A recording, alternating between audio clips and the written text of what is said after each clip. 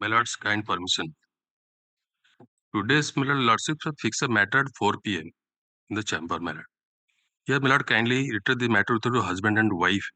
And my lord's order was, my lord, implemented, and my lord, kindly recollect the child, autism child was taken care by the husband and I both had stayed in Pune. Now they have lot of improvements are there. Today, my instruction is a request is being made to pray before lordship.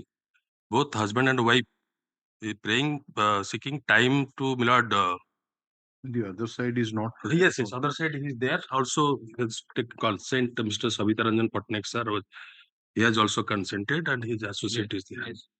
You are the associate of so. What do you want then, both of you? Arjun to next to 16th February. In the meantime, or 17th, as you lordship's board preferably, and lot of developments have taken place. My lord's order was, my lord. They are now staying together. Yes, that is why, and they have also gone for a vacation to Pune. They stayed in one, my lord, accommodation of, my lord, the husband at Pune, and the child is also been taken care by the both parents. So why Mr. Patnaik is not here? He is otherwise busy or what? It's Savitaranjan Patnaik. Otherwise, Your power is, instructed already. no, your power is there. Yes, in that yes, case. yes. D Pradhan, Daitil Pradhan.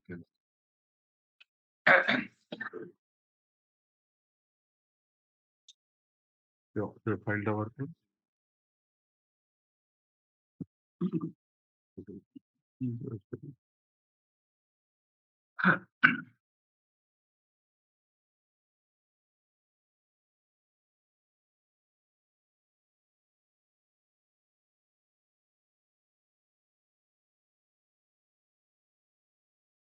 You both of you want on what date? My lord, probably as you lordship fixed to after 15th, 16th or 17th or 18th, whatever. My lord's. No, it will come on a Friday. As you lordship. 16th February 2020. Grateful. That will be both wife and husband. No. So take down. Yes. Though this matter was listed to be taken up today at 4 p.m. in the chambers, and there was a direction to both the parties to appear before this court with their child. But Mr. Lalitendra Mishra, land counsel for the petitioner, so also Mr. Your good name is? Daitil Pradhan. Mr. Daitari Pradhan, land counsel, appearing for the opposite party number 1. And এটা কি Mr. Shashwat Patnaik নাম লিখি দଉଛି আচ্ছা করে দেবে and Mr. Orpanand Das, an additional government advocate, appearing for the state, submitted that the matter may be taken up 16. On some other day, as there has been development in the meantime. The learned counsel for the petitioners also learned counsel for the opposite party number 1 submitted. Now the petitioner and the opposite parties with their child, opposite party number 1 with their child are staying together in Pune. No, Millard, that is the vacation short period. They stayed the Christmas night, 25th to 30th. They stayed at Pune. Now they are staying together or no? Wife is Millard Bhubaneswar, husband at Pune. The improvement is going on. There has been a lot of improvement in the meantime, and during the Xmas vacation, they stayed together with their child in Pune, and the problem is likely to be sorted out very soon, and matter may be taken up a month after, in view of such submission made by the Learned Counsel for the parties put up this matter on 16th February 2024 at 4 p.m. will be taken up in chambers. Grateful, blessed. And either both the parties shall appear before this court with their child on that day. Last order ta dekhi likhi. 7/11/2023, my lords. That was complete. हाँ. Grateful.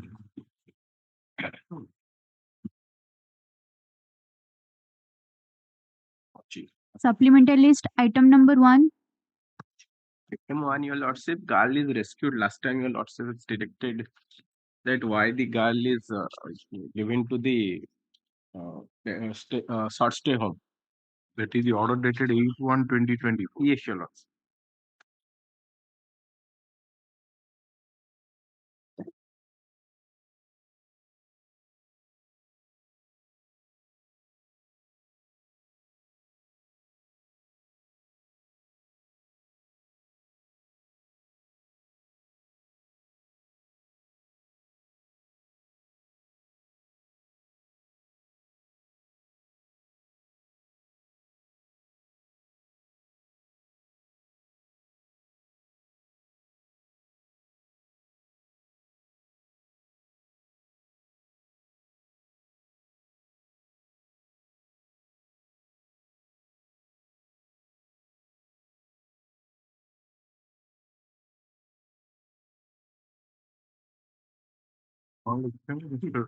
दास कौन लिखचन कौन ପାଇଁ ସେ ସେ ଯୋଉ 3 rules ରେ ପଢୁଥିଲା ସେ ମନା କଲା କୋଉ ଲାଇନ ଟା କହୁନାହାନ୍ତି ଲାଷ୍ଟ ସେକେଣ୍ଡ ପେଜ ମ୍ୟାଡମ ହଁ second page. But he did not receive. The victim minor and confident name. Further, this is also under chairperson CWC.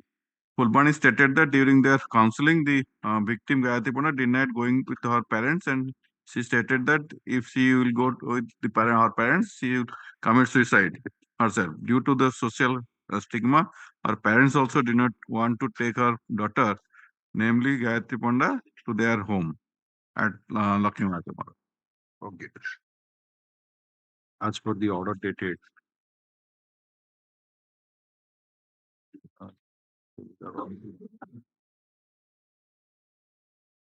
8/1/2024, the Learning Council for the state has produced report dated 11/1/2024 of IIC Model Police Station, Fulbani, wherein it is mentioned that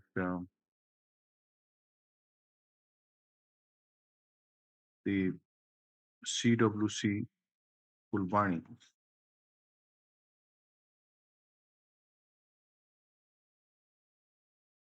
was stated that during their counseling, the victim denied to go with her parents.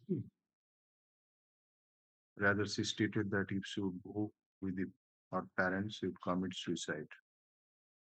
And due to social stigma, the parents of the victim also did not want to take the victim to their home. Accordingly, the chairman, CWC Fulbani, ordered to keep the victim in the Shivasharam of G. Udayagiri Kandamar for her care, protection, and proper counseling. The order copy has also been annexed to the report. So, since the victim has already been rescued,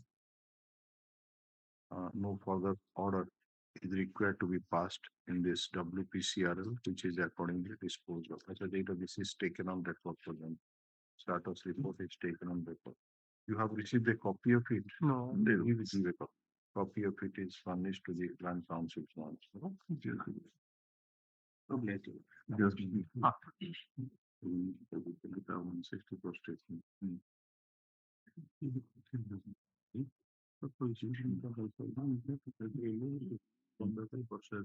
Tuition for the children, subtaxing, total আমি মধ্যে সারি পছন্দ দুই বর্ষ আগে 2 জনক সহিত রহিছি রহিছিল সমস্যারে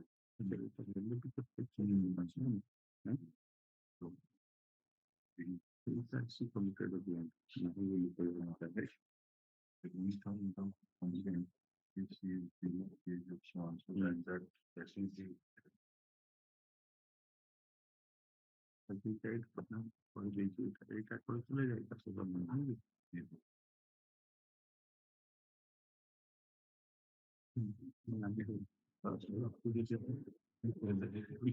particular language limitation.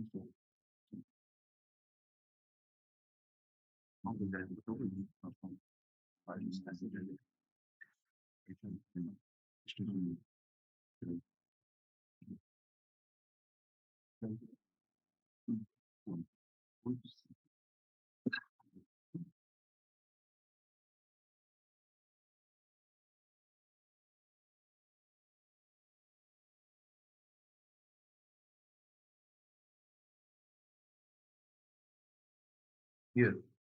Like,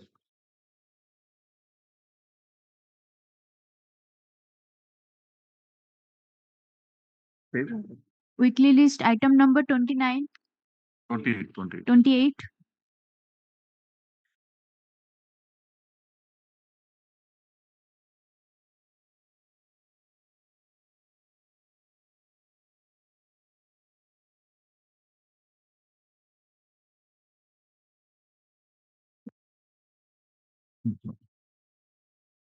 Here. Here, my lord, the conviction is under section 302 read with 34 of the IPC, and to pay a fine of rupees 500 or to undergo for 3 months in default of fine, my lord. And the punishment is life and life imprisonment. And Please come to the first information report. yes, my lord. First information report is at page 20, my lord, of the paper book. Relevant page is 22. I, Sri Anam Charan Behera, son of Govinda Chandra Behera, SI of police. Naam Charan Behera is PW 9. PW 9. Yes. SI of police town PS Baleswar, beg to lodge the information today.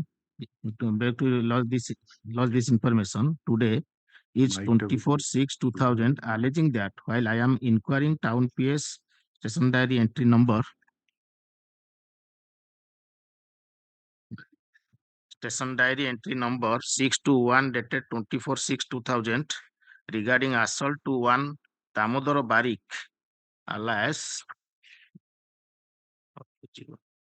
Damodar Barik is the deceased. my lord. Okay.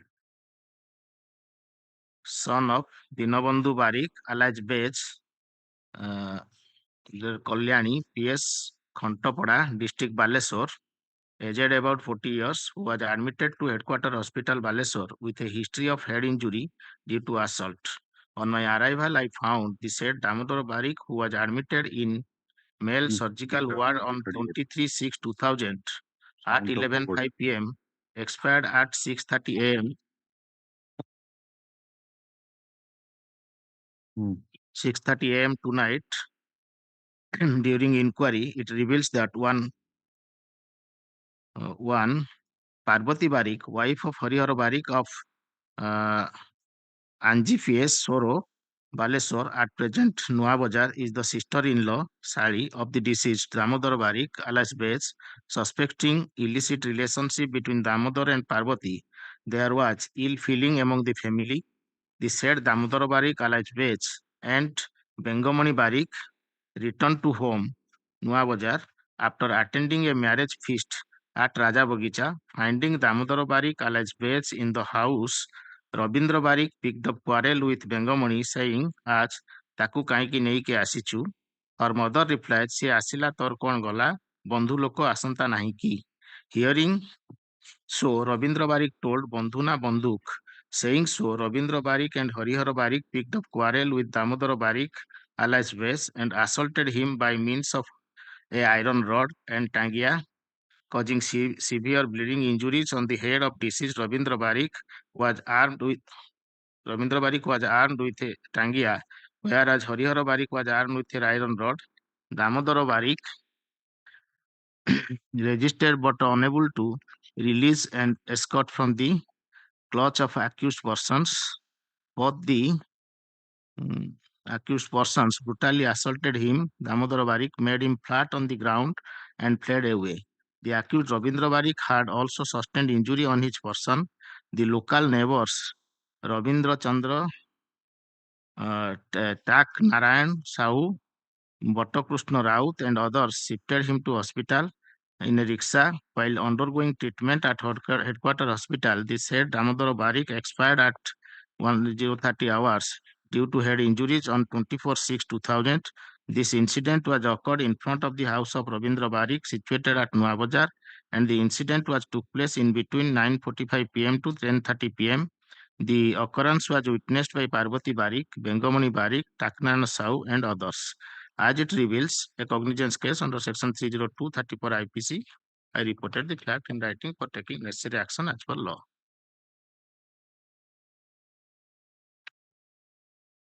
So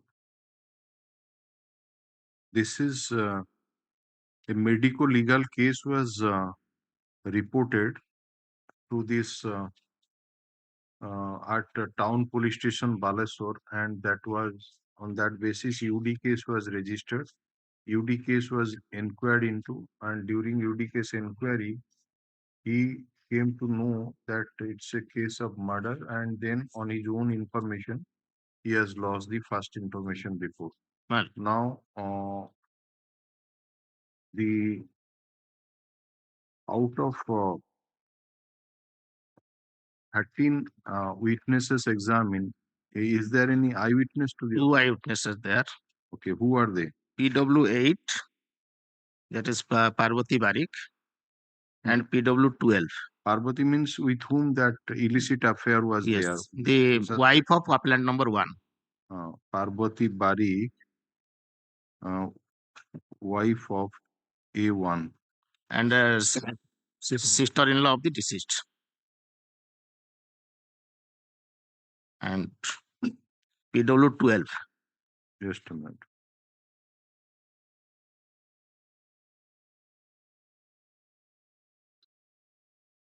So that Parvati Barik is PW8. 8. Who is the other eyewitness? PW12. What is his name? That is Jharana Barik, and she is the mother of the appellants and became hostile. Mother of appellant means appellant number 1 or 2? 2. Both are brothers.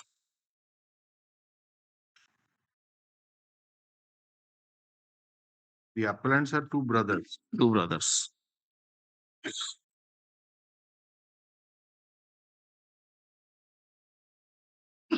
And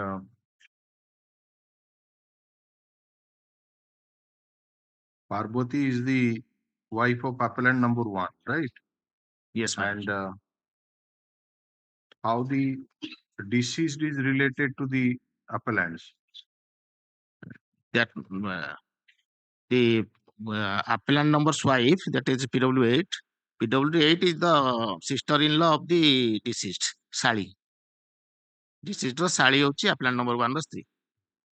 Deceased ର ଶାଳୀ ହଉଛି appellant number 1 ର ସ୍ତ୍ରୀ ଅର୍ଥାତ୍ PW8, right? PW8. So you just made a submission that PW12 has not supported the prosecution case. Not supported the prosecution. So we'll go to that, but PW8 has supported the case. Supported.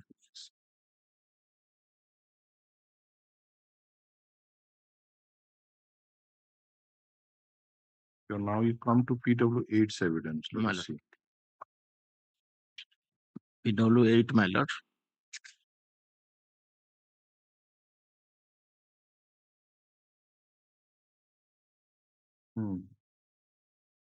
My husband is unemployed. He is the accused in this case. Rabindra Barik is my Dedasura. My husband means A1, appellant number 1. My lord. Harihar, right? Harihar Barik. He is the accused in this case. Rabindra Barik is my Dedasura. He is appellant number 2. Appellant number 2. He was a driver. He is also the accused in this case.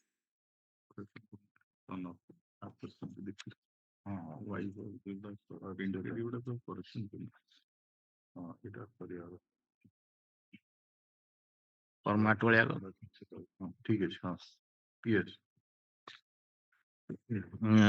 My marriage took place 7 years back. I have one son aged 6 years and one daughter aged 2 years. My mother-in-law's name is Bengo Barik. 2 years back, myself and mother-in-law and children were staying in the residence of Naya Bazar. Rabindra Barik have 2 sons and a daughter. They were residing separately. Rabindra appellant number 2.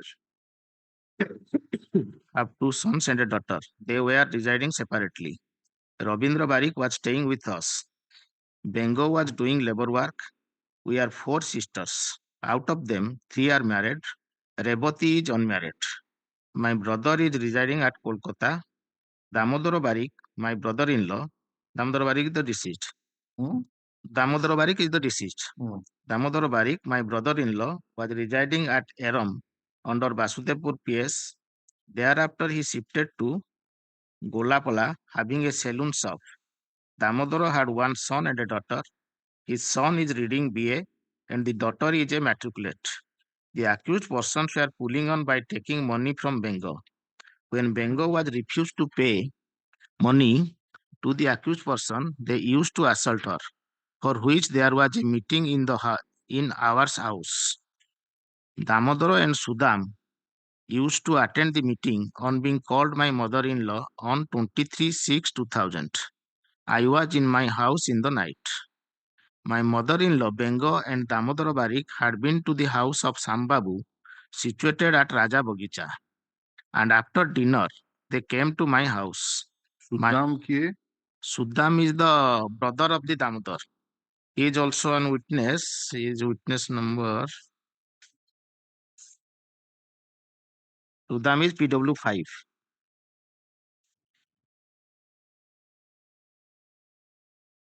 Damodar had one son and daughter. His son is reading so and so.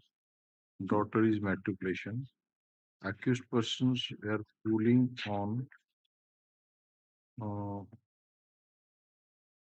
by taking money from Bengo. Bengo kiye? Bengo is the mother of the accused persons, appellants.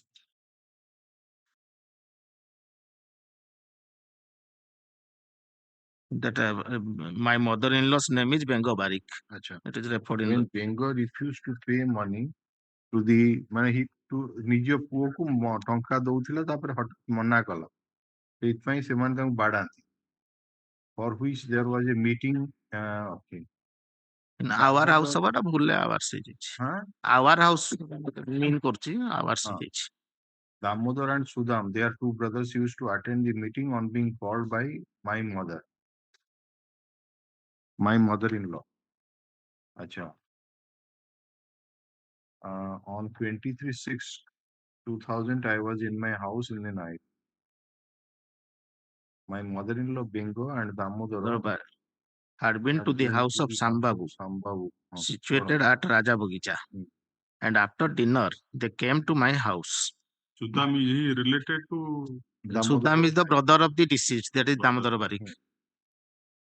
ये माने मध्यस्थी type रो मिलामिशा करिया चेष्टा करूथिले dispute जोलरा ये जो दी जन जगह अपलान ता मा टू पैसा मागुथिले मा मना कर देला ता पे बड़िया पिटा कले दीपो मा ठीक पई यार डिसिस्ट को तो भाई ए माने प्राय ता मा डाकुथिला जे आसी मीमांसा कर yes after the dinner My lord, after dinner, they came to my house. My mother-in-law called Damodar to my house as the accused person assaulted me and to decide the matter.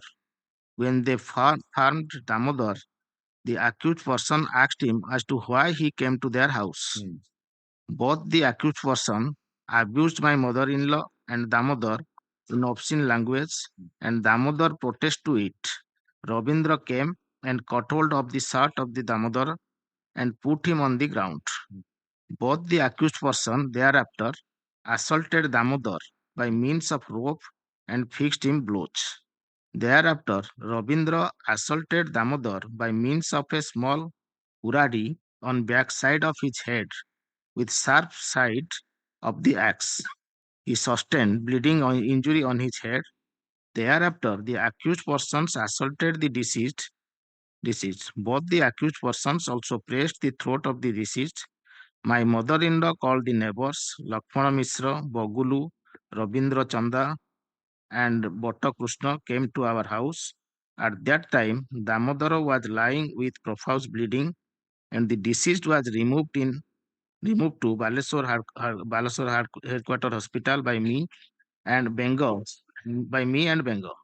The doctor treated the deceased. At 12 in the night, Damodara died. I was examined by police and I narrated incident to the police. Yeah, it started.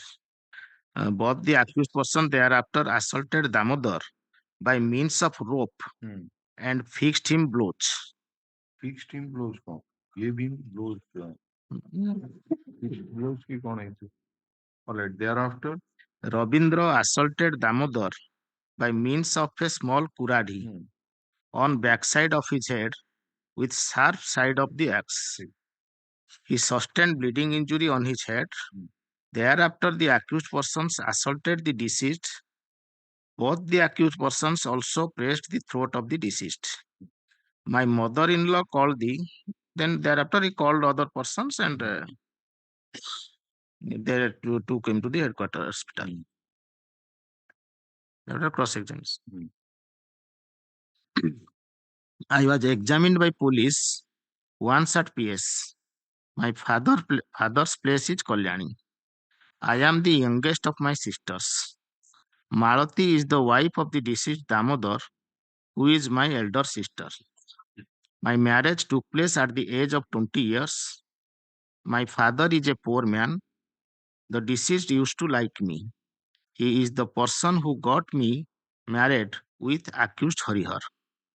My husband is a bit mad. He was not earning anything. The two accused persons are living separately.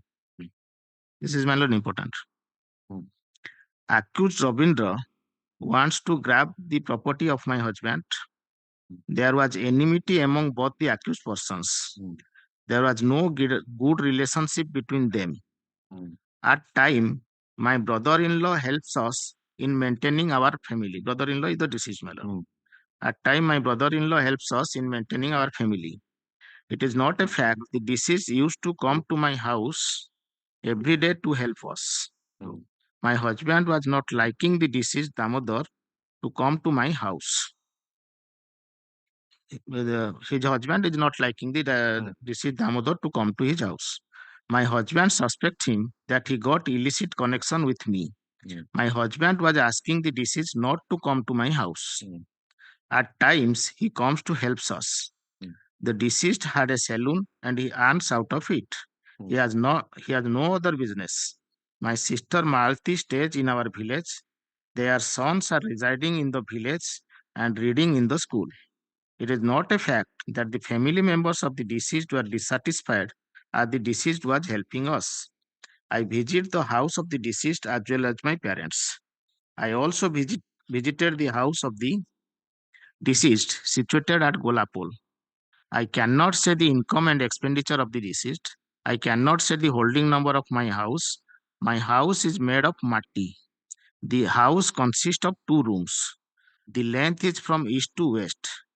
The door faces to south.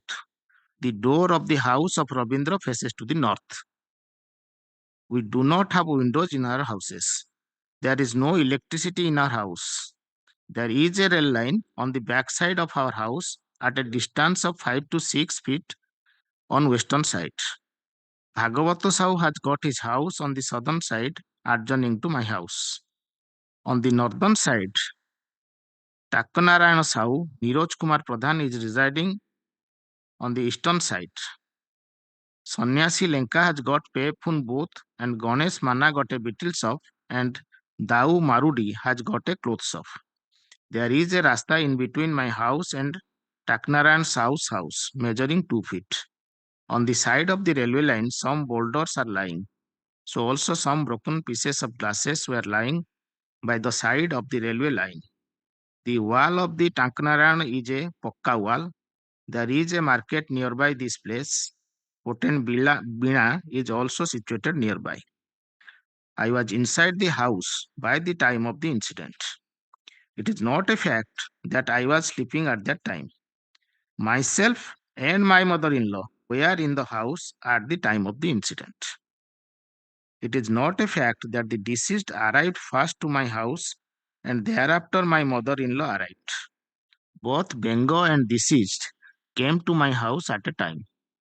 I used to ask the deceased not to come to my house. There is no veranda to our house. This is also important word. Wherever the deceased used to visit, he enters into our house. The incident took place in my house. At the time of the incident, the deceased was wearing a brown pant and a half shirt. By the time of the arrival of the deceased and Bengo, the accused persons were inside the house. It is not a fact that my husband was not in the house at the time of arrival of the deceased and Bengo. The length of the rope with which the deceased was assaulted would be 3 feet length due to assault with rope. Due to assault with rope, the deceased fell down and he had injuries. I do not remember on which parts of his body he sustained injuries due to assault with rope. It was dark night. At the time of assault, we raised hula. It is a fact that Poglu first arrived. By the time of his arrival, the accused persons left the place. By the time of arrival of Lakshman, the accused persons also left the place of occurrence. After the occurrence, number of persons came to our house. The accused persons threw away the rope and axe at the spot and went away. I have not reported at the outpost. I went to my father's house. The matter was reported to PS. I had seen injuries on the deceased on the back side of his head and left side of his head at 2 places. I cannot say if he had any other injuries on each person. He had senses till he left for medical. On the same night, we went to hospital in a rickshaw. He lost his sense at 12:30 p.m. at night. Myself and Bengo went to hospital at that night. My mother-in-law informed the matter at town PS in that night. Again says, first the matter was reported at PS. Thereafter we went to the hospital. Sambabu is an advocate. At the time of assaulting, the deceased was rolling. The occurrence took place in my room and it was stained with blood. Further proceedings. I cannot say the distance between my house and Hotel Bina. My mother-in-law has not raised hula at the time of incident. We have a bamboo door to our house. The deceased had no talk with the doctor in the hospital, and the deceased told that both the accused persons assaulted him. The occurrence took place 2 to 3 minutes. The assault took place on the veranda of the house. I was standing there at the time of assault. The handle of the axe would be 2 to 3 cubits. The length of the iron portion of the axe would be 4 to 6 inches. The axe was lying near the fence. After assaulting the deceased, the accused persons threw the axe and left the house. The accused persons threw the axe near the veranda. The rickshaw puller belongs to Baleswar. I do not know which place he belongs. He is called Jenabu. At the time of occurrence, the accused persons were inside the house. My husband was wearing a pant and shirt. The other accused, Ravindra, was wearing a check shirt, but I do not remember if he was wearing a lungi and pant. My husband was suspecting me to have connection with the deceased, for which I was assaulted. It is not a fact that my husband had used to driven me out of my house and used to bring me again. It is not a fact that I used to stay with the deceased. I was examined by police on 24/6/2000. It is not a fact that I have not stated before the IO that Damodar and Sudam used to attend the meeting on being called by mother-in-law. It is not a fact that I have not stated before IO that my mother-in-law called Damodar to my house. It is not a fact that I have not stated before IO that the accused Ravindra gave one blow to the deceased on the head. It is not a fact that I have got illicit connection with deceased, and it is not a fact that for that reason my husband drive me away from my house and I used to stay with the deceased. It is not a fact that on the date of occurrence when the deceased came to my house, my mother-in-law raised hula against him, and on hearing hula, the villagers came to my house and deceased ran towards the railway line and fell down there. It is not a fact that deceased was not murdered the accused persons. It is not a fact that the accused Ravindra wanted to grab our property, and I have got grudge against him. It is not a fact that I am deposing falsely against the accused, and it is not a fact no occurrence took place. Who is the doctor who conducted PM? My lord, that is PW6.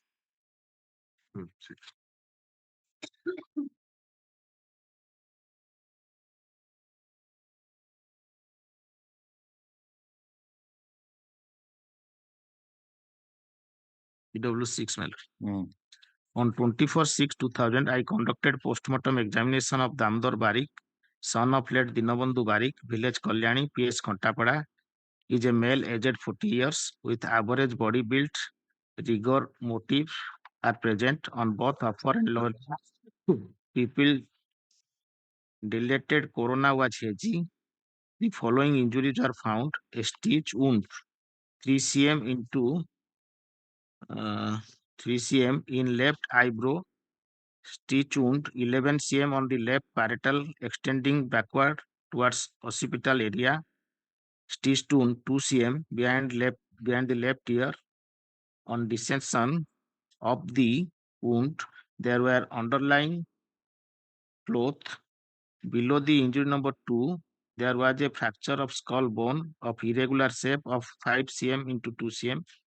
There was laceration of parietal and occipital brain with massive intracerebral bleeding. The cranial cavity was filled with blood. Other internal organs like liver, spleen, kidneys were pale. Stomach contained about 50 milliliters of semi-solid material without any characteristic shame. Both the chambers of the heart were empty. The injuries mentioned above are of antemotum in nature. The cause of death is injury to vital organ, brain with massive intracerebral bleeding. The above since death is within 24 hours. Exhibit 5 is my report and Exhibit 5/1 is my signature. He is the only doctor. He is the postmortem doctor. Other doctor treating the deceased person is also there. Who is that? That is PW11.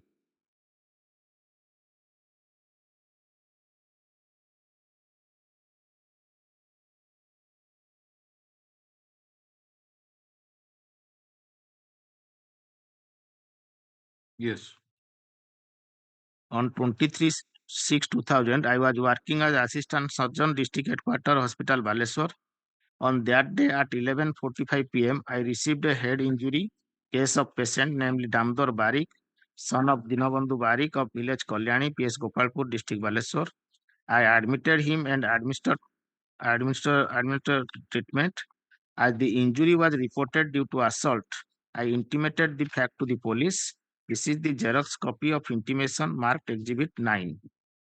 Exhibit Johnson part. Exhibit 9, that is the Xerox copy, was not seized from me by the police. Exhibit 9 does not disclose the official letter number. It is a fact that Exhibit 9 at its face does not reveal that acknowledgement of receipt of its original by the police. By referring Exhibit 9, I am not able to tell the exact location of the injuries over the person of injured Damdar Barik.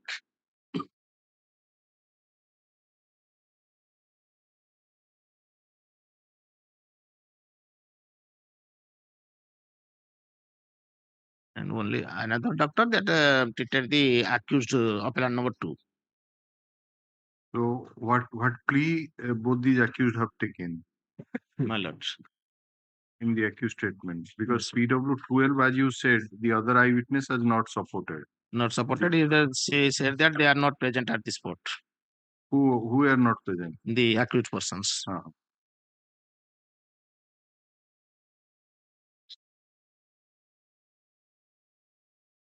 My lord. The accused statements denied, my lord. And something has been stated in page 34. yes, my lord, that ଘଟଣା ଦିନ ରାତିରେ ଦାମୋଦର ମଦ ଖାଇ ଆମ ଘରକୁ ଆସିଲା। ମୋ ମା ଗାଳି ଦବାରୁ ସେ ଦୌଡ଼ି ପଳଉଥିବା ବେଳେ ରେଳ ଲାଇନ ପାଖରେ ପଥରରେ ପଡି ଆଘାତ ଲାଗିଲା ଓ ମା ତାଙ୍କୁ ଡାକ୍ତରଖାନା ନେଲେ। Both the accusations same.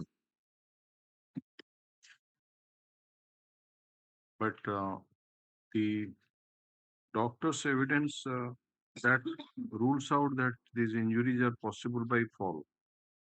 କାରଣ ସେ ଯୋଉ ପଥର ପଡିଥିଲା, କାଚ ପଡିଥିଲା। ଆଜ୍ଞା।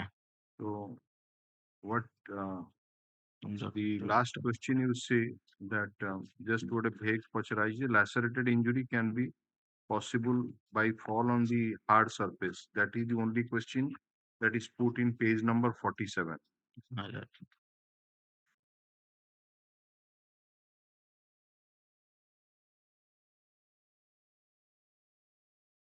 Injury, lacerated injury can be caused by fall on a hard surface.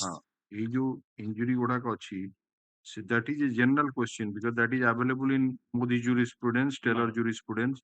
Lacerated injury can be possible if you fall suddenly. So that's a different. But जो injury गुड़ाक deceased रही, including you see the fracture of the skull, of irregular shape, so and so. Then laceration of parietal occipital region. ଆଉ ଏଗୁଡାକ ବିଭିନ୍ନ ଜାଗାରେ injury ହେଇଛି। ଗୋଟେ left eyebrow ଉପରେ ହେଇଛି, ଦେନ୍ ଗୋଟେ occipital ଏରିଆରେ ହେଇଛି ବ୍ୟାକୱାର୍ଡସ୍ ରେ, ଆଉ ଗୋଟେ ହେଇଛି ଲେଫ୍ଟ ଇୟର ପାଖରେ ହେଇଛି। ତେଣୁ ତା ଛଡା apart from that the fracture is there and he has specifically stated cause of death is on account of massive intracerebral bleeding because there was injury to the brain also. Now, let us say that whatever this PW8, she has become the star witness on behalf of the prosecution. My lord. So as we find that the relationship between the deceased and this PW8 is that the deceased was the brother-in-law of PW8, right? My lord. And most of the time he was coming My lord. to the house of PW8 because of the relationship and helping helping her. But that was objected to by not husband. only the appellant, Appellant the number one. husband of PW8, Appellant number 1. that is appellant number 1, but also the mother-in-law of PW8 has also asked not to come. My lord. That is also somewhere it has Yes, my been lord. stated. Yes.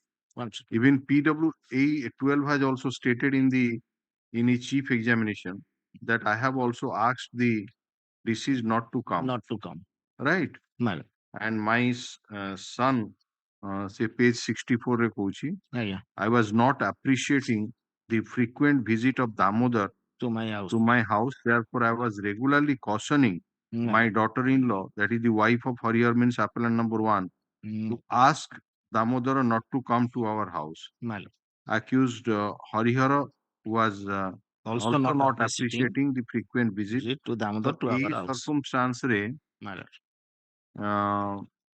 ଘଟଣା ଦିନ ଆଜ୍ଞା। ଯାହା ଇଏ କହୁଛି ସମୟ ହଉଛି ରାତି, ସେତେବେଳକୁ କେତେବେଳେ ହେଇଥିଲା ରାତିରେ ଯେତେବେଳେ ଘଟଣା ହେଲା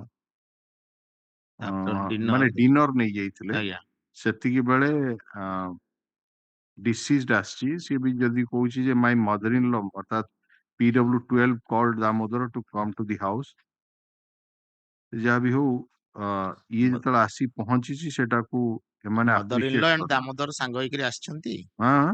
ମଦର ଇନ୍ ଲ ଏଣ୍ଡ ଦାମୋଦର ସାଙ୍ଗ ହେଇକିରି ଆସିଛନ୍ତି ଏବଂ ତାପରେ ଏମାନେ ଯୋଉ ଟୁ ଆକ୍ୟୁଜ୍ଡ ପର୍ସନ୍ସ ସେମାନେ ମଦର ଇନ୍ ଲ କୁ କହିଛନ୍ତି କାହିଁ ତାକୁ ନେଇକିରି ଆସିଲୁ। First started quarreling with the mother-in-law and thereafter assaulted the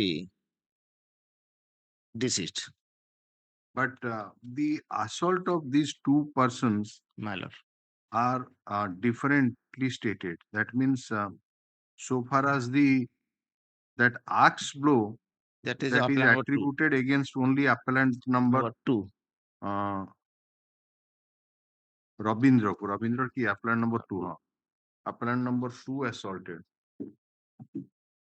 on by means of small kurhadi on the backside of the head with sharp side of so and so. He sustained the bleeding injury on the head. Thereafter, accused persons assaulted the deceased.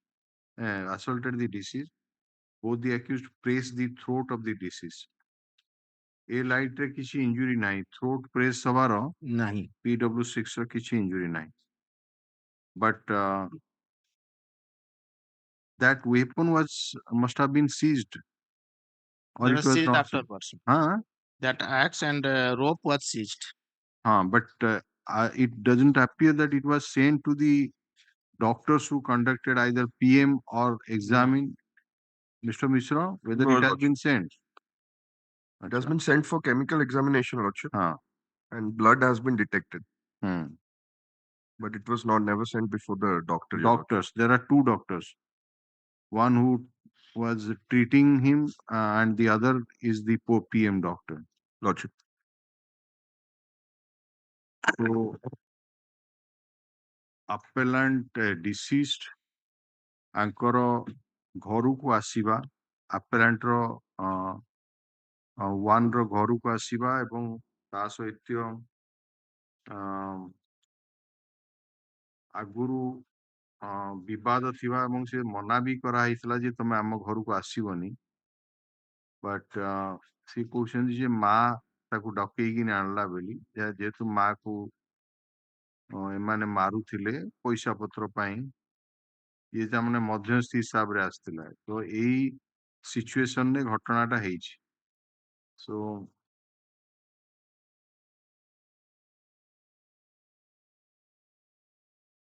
ଘଟଣା ଦିନ ତାକୁ assault କଲେ ବୋଲି ଡାକି ଆଣିଥିଲେ ବୋଲି କହୁଛି। ସେ କହୁଛି ସେଦିନ ହଁ। ତାକୁ assault କରିଥିଲେ ମାନେ PW8 କୁ assault କରିଥିଲେ ବୋଲି ସେ କହୁଛି। କୋଉଠି ଗଲା? Para 2 my lord, page 50. Hmm. My mother-in-law Bengo and Damodar Barik had been to the house of Sambabu situated at Raja Bagicha, and after dinner they came to my house. My mother-in-law called Damodar to my house as the accused person assaulted me Acha. and to decide the matter. Not for the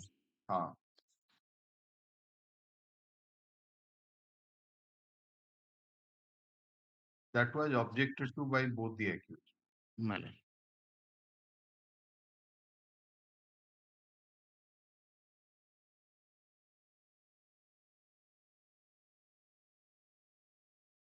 But there is some evidence that these two brothers were not in good talk. They were staying separately. They were staying separately. Please show that once again. My lord. My lord, cross in page 51. I was examined by police once at PS, my father's place. I am the youngest of my sisters. Maruti is the wife. My lord, come to 1, 2, 3, 4, 5, 6, 7, 8. Eighth line, my lord. My husband is a bit mad. He was not earning anything. The two accused persons are living separately. Accused Ravindra wants to grab the property of my husband. There was enmity. This part, my lord, the cross-examination, he has said that that is not the cause. That I will show, my lord. Accused Ravindra was to, my lord. That is not the. My lord, last it is not a fact that the accused Ravindra wanted to grab our property, and I have not. I have got. It is something different. Yes, if the two brothers are staying separately, they have no good relationship. My lord. One is trying to grab the property of the other as per the evidence of PW5. Then why he will join with Harihara to assault? That's, my lord, exactly. And that if the contradictions of the PW8 will be seen, then the presence of the very presence of the accused persons is in doubt. No, presence नहीं माने क्या कहता हाँ यार reason थिबो First thing, my lord, स्त्री संगरे संपर्क बा संदेह करूची जे PW8 संगरे सेटा केवल appellant number 1 against रे कहछन appellant number 2 केबे सेथि पई ये Kartala that is not that is the question is that हाँ दी भाई को भितर भल संपर्क थांदा ये कहबो ये जॉइन करिवो किंतु तांको भितर जदी विवाद रहिछि तांको भितरे सेमाने अलगा अलगा ही रहउचंती एवं जणे भाई चाहूची अन्य भाईर संपत्ति ग्राफ करियाकू सेठी से भाई काई जॉइन करिवो to assault the deceased for illicit relationship with the wife of one of the brothers. So that is the. And there is no evidence that in any prior occasion he has objected to such type of relationship. And the data contradiction mainly what I find that is the place of the death, my lord. In one, he said that the death was occurred at the baranda. Assault was made on the baranda. Death तो एठी नहीं death तो hospital है जी ना because the assault part, my lord. हाँ assault part टा either ये कोची घर भीतर ହେଇची baranda रे ହେଇची and in cross examination said there is no baranda in our house. घर भीतर पटे हुए तो बारंडा थाई पारे माने घर बाहर बारंडा भीतर बारंडा भीतर पार्थक्य अछि तेणु बारंडाटा घर भीतर जदि रहिछि चारिपट रहिछि मझिरे no that has also I stated that there are only one room that is also is there, my lord.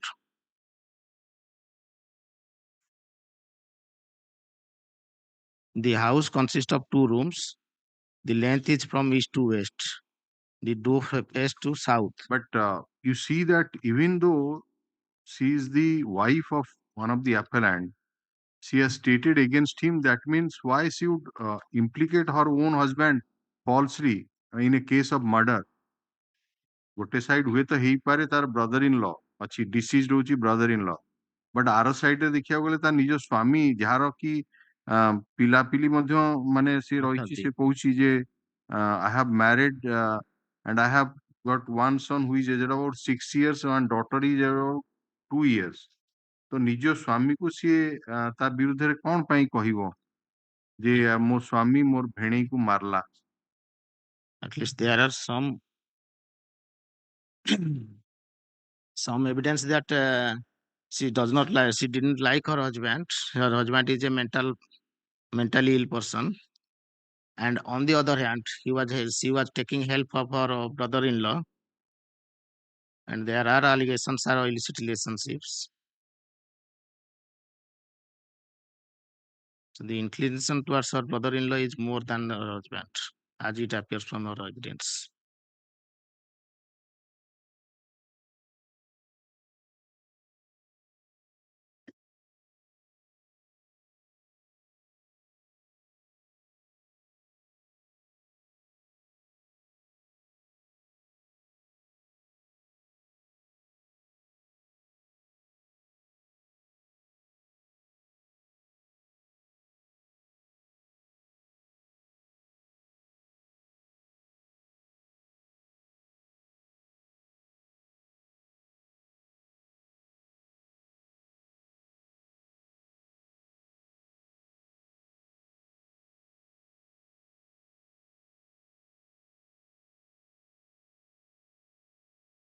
So Mr. Mishra, Well, जो बैकग्राउंड रे घटनाटा हैला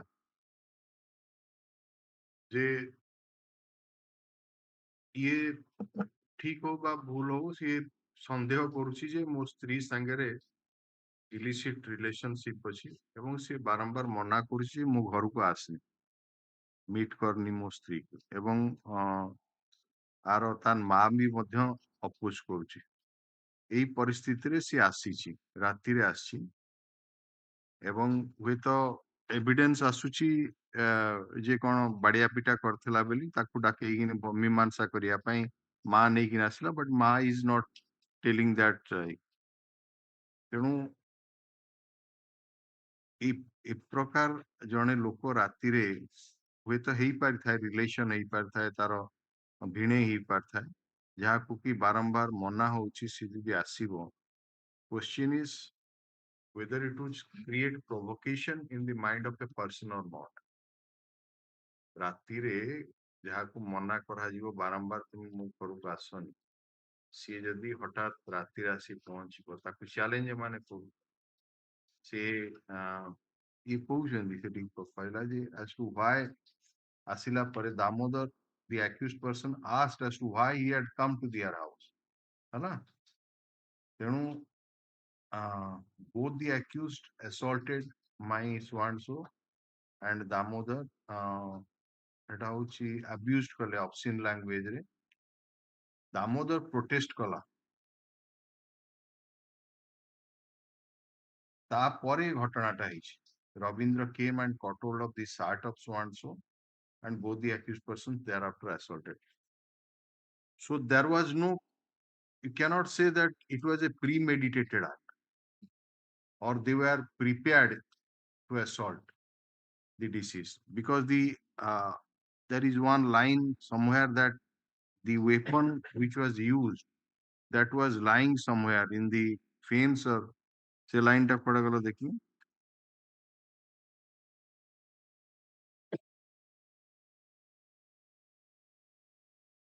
Yes, that is in page number 55, the very first line. The axe was lying near the fence. The axe was lying near the fence. After assaulting the Swanso, ତେଣୁ ଏଇ ଯୋଉ ତାକୁ oppose କଲେ କାହିଁକି ଆସିଲୁ କଳି ହେଲା ବେଳେ डिसीज भी प्रोटेस्ट କରିଛି ମାନେ ଆକୁ ତା ଘରକୁ ଆସିକି ତେଣୁ ଇଏ ତା କହିଛି କାହିଁ ମୋ ଘରକୁ ଆସିଛୁ ତାପରେ then the deceased has protested then ଏଇ ଯୋଉ ଆକ୍ସ ଟା ପଡିଥିଲା ଆଗେ ଦଉଡିଟା ଆଗେ ଗୋଟେ ପାଖରେ ଦଉଡି ଥିଲା ଦଉଡିରେ ଆଗେ ତାକୁ ବାଡିଲେ ସେ ପଡିଗଲା then ଆକ୍ସ ଯୋଉଟା ଥିଲା ତାକୁ ତାପରେ so ଏଇ circumstance ରେ whether the case would fall within section 302 or because of the grave and sudden provocation during the quarrel this has happened, and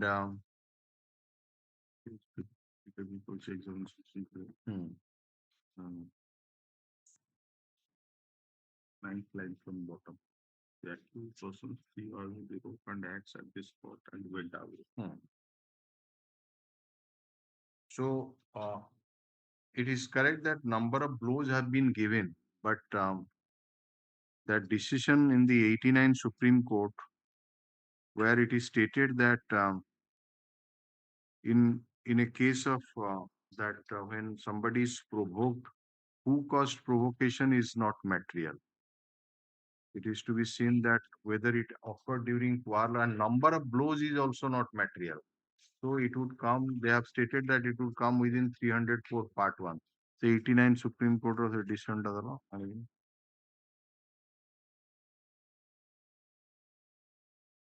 Achi boyta achi. Huh? Huh.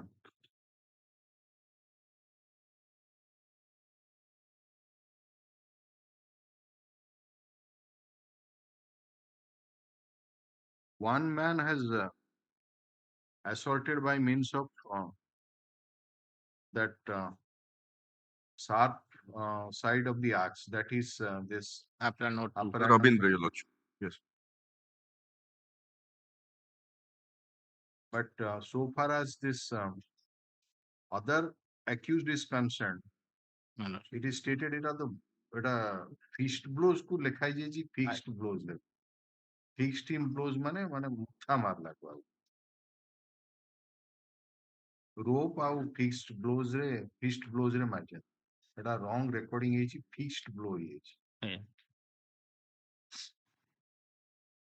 So the overt act committed is two accused are different, as it appears that even if, let us say, these two brothers were present there and one has given fist blows, then the other brother went to the near the fence, get that axe and assaulted him on the head. Again, question comes that the culpability of these two accused would be different. Yes. Because he has just given, cannot be said that he was aware or he restrained the movement like that. So whatever is had happened, his liability is just giving that fist blows. The other brother, that is Ravindra, he gave that Kurhadi blow by axe blow, which was there lying at that fence, and he picked it up and assaulted on the sharp side, on the head. In fact, Your Lordship, my humble submission is that the exception to Section 300, Exception 1 is not applicable in case of Ravindra, Your Lordship, A2. Because A1 was enraged because he thought there was an illicit affair of his wife with the deceased. But A2 has no such reason to be. Question is whether his culpability would come within 302 or 304 part 1. Whether it can be said that he has common intention with this Rabindra katha kହୁଛନ୍ତି. My lords, A2. No, Rabindra jaha ଆସିଥିବ, ସେ let us say ତାଙ୍କ evidence କୁ accept କରାଯାଉ, ସେ ଯୋଉ କହୁଛନ୍ତି ତାଙ୍କ ଭିତରେ ସମ୍ପର୍କ ଭଲ ନଥିଲା, ଇଏ ନଥିଲା, ଯାହା ବି ଥାଉ, ସେ let us say he was present there. But it appears that two brothers were there. This man was coming. There was earlier protest by one of the brothers because he was suspecting that he has wife, and the other brother, they were there, and both of them first gave the fist blows. Then the other brother on her own took up that. So question is that can it be said that Harihar, that means the husband of this lady, shared common intention with the Rabindra to commit murder? That would be a difficult proposition, Your because Lordship, and I will admit that. କାରଣ ସିଏ ମୁଥ ମାରିକିନି ରହିଯାଇଛି, Yes. ଇଏ ତାର ଯାଇକିନି ଯୋଉ Got an axe. ବାଡ ପାଖରେ ପଡିଛି, ଇଏଟା ଆଣିକିନି ତାକୁ ଚୋଟଟେ ଦେଇଛି। ତେଣୁ ବାକି ସେଇ ଯୋଉ କହୁଛନ୍ତି ଆପଣଙ୍କର throat press कला बेली तारो किसी medical No evidence medical evidence is there.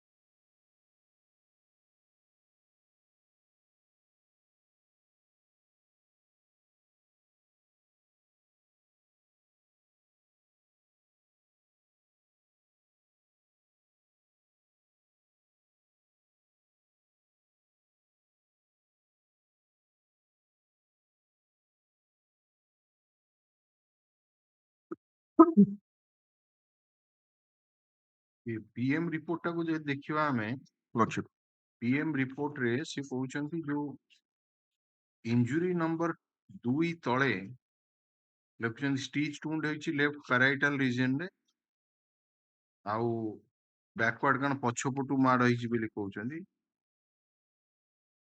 तारी तळे फ्रैक्चर अछि अर्थात that is the impact of that second blow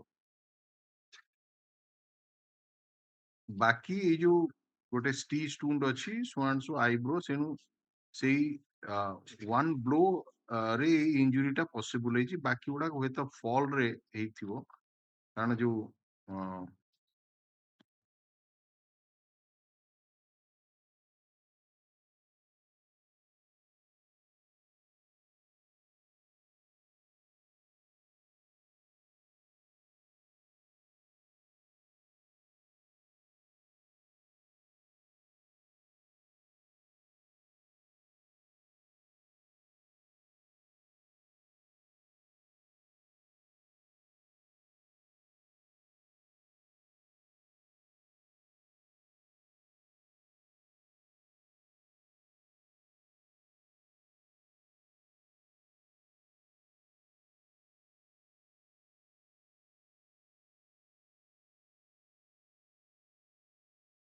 ये जो रविंद्र केते वर्ष लानी रहिलानी से बर्तमान नाउ ऑन बेल 12/11/2009 रे बोधे bell granted by this honourable court no if we find on the final form ready asilo final form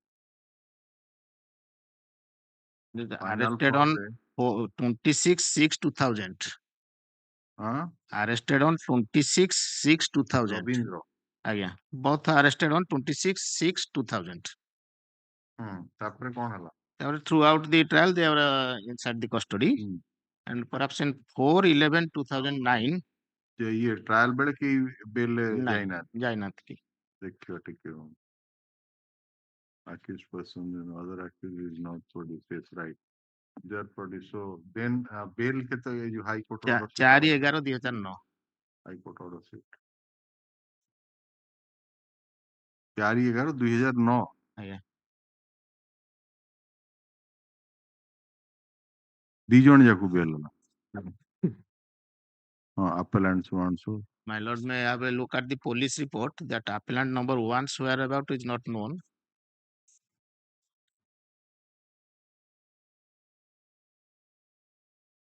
My lord's call for a police report about the present whereabouts of the appellants. Appellant number 1's whereabouts is not known, and appellant number 2 was present in the court and thereafter.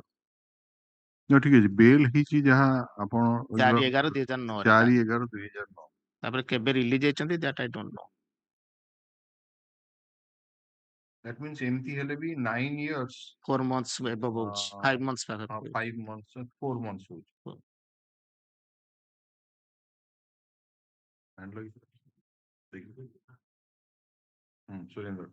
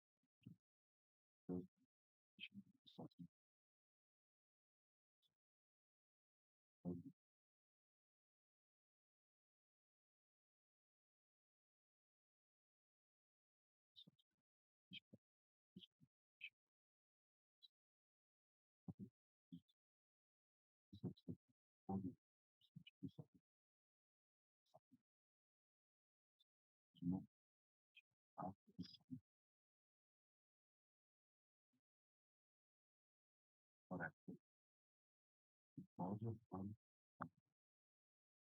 or it is static. Number is caused between the whole size is important is that the occurrence must have been sudden and unpremeditated, and the offender must have acted in a feat of time. Of course, the offender must not have taken any undue advantage or acted in a cruel manner, where on a sudden quarrel, a person in the heat of the moment picks up a weapon which is handy and falls in. One of these should better be entitled to the benefit of this exception, provided that he has not acted well. The present will be deceased and so on. So it is other injury to them. Discussion.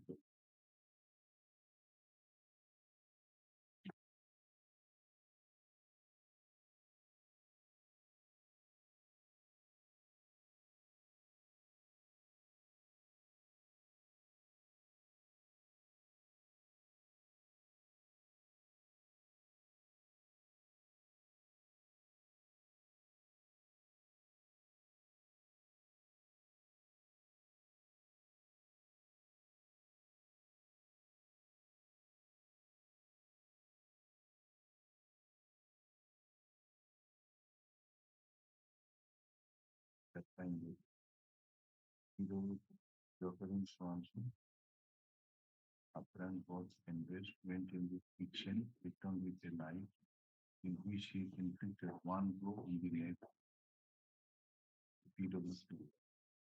In the middle, the apparent inflicted 3 knife blows to make another also deceased. One on the shoulder, the other on the head, the third on the chest. As a result of which, Nityananda collapsed to the latter died on the way to the hospital. Nityananda died of homicidal death, which is not this. See here, the observation has been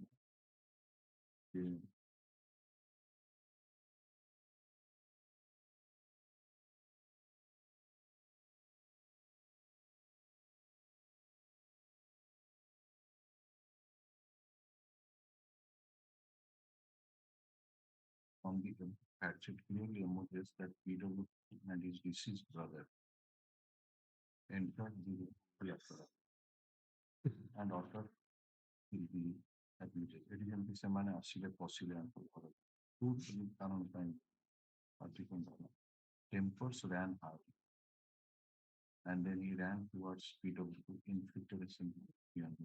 The prisoner inferred that the deceased must have intervened on the side of the person. The force of this couple with the city, one of which is true. Taking an overall of the incident, they are inclined to think that the apparent was entitled to the benefit of this exceptions launched. Data for the incident of part 1. 7 years. The thing, you principle would have actually let down for them.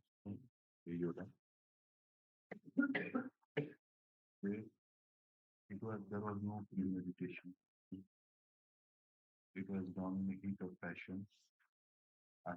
Assailant had not taken undue advantage or acted in a cruel manner. The number of wounds not a factor. It was happening in it. The offender must have acted in a feat of time. So he would have acted number of the 3 times injury knife main injury head injury pattern. So Mr. Mishra, Lordship. this petition which that Surendra Kumar's case, My lords. 1989, Supreme Court cases 217. This type of it's not, but the either it should have been a unpremeditated. A acta it କୁହାଯାଇ ପାରିବନି ଯେ ଆଗରୁ 2 ଜଣ ଯାକ appellant prepare ହେଇକିନି ଥିଲେ. It was an unpremeditated because he all on a sudden appeared in the night. ହୁଏତ ତା ମା ଡାକିକିନି ଆଣୁ ବା ସେ ନିଜେ ଆସୁ ଯାହା ବି ଆସୁ କଳି ତୁଟେଇବା ପାଇଁ ଆସୁ ମାଁ କୁ ବାଡେଇଥିଲା ବା ସ୍ତ୍ରୀ କୁ ବାଡେଇଥିଲା ବୋଲି ଯାହା ବି ଆସୁ, that created some kind of irritation and some kind of they became aggressive. You can say that we are refusing this person once and that don't come to our house, and because they are suspecting illicit relationship between the deceased and but time and again that is also stated by the other witness, eyewitness, who was of course declared hostile.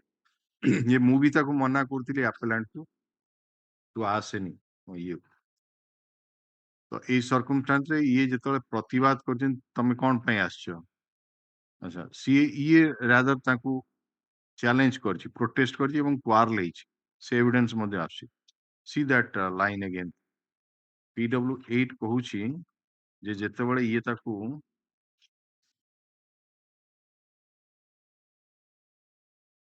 both the accused means both the appellant, let us say, abused my mother-in-law, and Damodar means the deceased, in obscene language, and Damodar protested to it. So scuffle hela, scuffle ଭିତରେ ଗୋଟେ ଦି ଜଣ ଯାକ accused ପ୍ରଥମେ କଣ କରିଛନ୍ତି ନା ମୁଥ ମାରିଛନ୍ତି fist blows, ସେଟା ଲେଖା ହେଇଯାଇଛି fixed blows but it is a fist blows. ତାପରେ one of the accused, that is appellant number 2 Ravindra Barik, on her own he had gone to that fence where that axe was lying, picked it up, and then assaulted from the back of the head. So, a situation re, se kohuchanti je it cannot be said to be a case of murder. It may be a case of 304 part 1. Because what is relevant is that it should have been an unpremeditated, sudden and unpremeditated. And the offender must have acted in a fit of anger. Main importance ଦଉଛନ୍ତି ଦିଟା ଯେ. So what is important that the occurrence must have been sudden and unpremeditated, and the offender must have acted in a fit of anger. ତାପରେ କହୁଛନ୍ତି ଯେ number of blows is not material. ତା ଦେହରେ ତିନିଟା blow ମାରିଥିଲା, ଛୁରୀରେ ତିନିଟା blow ଦେଇଥିଲା, ଗୋଟେ blow ଯୋଉଟା କି chest ରେ pierce କରିଥିଲା, that proved to be fatal. ଏଠି ଯେମିତି ସେ ଯୋଉ head blow ଟା proved fatal. Your Lordship, my only humble submission is both the accused are standing on a different footing, Your Lordship. Because A1 had reason to have a heat of passion, be angry on that issue because he was suspecting his wife of having an illicit relationship. No, you see, somebody is your brother. Somebody is coming, disturbing the marital life, and one brother is repeatedly asking him not to come. So if the other brother also complains, he is cannot be said that he has no duty at all to protest to save the marital life of his own brother. His brother is suspecting that my wife had illicit relationship with his brother-in-law, that means the deceased. So one brother is protesting in spite of that this man is coming repeatedly. Mother is also protesting. Their mother is also protesting. So you cannot say that one brother would just ମୋ ପରିବାର ଭିତରେ ଗୋଟେ ଘଟଣା ହଉଛି ହେଲା ମୋ ଭାଇର ସ୍ତ୍ରୀ ସାଙ୍ଗରେ ଜଣ କରି ହଉଛି ମୋ ଭାଇ ତାକୁ ଇଏ କରୁଛି ମୁଁ ତା ପାଇଁ ପ୍ରୋଟେଷ୍ଟ କଲେ କଣ is it unusual that I should not protest? ସେ ତା ସ୍ତ୍ରୀ ସିଏ ତେଣୁ ପ୍ରୋଟେଷ୍ଟ କରିବ ମୁଁ କାଇଁ ପ୍ରୋଟେଷ୍ଟ କରିବି? Ultimately it is my family is being disturbed.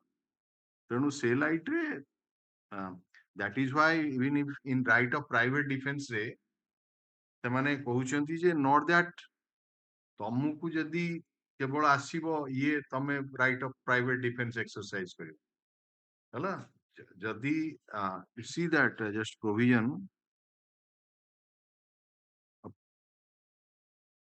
କାହା against ୟୁଜ କରିପାରିବ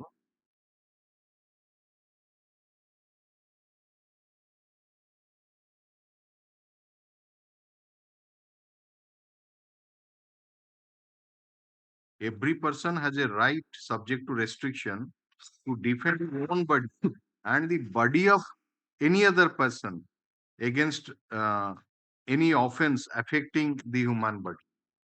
तो मु कहबिनी जे सी तो तुमको मारना तुम भाई को मारते तमें कहीं ताकू मारल तुम भाई को मारले तुम भाई right of private defence exercise करता no that is not the case I have I can any man right to save it. So in that way এটা ଗୋଟେ ତ ଫ୍ୟାମିଲି କଥା ରାଜା ଫ୍ୟାମିଲି ଭିତରେ ଗୋଟେ ଭାଇର ସ୍ତ୍ରୀ ସାଙ୍ଗରେ ଏମାନେ ରିପିଟେଡଲି ସନ୍ଦେହ କରୁଛନ୍ତି ଯେ ତାର ଭେଣେଇ ସାଙ୍ଗରେ ତାର ଖରାପ ସମ୍ପର୍କ ଅଛି they are protesting in time and without they are giving warning not to come in spite of that that man is coming and ସେଦିନ ରାତିରେ ମଧ୍ୟ ଆସିଥିଲା ତା ମା ଡାକିକିନା ମା ତ ମନା କରୁଛି ମୁଁ ଡାକିକିନା ଆଣି ନଥିଲି ସେ ମା ରାଦର କହୁଛି ମୁଁ ବି ତାକୁ ପ୍ରୋଟେଷ୍ଟ କରିଛି ମନା କରିଛି ଏଇ ସର୍କମଷ୍ଟାନ୍ସ ରେ ହଠାତ୍ ଡିନର କରିସାରିଲା ପରେ ସେ ଆସି ପହଞ୍ଚିଲା ଏମାନେ ତାକୁ କହିଲେ ତୁମେ ପୁଣି ଆମ ଘରକୁ ଆସିଲ ତାପରେ ଘଟଣାଟା ହେଇଛି ସିଏ ଚୁପଚାପ ହେଇ ପଳେଇଥିଲେ ହେଇଥାନ୍ତା ସିଏ ତାକୁ ପ୍ରୋଟେଷ୍ଟ କରିଛି ବୋଧେ ହୁଏ ତ କହିଥିବ କଣ ହେଇଗଲା ମୁଁ ଆସିଲି ହଁ ମୋ ଶାଳୀ ଘରକୁ ମୁଁ ଆସିଲି ମେ ବି ତ ଝଗଡା ହେଲା ଝଗଡା ପରେ ଦି ଭାଇ ଯାକ ବିଧା ମାରିଲା ପରେ ଗୋଟେ ଭାଇ ରାଗିଗଲା ରାଗି ଯାଇକିନି ଗୋଟେ ସେ ପଡିଥିଲା ଇଏ ପାଖରେ ଫେନ୍ସ ପାଖରେ ତାକୁ ଆଣିକି ଦେଲା ଗୋଟେ ଛୋଟ ତ ଅକରେନ୍ସ ଟା ଏଇ ଟାଇପ ର ହେଇଛି ତେଣୁ ଏଠି କୁହାଯିବନି ମେନ୍ ଯୋଉ ଏଇ ଡିସିସନ ଟା କୁହାଯିବନି ଏଟା କୁହାଯିବନି ଯେ ଇଟ ୱାଜ ଏ ପ୍ରି ମେଡିଟେଟେଡ ଆଟାକ୍ ଆଗରୁ ସେମାନେ ପ୍ରସ୍ତୁତ ହେଇଥିଲେ ସିଏ ଆସିବ ବୋଲି ତ ଏମାନେ ଜାଣିନଥିଲେ ତେଣୁ ପ୍ରସ୍ତୁତି କଥା ପ୍ରଶ୍ନ କୋଉଠି ଉଠୁଛି ହେଲା ବା ହାତ ହତିଆର ଧରି ଥିଲେ ରେଡି ଆସିଲେ ମାରିବେ ବୋଲି ହତିଆର ତ ସେଠି ପଡିଥିଲା ହଁ so it was an unpremeditated one and it arose out of they କହୁଛନ୍ତି in a fit of anger ହେଲା କଣ ପାଇଁ ଏମାନଙ୍କର ନା anger ହେଲା because this man came in the midnight ମାନେ maybe at 10 o'clock maybe at 9 o'clock whatever it may be even though he was asked not to come because they were suspecting that the deceased is having illicit relationship with PW8 so ସେଇ background ରେ ଆପଣଙ୍କର ଯୋଉ contention ଟା ରହୁଛି ଯେ ମାରିଥାନ୍ତା ଯଦି ସେ ଆପେଲାଣ୍ଟ number 1 ମାରିଥାନ୍ତା ଆପେଲାଣ୍ଟ number 2 କାହିଁ ମାଇଲା ସିଏ କଣ ପାଇଁ ରାଗିଲା ସିଏ କଣ ପାଇଁ ଯାଇ ଆଣିଲା ଏଇଟାକୁ ଯଦି ଆମେ analyze କରିବା in this way that they were two brothers and they were residing in one family of course he has stated that he was staying separately ମାନେ separately ମାନେ ଅଲଗା ରୋଷେଇ କରି ଖାଉଥିଲା ହୁଏତ but background is this But once the deceased was down and defenseless, Your Lordship, it satisfied the criteria of the judgment, Your Lordship, 1989, that there was no premeditation. It also satisfies that. Not only that, premeditation and the offender must have acted in a fit of anger. Yes. Yeah. But Lordship, once the deceased is down and defenseless, my submission is that A2, when he went to the fence and got that axe. No. After that fist blows, there is no material that he fell down. After he was given fist blow first, then he fell down after receiving that axe blow. Thereafter, the story is that they both of them pressed the throat. For that, there is no medical evidence.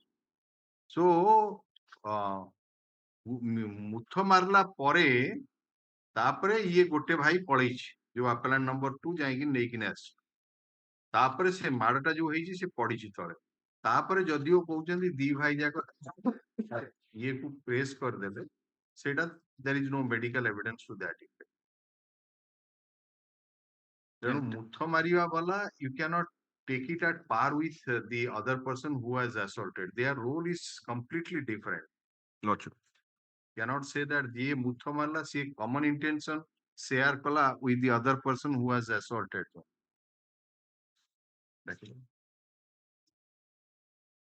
Take down JCRLA number 78 of 2005.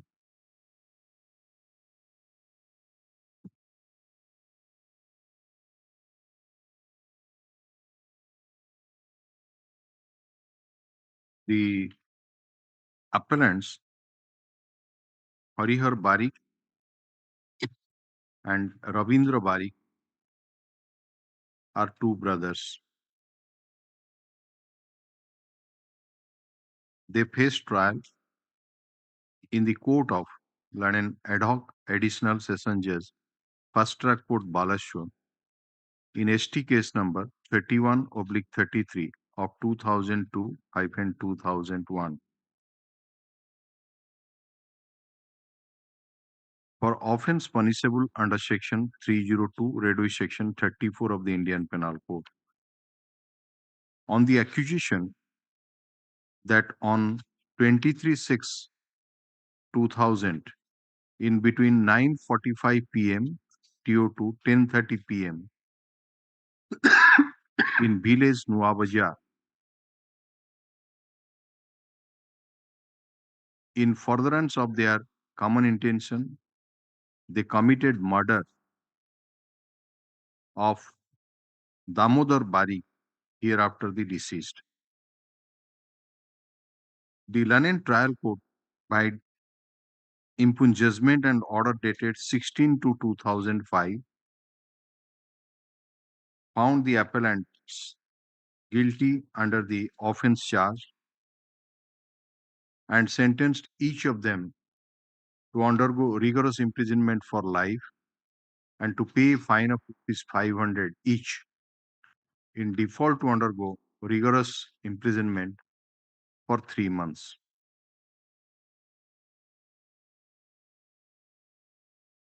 The prosecution case, as per the first information report lodged by PW9 Anam Charan Behra, SI of Police Town Police Station, Balasore, on 24/6/2000, before the Inspector in charge of Balasore Town Police Station in sought it that he inquired into the town PSSD number 621 dated 24/6/2000 regarding the assault to the deceased, who was admitted in the headquarters hospital Baleshwar for head injury due to assault, and expired on 23/6/2000 at 11:05 p.m.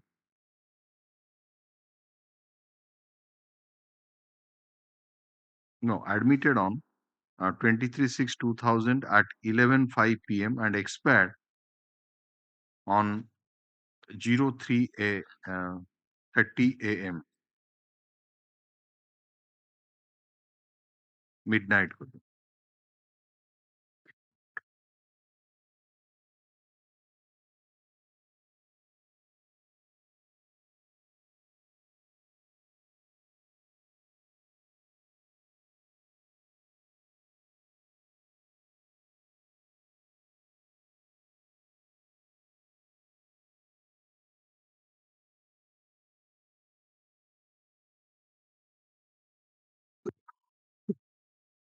During inquiry, it came to light that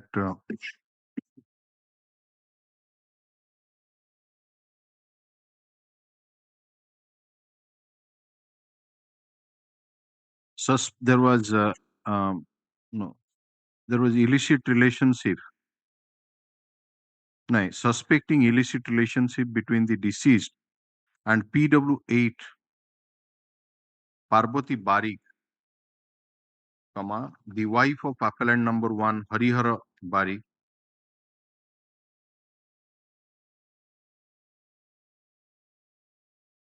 There was quarrel on the date of occurrence, and both the appellant assaulted the deceased. And the appellant number 2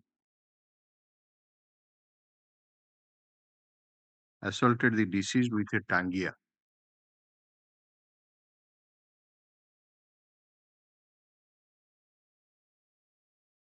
On the basis of such report, Baleswar Town PS case number 150 dated 24/6/2000 was registered under Section 302 by 34 of the Indian Penal Code against both the appellants.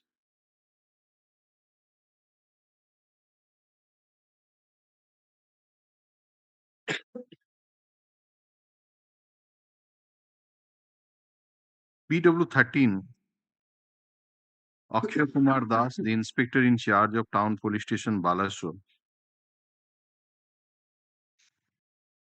after registration of the case, took up investigation, and during course of investigation, he examined witnesses, proceeded to District Headquarters Hospital Balasore,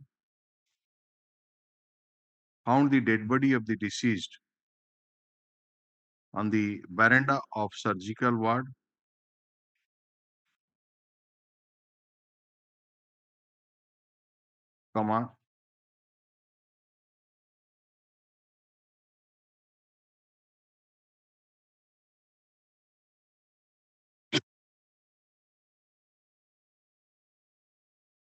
arranged the guards to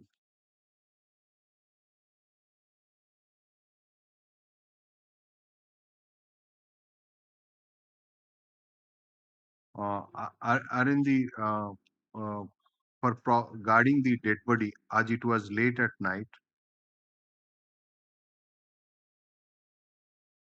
for conducting the inquest and also the post-mortem, and for also dispatching the body for post-mortem examination, visited the spot, prepared the spot map, sent requisition to the scientific team to visit the spot, and on the next day he conducted inquest over the dead body at District Headquarters Hospital Baleshwar, prepared the inquest report Exhibit 4, and sent the dead body for post-mortem examination.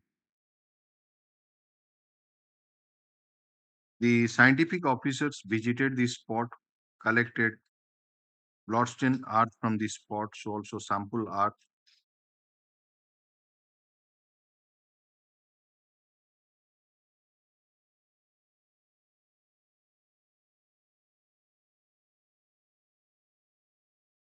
and the investigating officer seized the same along with one jute rope,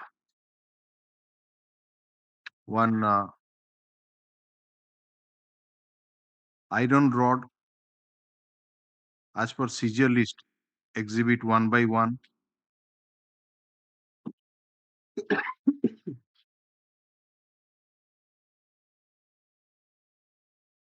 The wearing apparels of the deceased were seized after it was produced by the constable on production by the constable after post-mortem examination as per seizure list exhibit 11.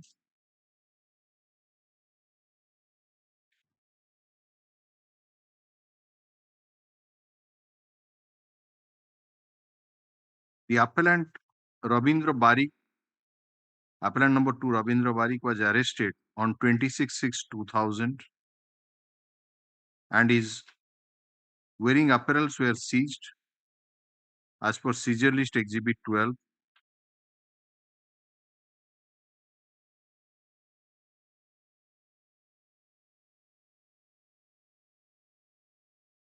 One axe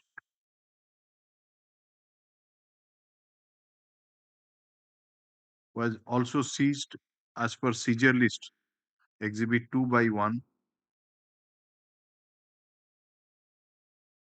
Appellant number 2 was sent for medical examination, and thereafter he was forwarded to court.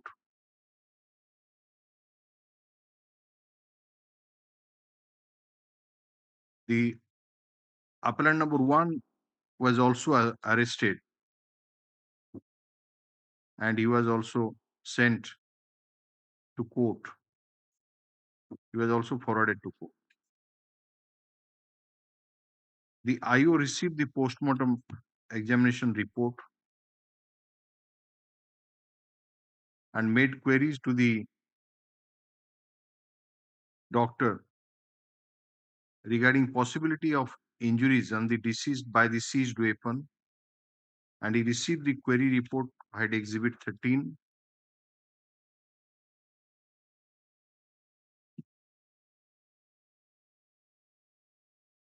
He also received the spot visit report of the scientific officer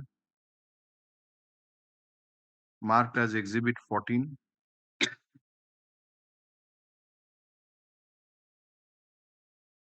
He sees the bedded ticket of the deceased as per seizure list Exhibit 15.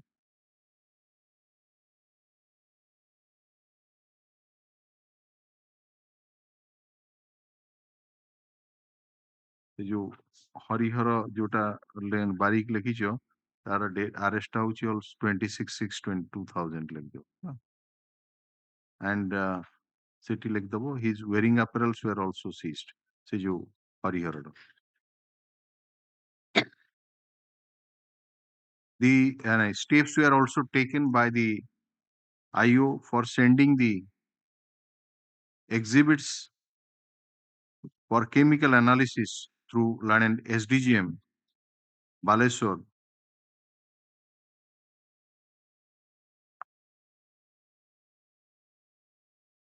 and he received the and the RFSL report was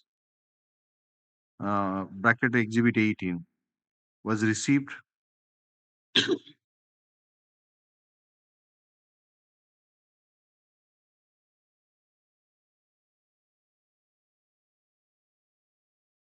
on completion of investigation.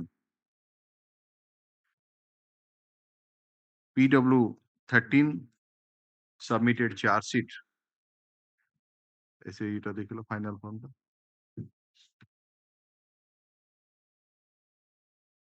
on 22/10/2000 under section 302 by 34 of the Indian Penal Code against both the appellants.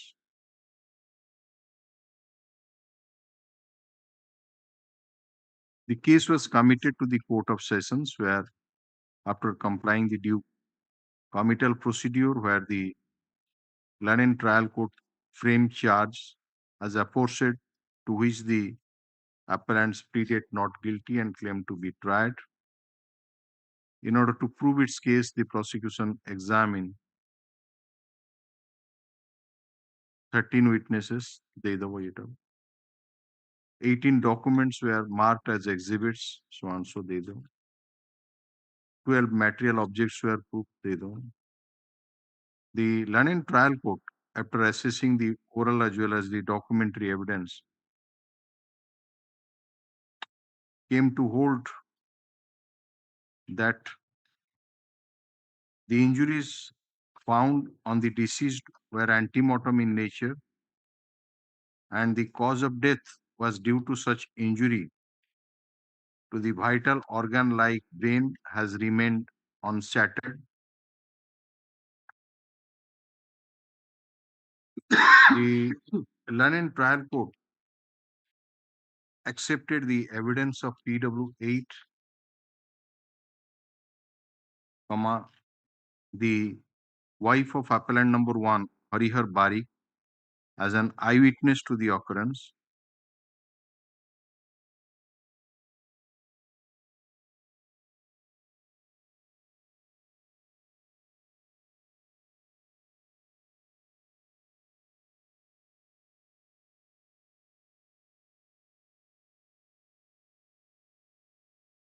And further held that the non-support of the case by PW12 is not fatal to the prosecution.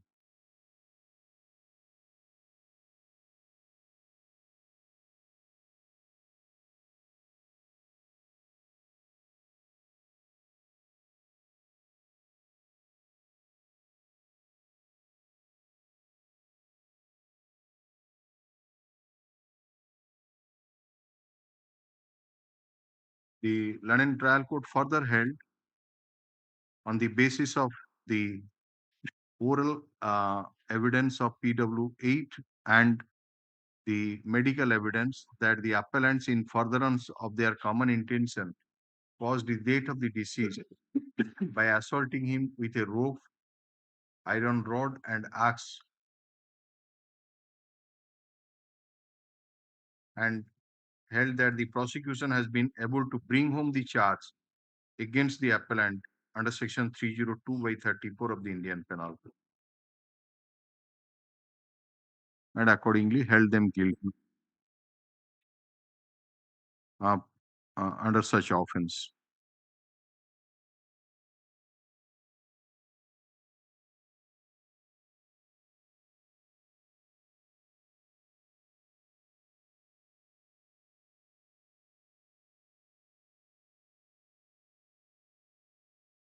Okay, number item chalchi. Okay. Mr. D.K. Pani, learned counsel appearing for the appellant, contended that out of the two eyewitnesses to the occurrence, that is PW8, the wife of appellant number 1, Harihar Bari, and PW12, the mother of both the appellants, PW12 has not supported the prosecution case. The only evidence remains is that of PW8. The learned counsel further argued that the solitary evidence of PW8 is not clinching and trustworthy, and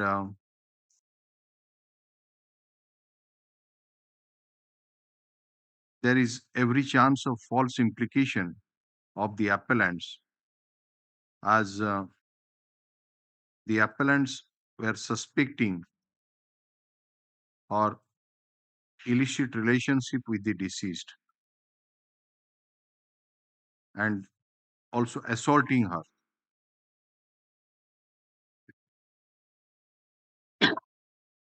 The learned counsel further submits that in the background of the case, when the deceased was frequently cautioned not to visit PW8, not to come to the house of PW8, which he had defied, and in the occurrence night, again he came in the night hours, for which there was protest from the side of the appellants,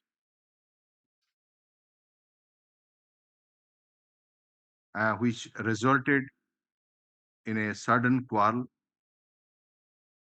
And during such quarrel, even if it is the prosecution case that the appellant number 2 picked up an axe and dealt a blow on the head of the deceased,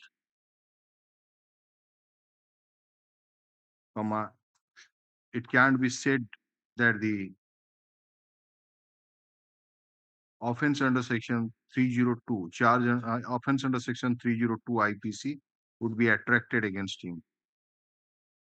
Similarly, so far as the appellant number 1, Harihar Barik, is concerned, except the evidence of PW8 that he assaulted him by fist blows, assaulted the deceased by fist blows, there is no other material. And it cannot be said that the appellant number 1 shared common intention with the appellant number 2, who on his own went near a fence, collected the axe which was lying there, and dealt a blow on the head of the deceased.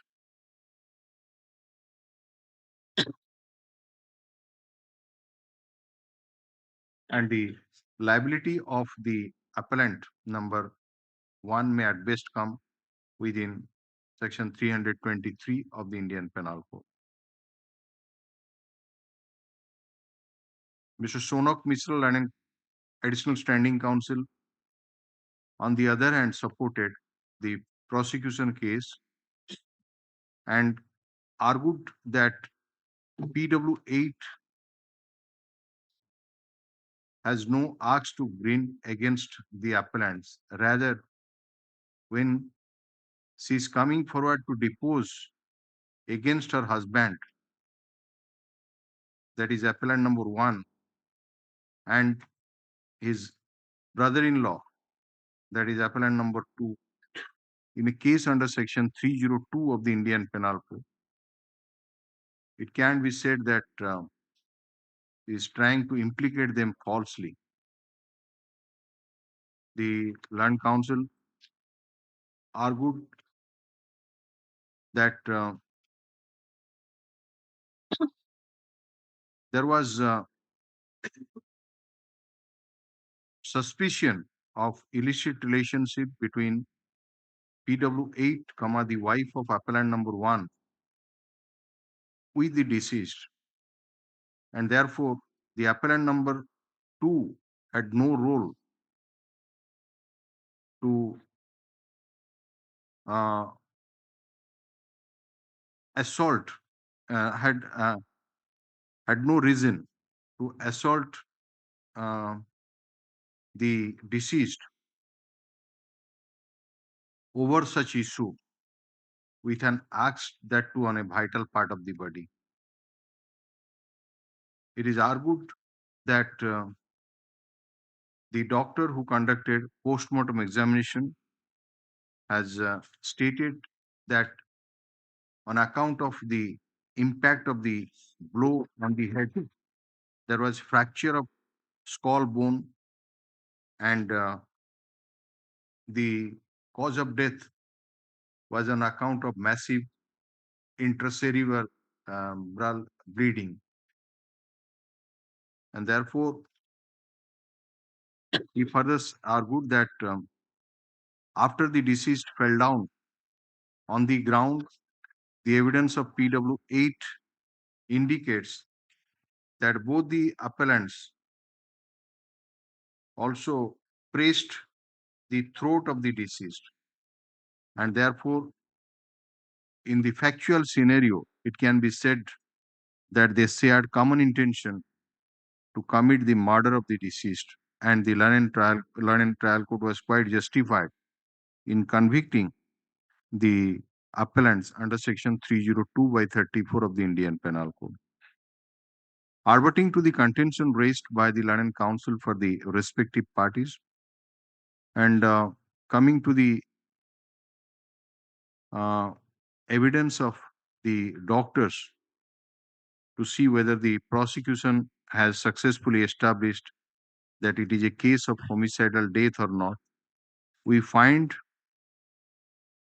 that PW11, Dr. Deepak Kumar Das Mahapatra, was the assistant surgeon of District Headquarters Hospital, Baleshwar, and on 23/6/2000, he received the deceased at 11:45 p.m. And he was admitted, and treatment was administered, and since the injury was reported due to the assault, he intimated the police in that respect. PW6, the doctor attached to Headquarters Hospital, Baleshwar, who conducted post-mortem examination over the dead body of the deceased, noticed the following injury at Tekido, and so you fracture like that. And he opined that the cause of death of the deceased was injury to the vital organ, that is brain, with massive intracerebral bleeding. He has proved his postmortem report marked as Exhibit 5. Though questions have been put in the cross-examination that lacerated injury was caused by fall on a hard surface, but nothing has been elicited in the cross-examination that all the injuries sustained by the deceased, including the fracture of the skull bone, is possible by fall of the deceased or not.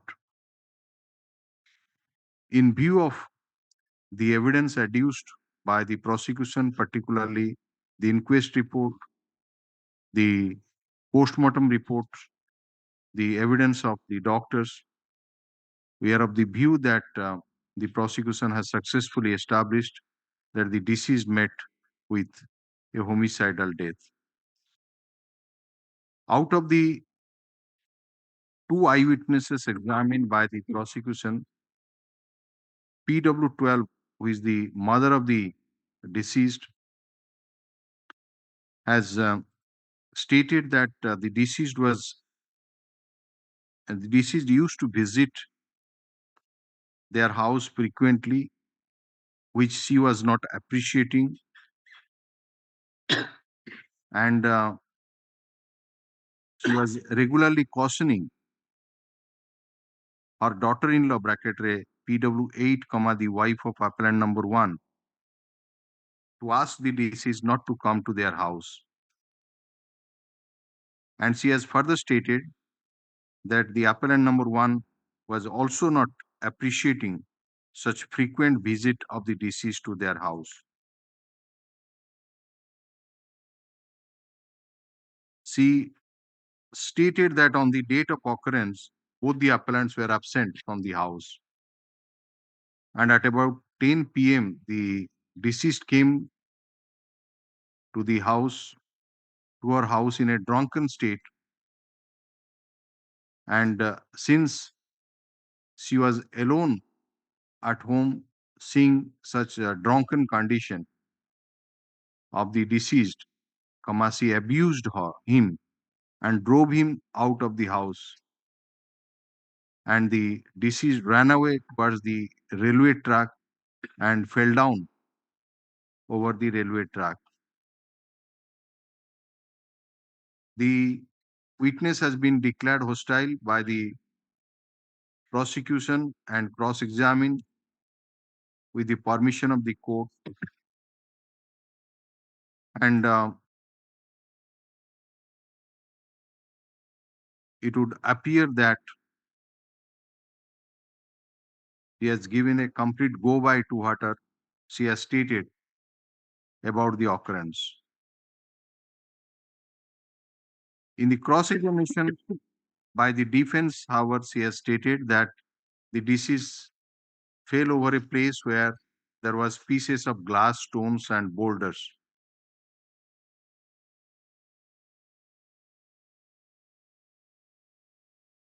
And when the deceased fell down, Kamasi found him with serious bleeding injuries, for which he took him to the hospital by a rickshaw, and in the hospital,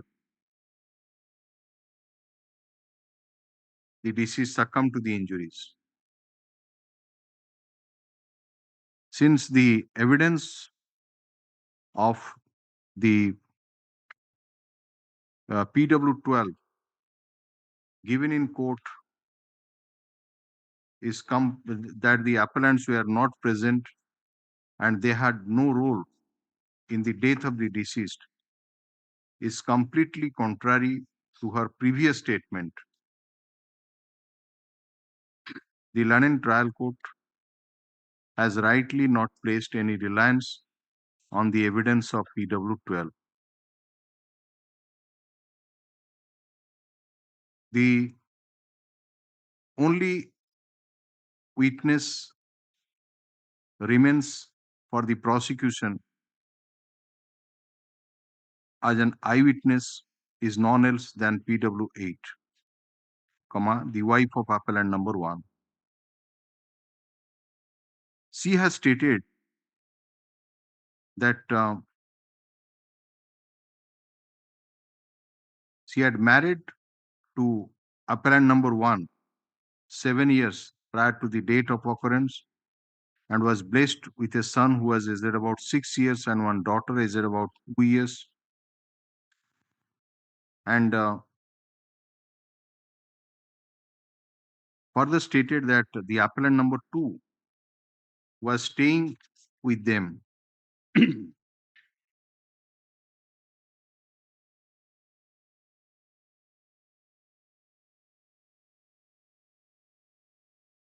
She stated that the appellants were not pulling on well.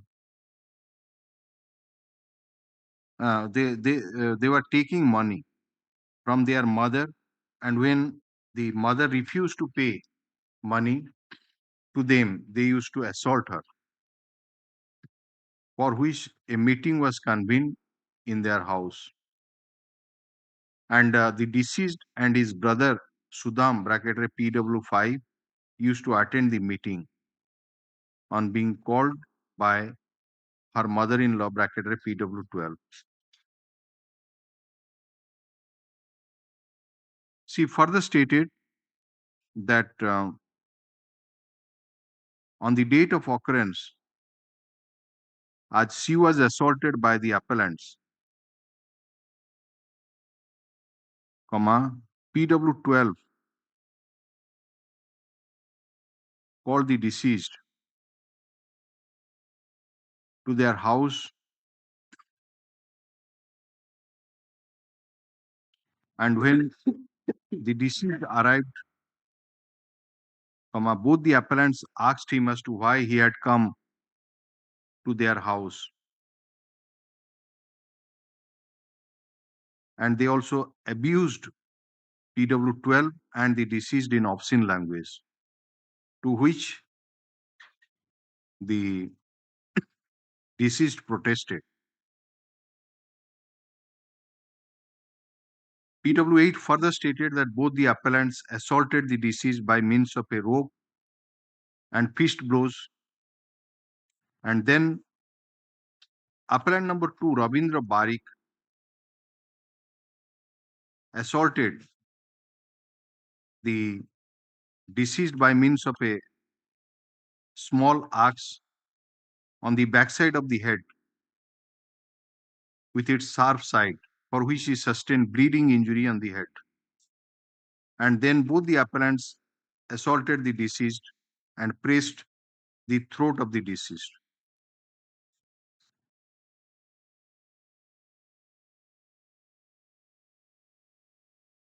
He further stated that the deceased was shifted to Baleswar Hospital by her and PW12, and the doctors treated the deceased, and at about 12 midnight, the deceased died.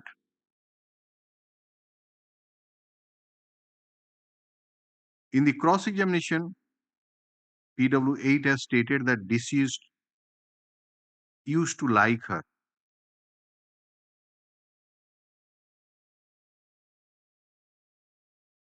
And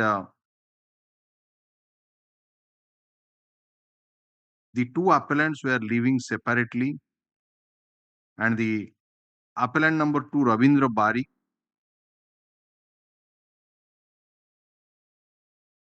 was interested to grab the property of appellant number 1, and there was enmity between the two appellants, and there was no good relationship between them. She further stated that the deceased was helping them in maintaining their family, and appellant number 1 was not liking the deceased to come to their house, and was suspecting that the deceased was having illicit relationship with her.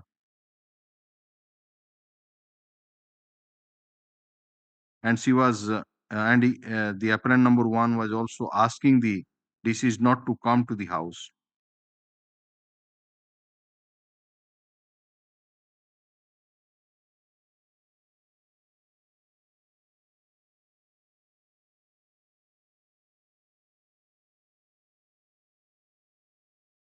She further stated that she herself and PW12 were there in the house at the time of incident.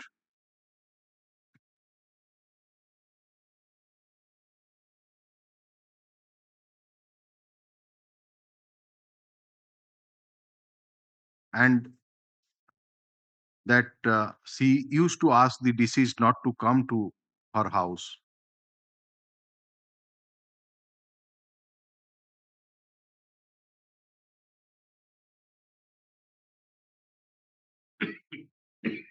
She further stated that since the appellant number one was suspecting to have illicit relationship with the deceased, for which she was assaulted.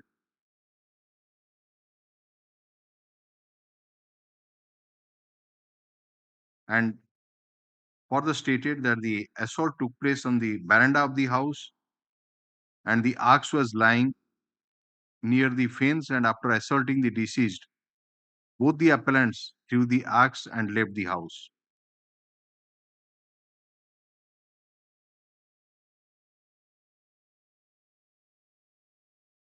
On carefully analyzing the evidence of PW8, we find that the relationship between the deceased and PW8 as deceased with the as brother-in-law is not disputed. The evidence on record has also come that the deceased was frequently visiting the house of PW8, to which not only the appellant number one was protesting, but also PW12. And even PW1 was also asking the deceased not to come to her house.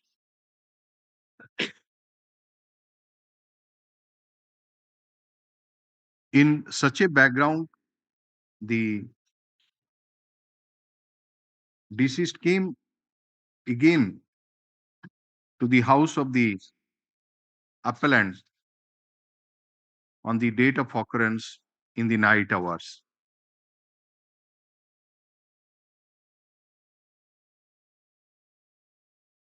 To which the appellants protested.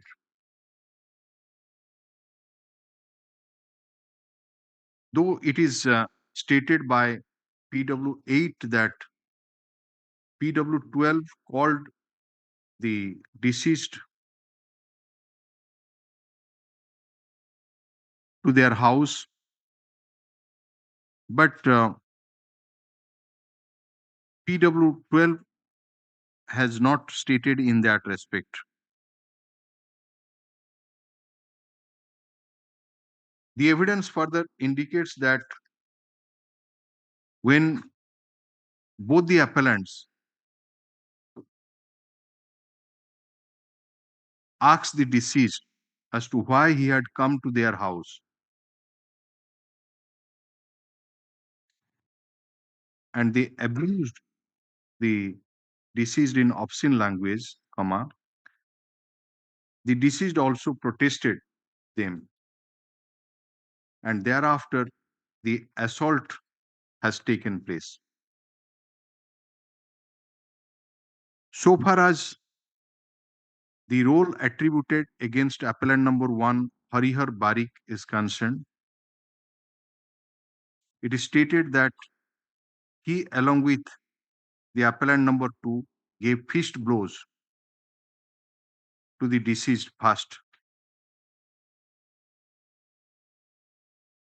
And then the appellant number two, Ravindra Barik, picked up the axe which was lying near the fence, and the assault was made on the backside of the head of the deceased. with such acts,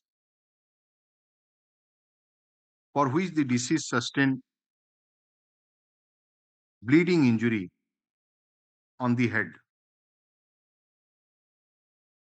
Though the PW8 has stated that thereafter both the appellants pressed the throat of the deceased, but from the medical evidence which is adduced by PW6, we find no such injury around the throat. However,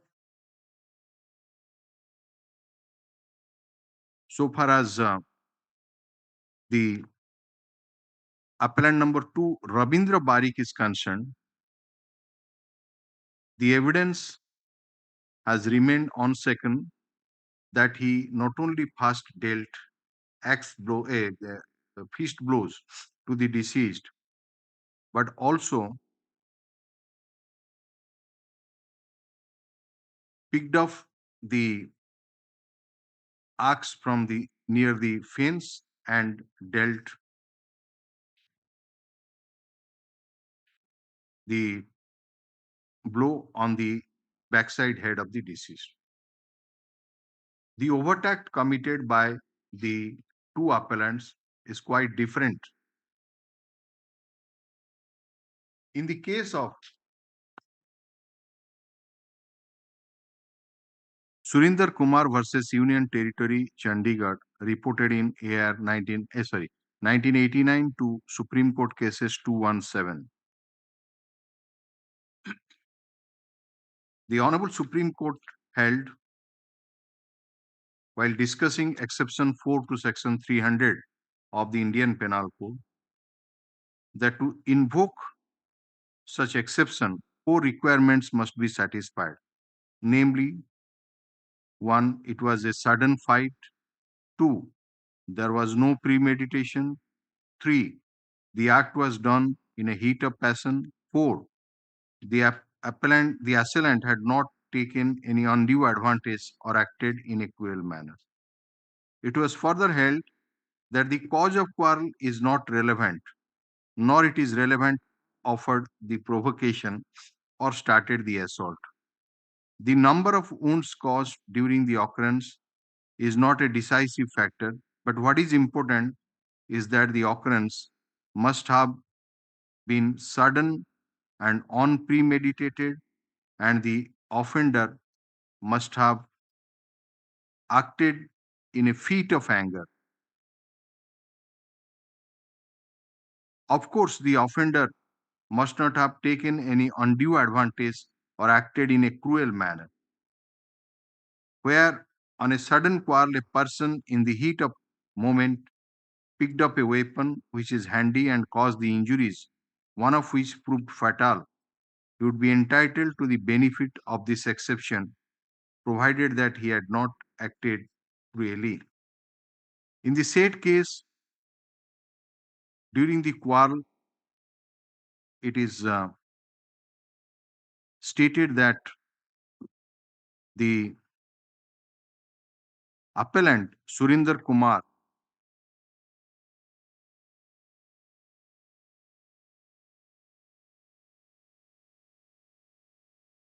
not only assaulted PW2 but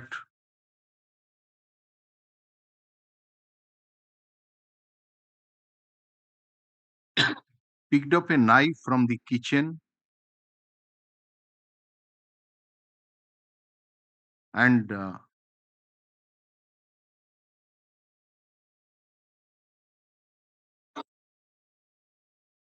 caused 3 injuries to the deceased Nityananda.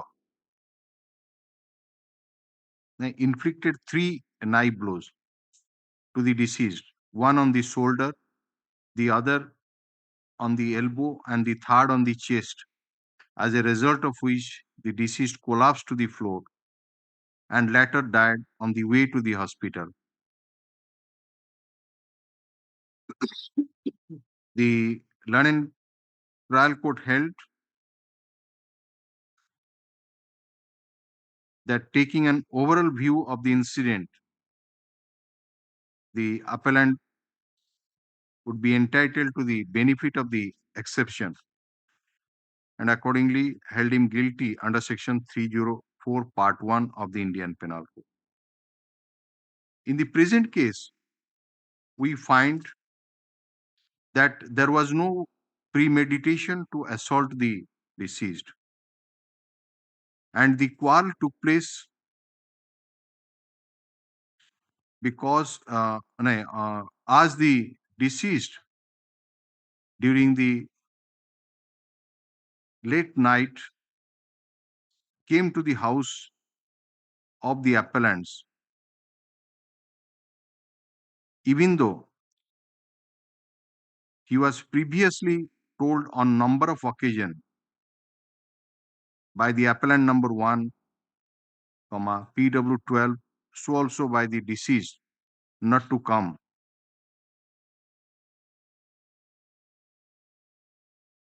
The background further indicates that there was the appellants protested and there was quarrel. Appellants challenged the deceased and quarreled with him and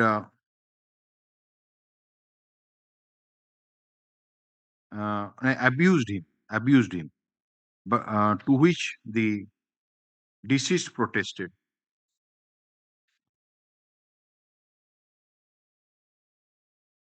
In this factual scenario, the overtact which has been caused by appellant number 1 by giving fist blows to the deceased cannot be said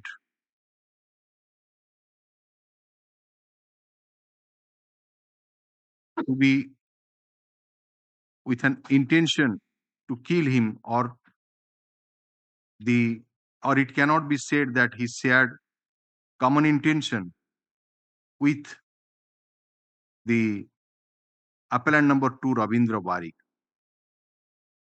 The overtact committed by the appellant number 1 may at best constitute an offense under Section 323 of the Indian Penal Code. So far as appellant number 2 is concerned,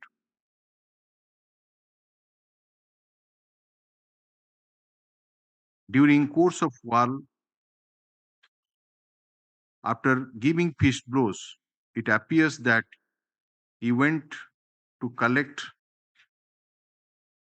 the axe which was lying near the fence and assaulted on the backside of the head, which was on account of anger, because not only the deceased came during the late night to their house, but when they abused him, he raised protest to such abuse. Since the occurrence happened all on a sudden and it was an unpremeditated act of the appellant number 2, and he has acted in a fit of anger, taking into account the background of the case, we are of the view that the ratio laid down by the Honorable Supreme Court in case of Surinder Kumar is squarely applicable in this case. And accordingly, we set aside the conviction of the appellant number 2, Ravindra Barik, under Section 302/34 of the Indian Penal Code, and the conviction is altered to one under Section 304, Part 1 of the Indian Penal Code.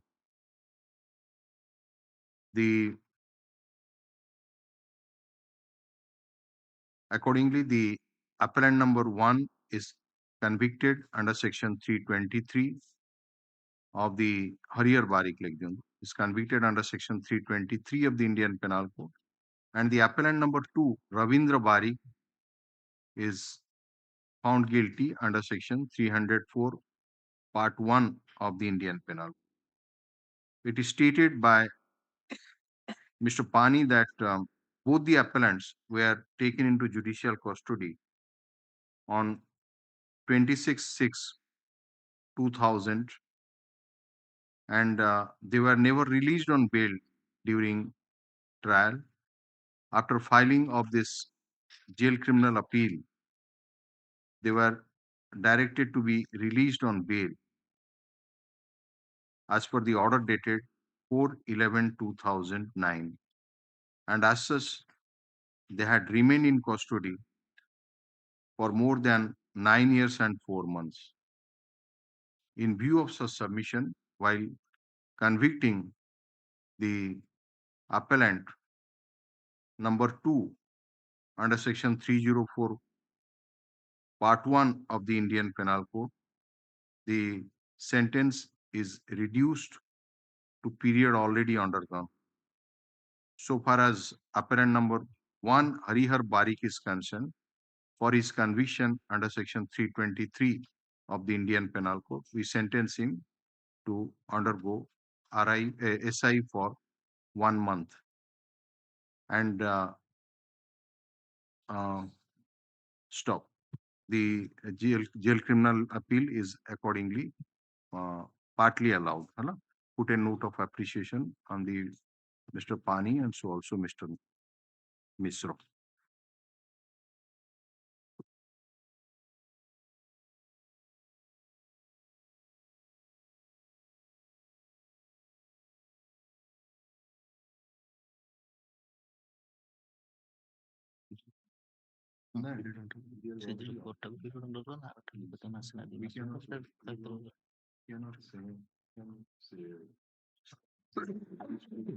Period on it. So that sentence, maximum sentence is for 1 year. 320. So the sentencing period on the 9 years term and the inclusion.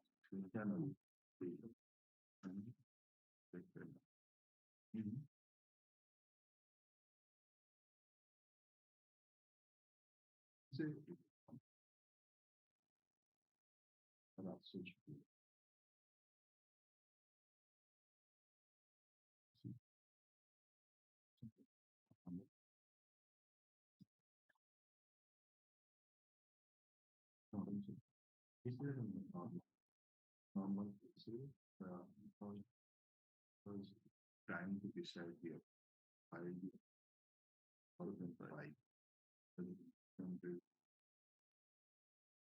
deciding the case after 18 years. So sentencing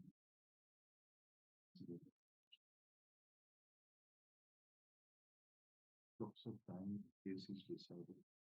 So the process is convinced of the case they are not able to study.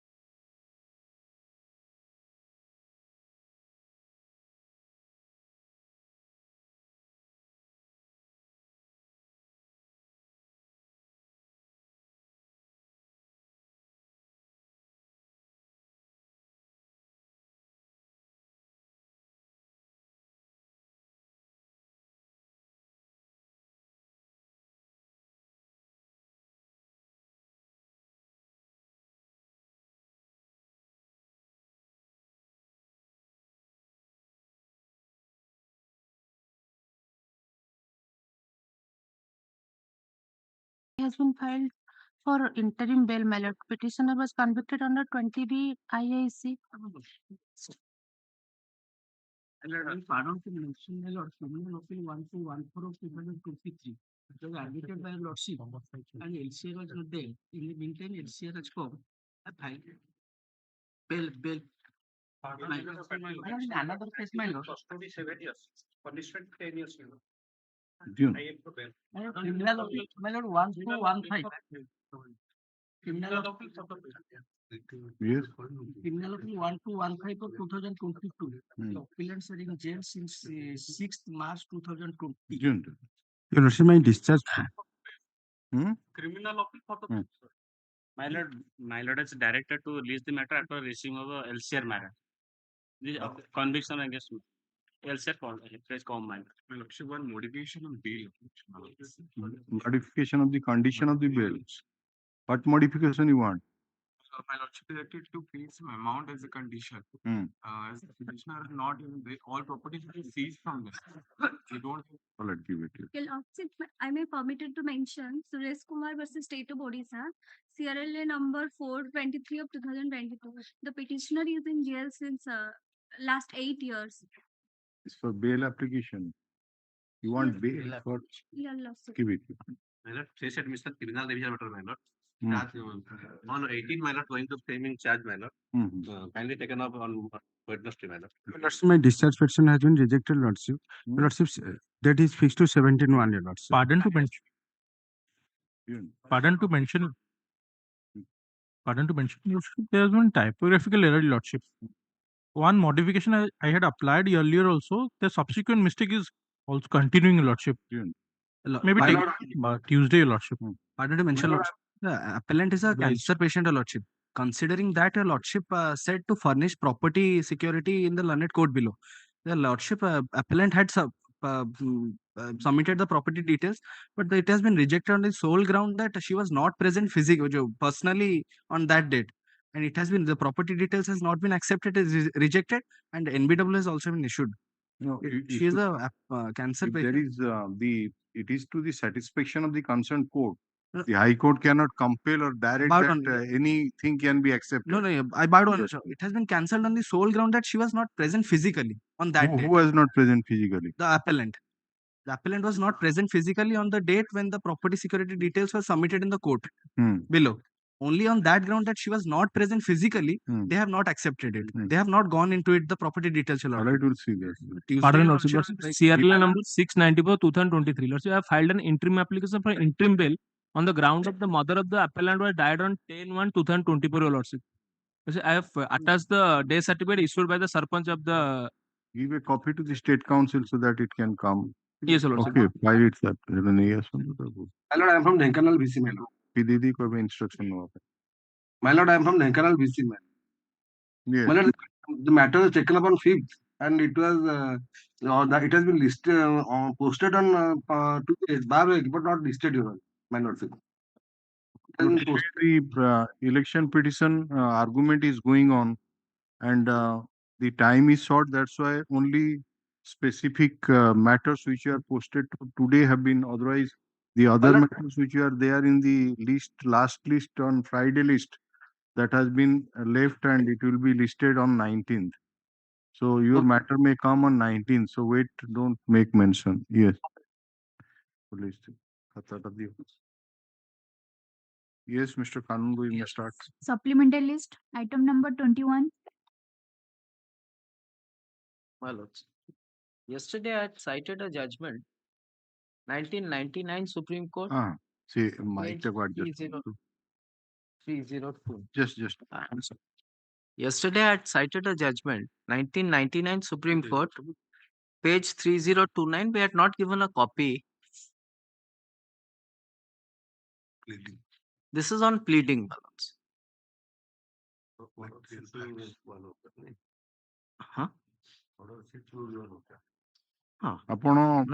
Yesterday you placed that this is T.M. Jacob case.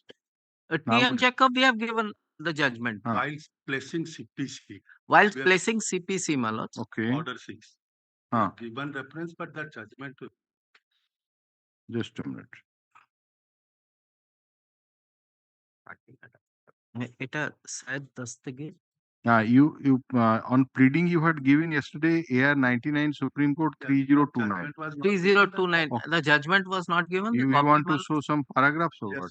my lords, here the question was Here.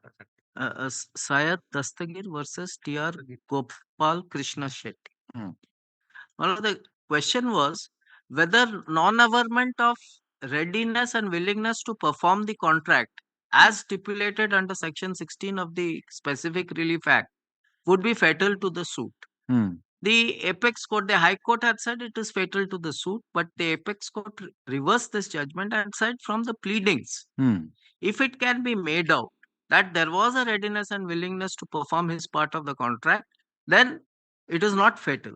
My lords, here I just para 2, this appeal arises, Lordship gets it. This appeal arises out of an order dated passed by the High Court of Karnataka allowing the second appeal in favor of the respondent defendant by dismissing the suit of the plaintiff appellant for specific performance of an agreement to sell. This resulted into setting aside concurrent findings of both the courts below which decreed the appellant's suit.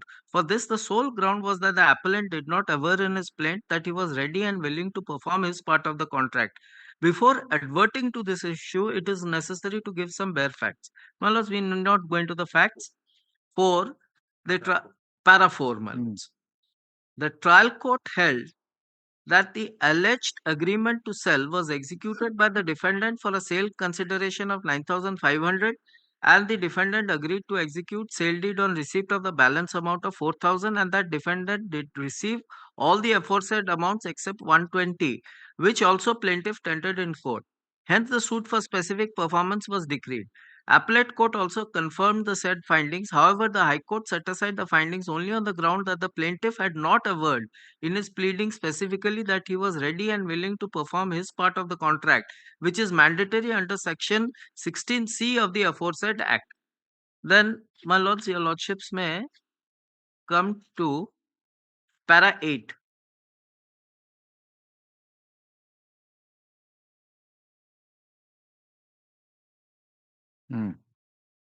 On the other hand, learned counsel for the respondent submits that in the absence of averment of the actual words by the plaintiff in his pleading that is ready and willing to perform his part under the contract, which is mandatory in nature, the plaintiff disentitles himself to any relief in view of Section 16C. His submission with reference to the explanation of 16C is even any balance amount as in the present case 120 had been tendered by the plaintiff in court that cannot be constituted to comply with the provisions of the aforesaid section. He emphasized the use of word except when so directed by the court used in the explanation 1 of the aforesaid section means such payment could only be constituted to be such if he deposits this amount only under the direction of the court, which is not in the present case.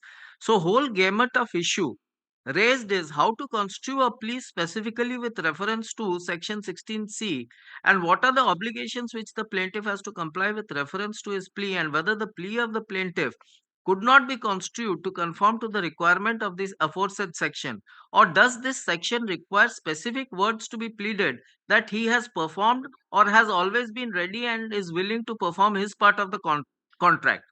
In construing a plea in any pleading, courts must keep in mind that a plea is not an expression of art and science, but an expression through words to place fact and law of one's case for a relief.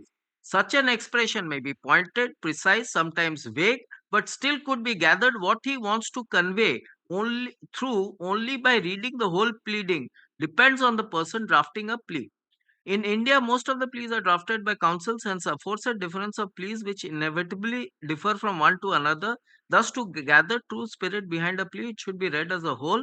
This does not distract one from performing his obligations as required under the statute. But to test whether he has performed his obligation, one has to see the pith and substance of a plea.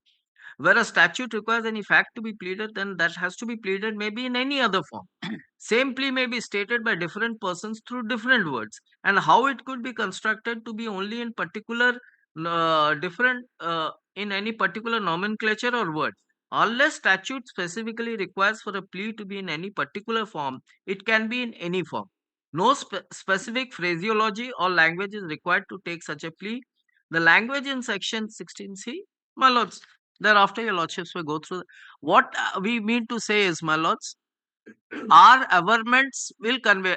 When I take your lordships through the pleas raised by us, they all convey whatever we have wanted to say, whatever the allegations that we have wanted to make, and they have controverted each and every allegation. So, my lords, material and evidence also led on this point. So, my humble submission before your lordships that material facts establishing a cause of action as upheld by your lordships in the Order 7 Rule 11, upheld by the Apex Court, is already there, so there is no question of my not pleading material facts. Then I'll take your lordships through, when raising the plea, I'll take your lordships through the different pleadings that I have made, so that your lordships will see I have pleaded material facts. Then I take your lordships to M. Karunanidhi versus H.V. Hande, that is 19 AI 1983 Supreme Court, page 558.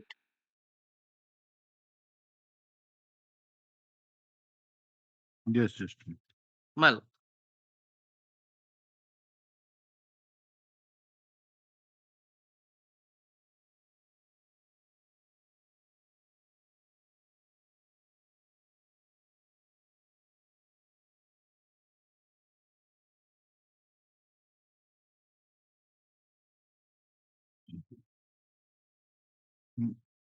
Mr. Kanungo, please come to the election petition. Let us just for a our election petition. yes. Yes. At page 7. Page 7. Yes.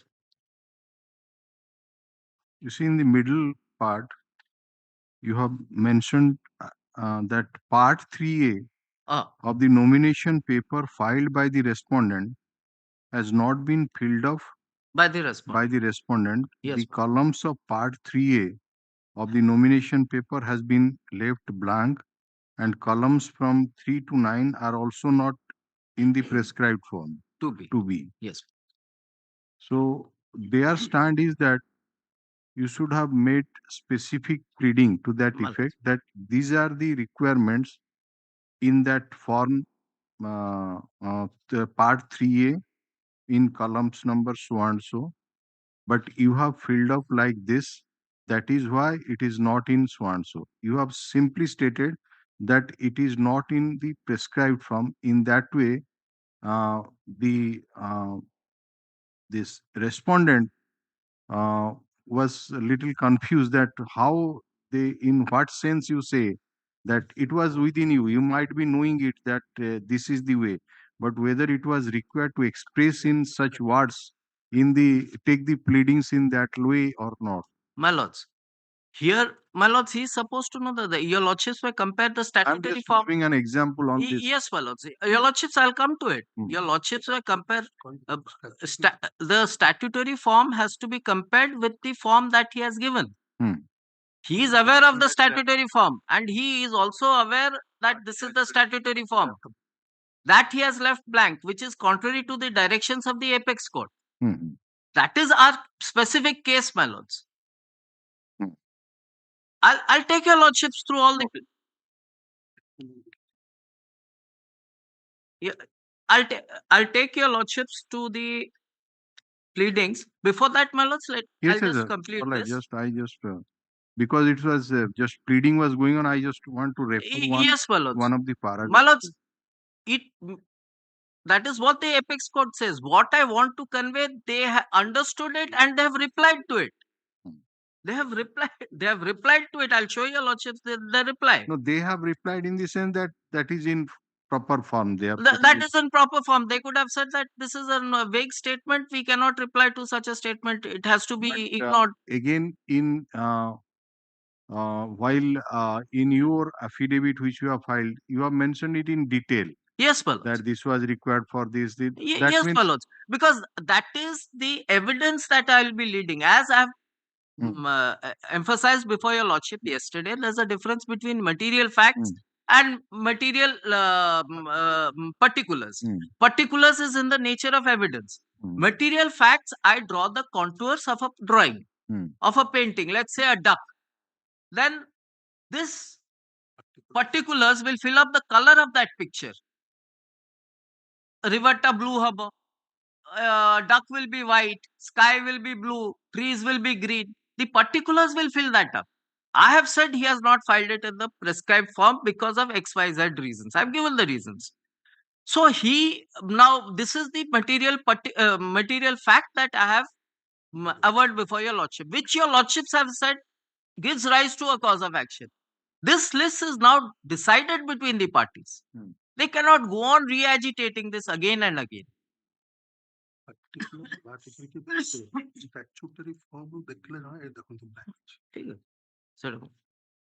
Yes.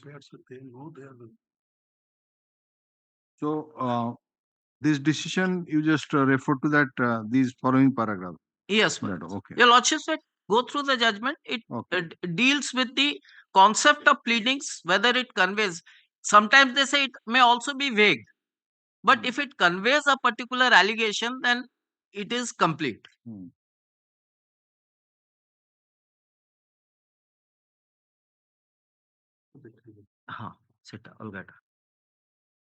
Then Karunanidhi's judgment, my lords. This is again, my lords, they hold. What is the reference? The reference is 1983 to SCC 83 to SCC 473.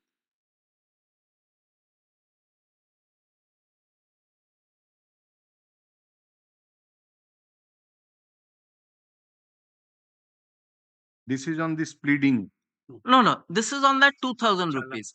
Jemti ethra apna inquiry kalle.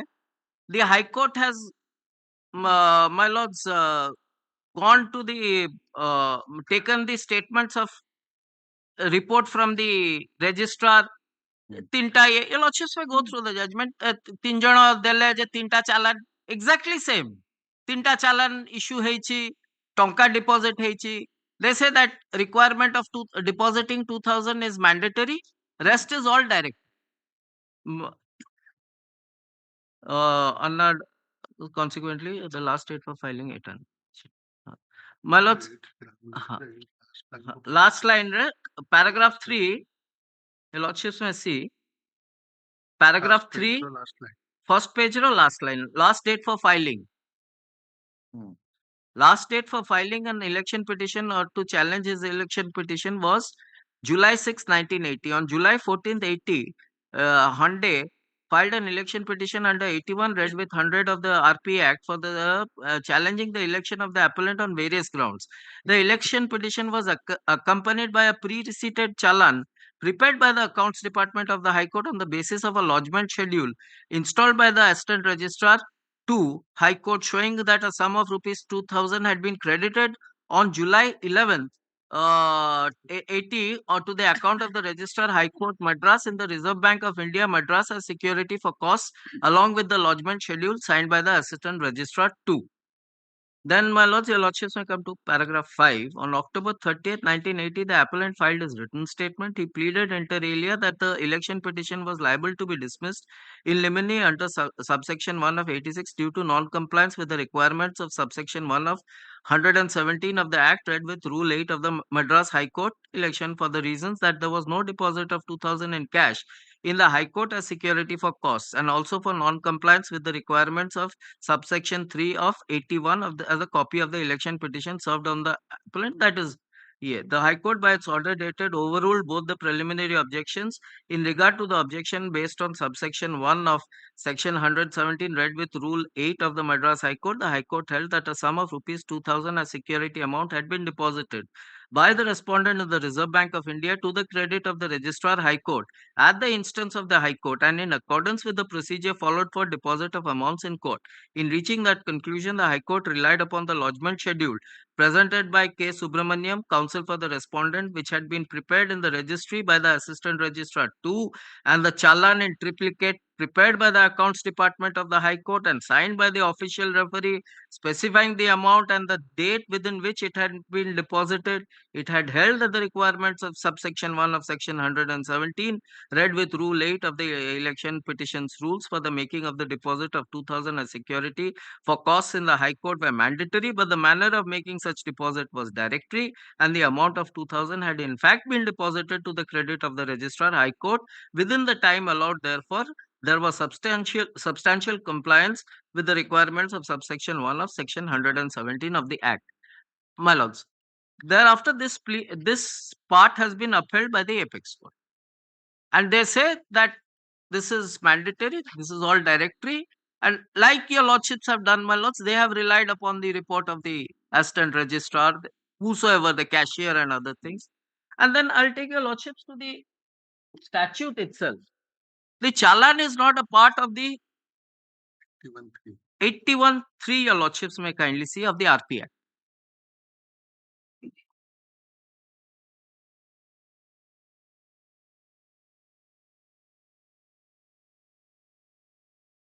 Lordship gets it?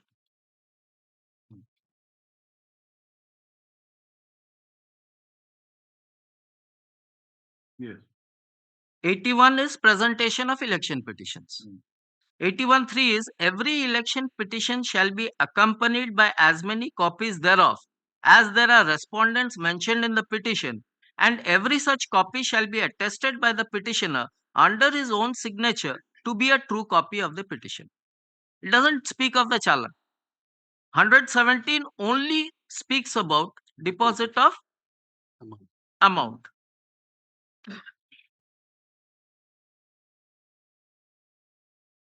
117, your lordships, says, at the time of presenting an election petition, the petitioner shall deposit in the High Court in accordance with the rules of the High Court a sum of 2,000 rupees as security for costs of the petition. That is all. And admittedly, I have deposited this 2,000. And my lords, the receipt that I have given does not in any way mislead the respondents, which your lordship will refer to the constitutional bench judgment. T.M. Jacob. No, what they say, Mr. Kanungo, Yes, well, they say that since this deposit of 2,000 is mandatory one, yes, and you claim that you have deposited and given proof of it by filing that challan, and the endorsement of the registered judicial is there. Yes, well. The other side also a right to know that whether this mandatory provision has been complied with or Certainly, not. Right. Certainly. So that they can know only after verifying that challan, and you are also providing them a challan in which the seal is missing. That is their case, though. My lords, but the thing is, I have stated so in my written statement that I have deposited in my plaint that I have deposited rupees 2,000. No, you have deposited. There is no dispute about that. Regarding you have deposited. There is endorsement. Yes, my lords. That seal is there. Question is here. This says that the copy which has to be supplied. They say that that copy includes that challan. That is why you have also attached the copy of the challan. Otherwise, you could not have attached it, because you also feel that the copy is to be challan copy is to be provided to the other side. That is the reason why you also annexed a copy of the challan along with the copy of the election petition. Exactly, but that did not tally with the original one. Yes, my lords. That is what exactly the constitutional bench has held, my lords. It need not be an exact copy. The only thing is there should be sufficient compliance, because there, my lords, the notary seal was missing in the main election petition itself. They said, no, it is enough because they have not misled. The notary has signed. Maybe the seal is missing. That is not non-compliance of section 81. That is the election petition itself. What was supplied to them, suppose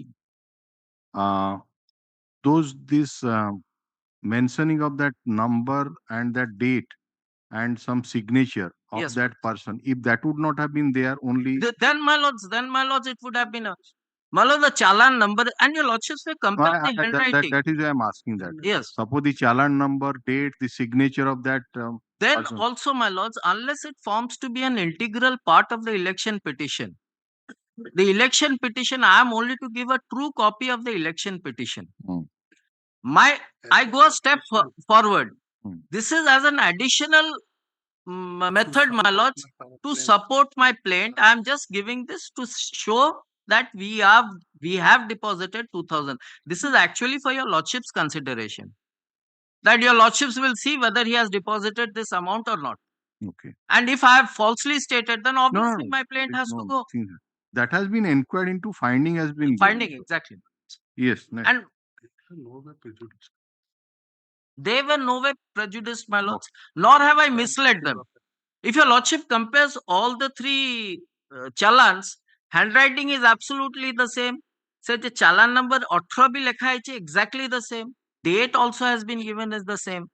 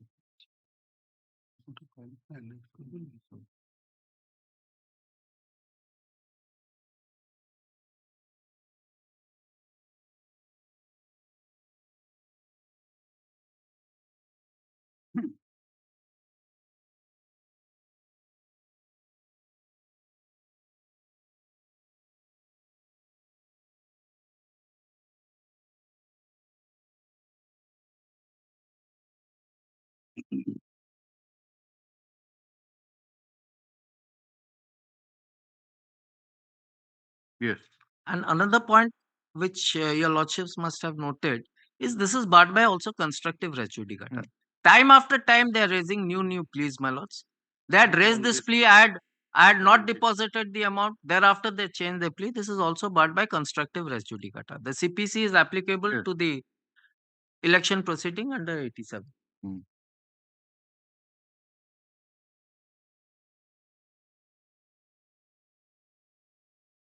Now, will I proceed? Yes. Now I come to, before I start off with the pleadings, my lords, and Form 2B, my lords, 1982 Supreme Court, page AR 1982 Supreme Court, page 983, which is also reiterated in 82 Supreme Court? 983. 983, Jyoti Basu versus Devi Ghoshal. My lords, there they say, para 8,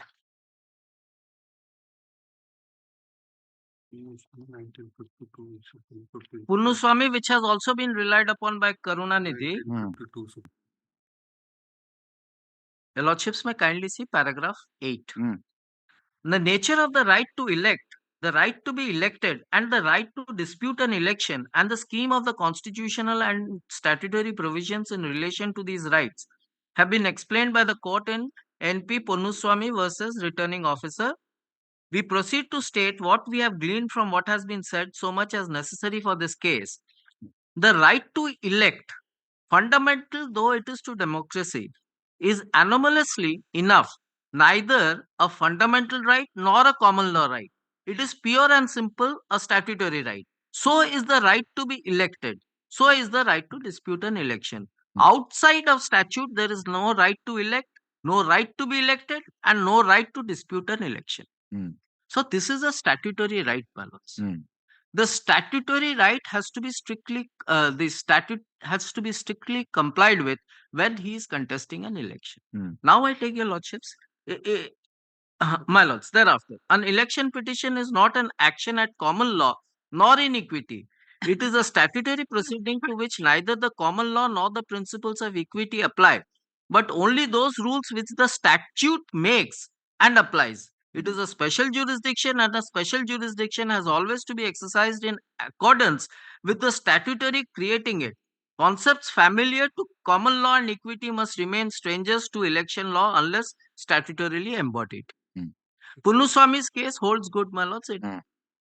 A court has no right to resort to them on considerations of alleged policy, because policy in such matters as those relating to the trial of election dispute is what the statute lays down. In the trial of election disputes, my lords, thereafter we are not concerned. So what I am trying to say before your lordship is, my lords, the right to get elected, to contest an election is also a statutory right.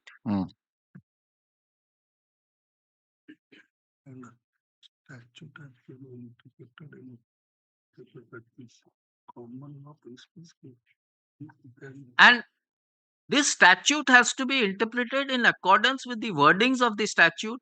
Common law rights or other fundamental rights, nothing can be brought into the scope of this RP Act. Now, I take your lordships to section 33. So let us see what the statute provides for us.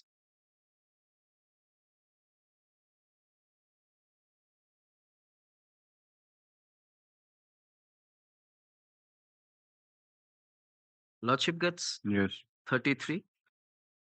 On or before the date appointed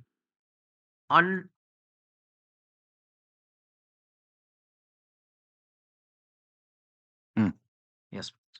On or before the date appointed under Clause A of Section 30, each candidate shall either in person or by his proposer, between the hours of 11 o'clock in the forenoon and 3 o'clock in the afternoon, deliver to the returning officer at the place specified in this behalf in the notice issued under Section 31, a nomination paper completed in the prescribed form and signed by the candidate and by an elector of the constituency as proposer. Now, my lords, on or before the date appointed under Clause A of Section 30, each candidate shall. This is mandatory, my lords. Now, this has to be read with Rule 4 of the Conduct of Election Rules.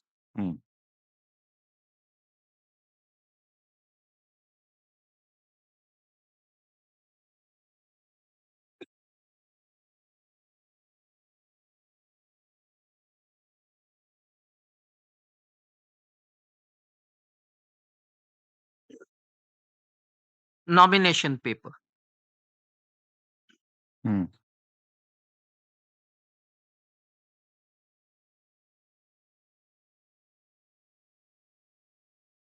Yes. Nomination paper. Every nomination paper presented under subsection 1 of Section 33 shall be completed. Again, the word mandatory, my lord, shall be completed in such one of the forms 2A to 2E as may be appropriate. Our case is, my lords, it is 2B.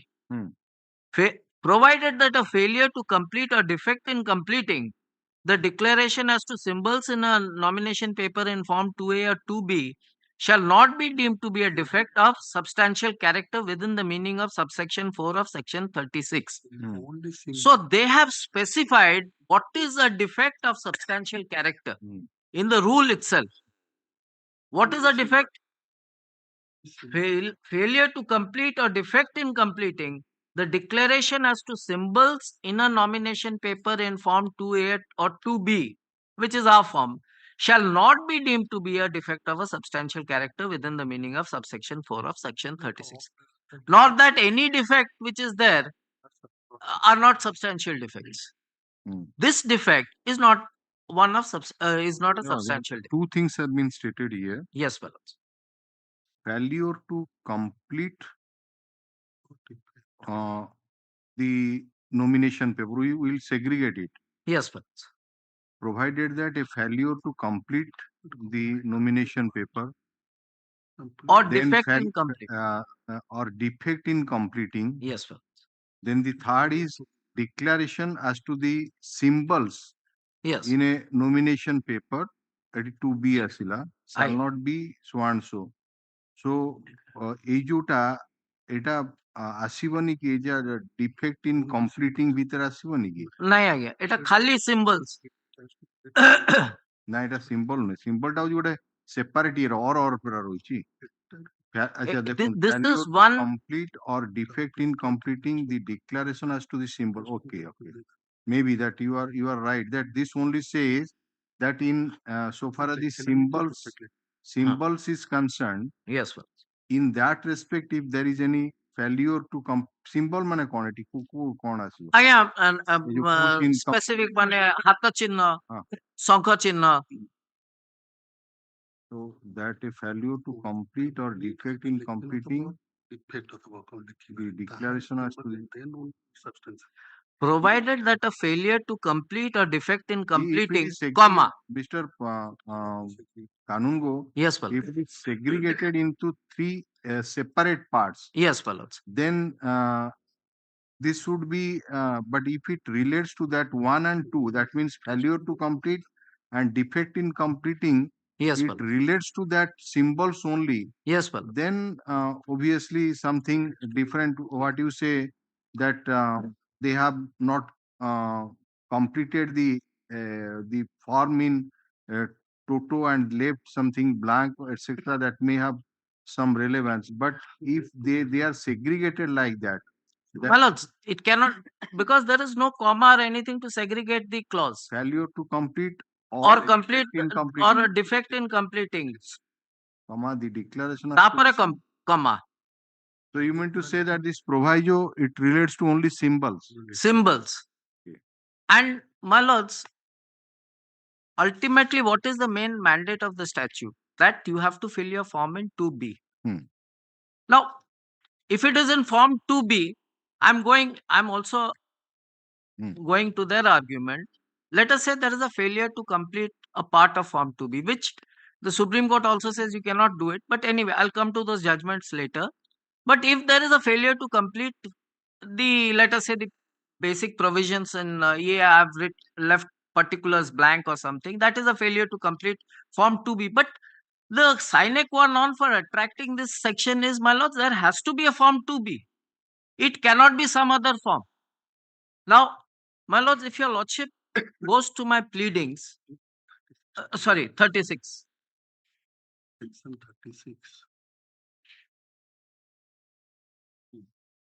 36(2).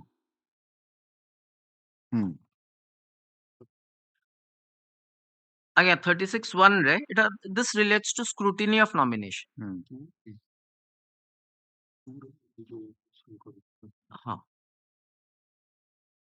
2. 36(2). That means what you say, if we let us say the nomination form. Yes. So if it is, let us say the nomination form is of 10 pages, it should be 10 pages. Everybody should file in that 10 pages. 10 pages. Prescribed form. Affidavit may be different because it may vary. But if what the method has been adopted by him by deleting some portion, his nomination paper may be 8 pages or 7 pages because he has taken out some of the. So what you mean to say that if they want to file it, they should file it in that prescribed form. Whatever is not relevant to them, strike off. That is to be striked out. But their contention is the strike out, delete as per the dictionary meaning is Yes, one and same. My lords, I know that is their argument. Strike off and delete, the dictionary meaning is the same, my lords. But your lordships have to construe, because as I have already read, this is a statutory right. This is a special statute. Your lordships have to interpret the word strike off in the context of the mandate of section 33 read with rule 4 of the conduct of election rules. Can strike off be interpreted as delete so as to change form 2B? That is the question. Legislature has used the word strike off in the context of, or the legislature could have easily said that delete whichever part is not applicable. Well, my lord, there are statutory forms for getting passports. So there are male female thai. If you are a male, my lord, you give a tick mark to the male. Female টা তো আমি obliterate করে দেব নাই না sir, তাহলে accept E করিবেনি। The same principle will apply here. That is a statutory form. This is a statutory form. And here the statute regulates the entire scenario, the entire election. His right to contest the election flows out of the statute. How can he change the form, which is now admitted by everyone, including the respondents? RO has said, RO has also said, I'll take your lordships through the evidence. I'll take your lordships over. It can be filed only in form 2B, and this form is not what is there in the form 2B, nor he cannot make alterations or amendments to the downloaded forms also. That the RO also says so. So can this form be accepted? That is the moot question.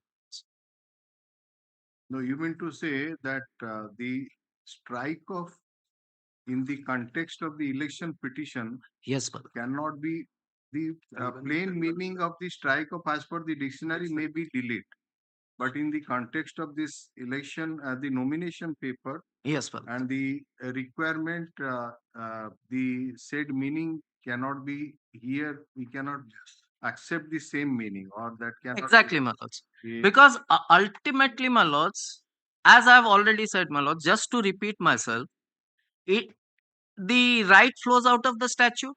Statute says you have to file your nomination form in form 2B. Now, if you delete portions from form 2B, does it still remain form 2B, my lords? That is the moot question, my lords. If it doesn't remain as form 2B, then the entire nomination has been improperly accepted.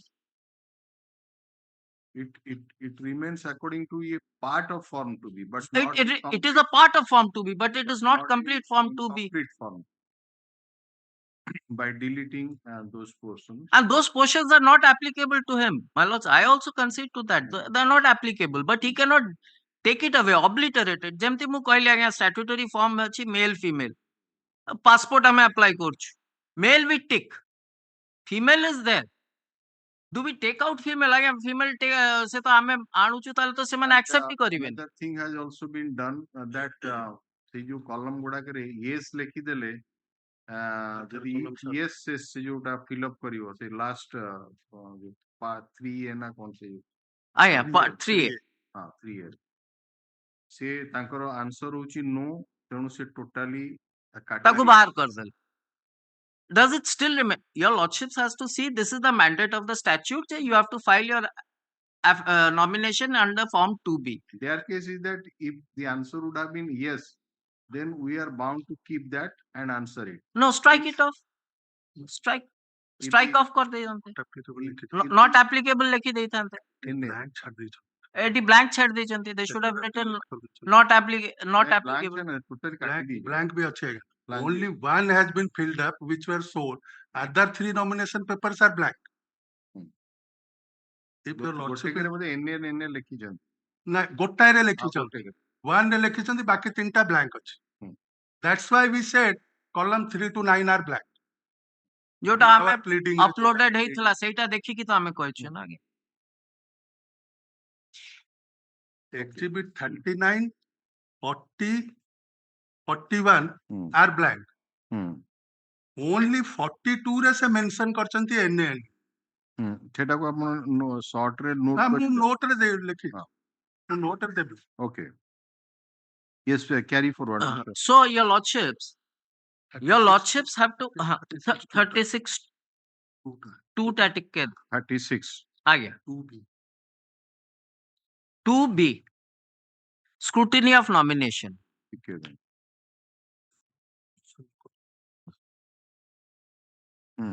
Lordship says the 36.2. The returning officer shall then examine the nomination papers and shall decide all objections which may be made to any nomination, and may either on such objection or on his own motion. He can so moto also do it. After such summary inquiry, if any, as he thinks necessary, reject any nomination or any of the following grounds. 2 beta देखिए. There has been failure to comply with any of the provisions of section 33 or section 34. 33 has not been complied with. So what he says in answer to that, the witness says that nobody raised any complaint. Yes. I am also satisfied that it has been done in. So that is why obviously no inquiry. There was no question of rejection of this or holding any inquiry or Yes, my lords. Whether his acceptance of this nomination is correct or not, that is why we are lordships before your lordships in an election dispute. Because on his own motion, he could have also decided this. Because he has not decided, he has allowed it. That is why we are before your no, lordships. that's right. If he would have rejected it, then they would have been the plaintiffs, my lords.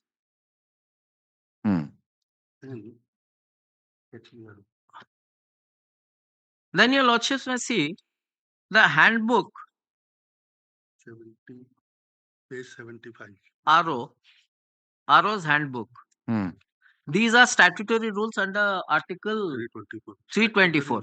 Statutory instructions. number exhibits na? Exhibit 38 HBRO page 75. 38 page 75. 75.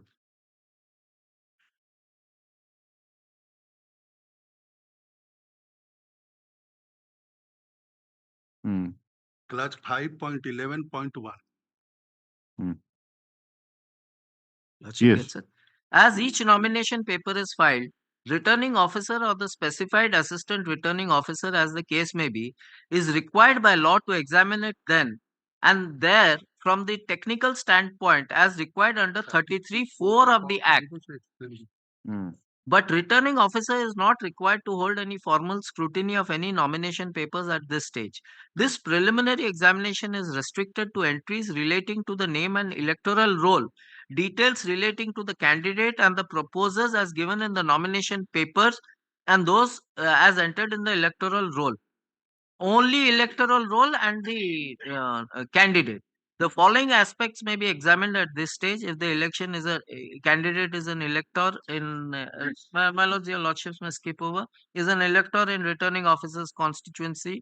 He should compare the entries in the nomination paper with the Roman 4. 4.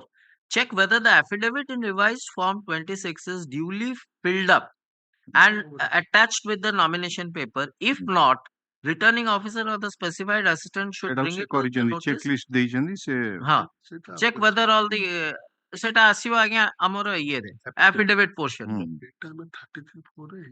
33(4) ରେ he should compare କରିବ if the candidate is an elector in returning officer's constituency, he should compare the entries in the nomination paper with the entries in the electoral roll relating to the serial number and name of the candidate and his proposers.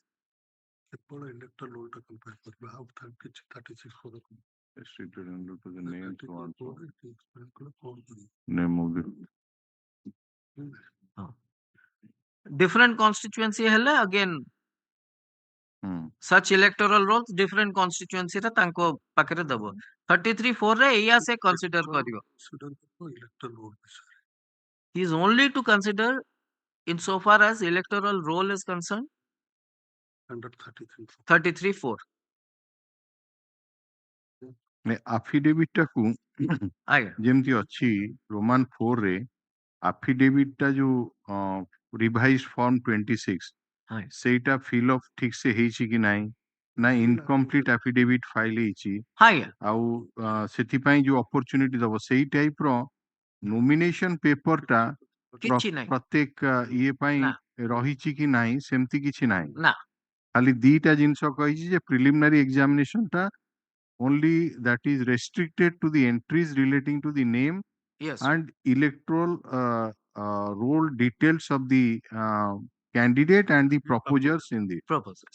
ତେଣୁ ଯଦି ସେ ଲୋକର ନାଁ ଅଛି electoral roll ରେ proposer ମାନଙ୍କର ନାଁ ଅଛି ଏବଂ ନାଁ ଠିକ ସେ ଅଛି ସେତିକି କେବଳ ସେ ଦେଖିବ so far as nomination paper is concerned.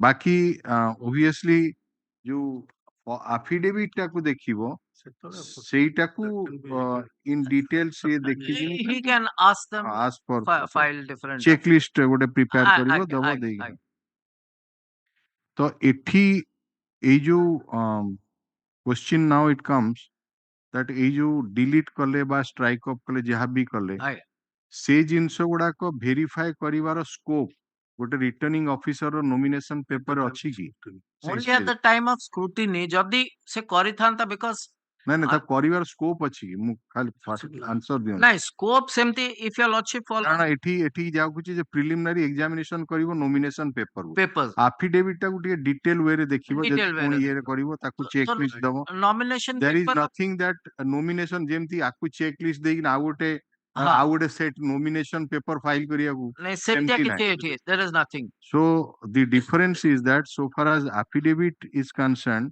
an opportunity has been provided to the person who has filed a defective affidavit to rectify it yes to correct it yes that is to be given by the returning officer yes but so far as nomination paper is concerned even if as you said that sei kshetrare se dekhithanda ଆଜ୍ଞା ଏଗୁଡାକ ସିନା name fame ଠିକ ଅଛି electoral roll ଅଛି ପ୍ରପୋଜରଙ୍କ ନାଁ ଅଛି ଆଜ୍ଞା କିନ୍ତୁ ସ୍କୋର ଆଉଟ ଜାଗାରେ ଡିଲିଟ ହେଇଯାଇଛି ଆଜ୍ଞା ତାକୁ ଦେଖିଥାନ୍ତା ତାକୁ ତାର ଦେଖିବାର ସ୍କୋପ ନାହିଁ ସ୍କୋପ ଅଛି କି ସେଠି ନାଇଁ ସ୍କୋପ ସେଇଥିପାଇଁ ସେୟା ହିଁ କହୁଛି କୋଉଟା ମୁଁ ପ୍ଲେସ୍ କରୁଛି ସେଇଟା ମୁଁ ହଁ ଡାଉନ୍ ସାଇଡ୍ ଯାଉଛି ଟିକେ ସେଇଠି ଯିବି ଟିକେ ଯିବି ସେଠି ଯିବି ନେକ୍ସଟ ମୁଁ ସେଇଟା ହିଁ ଦେଖେଇବି Hmm. there is no so your lordship kindly thereafter see at page 81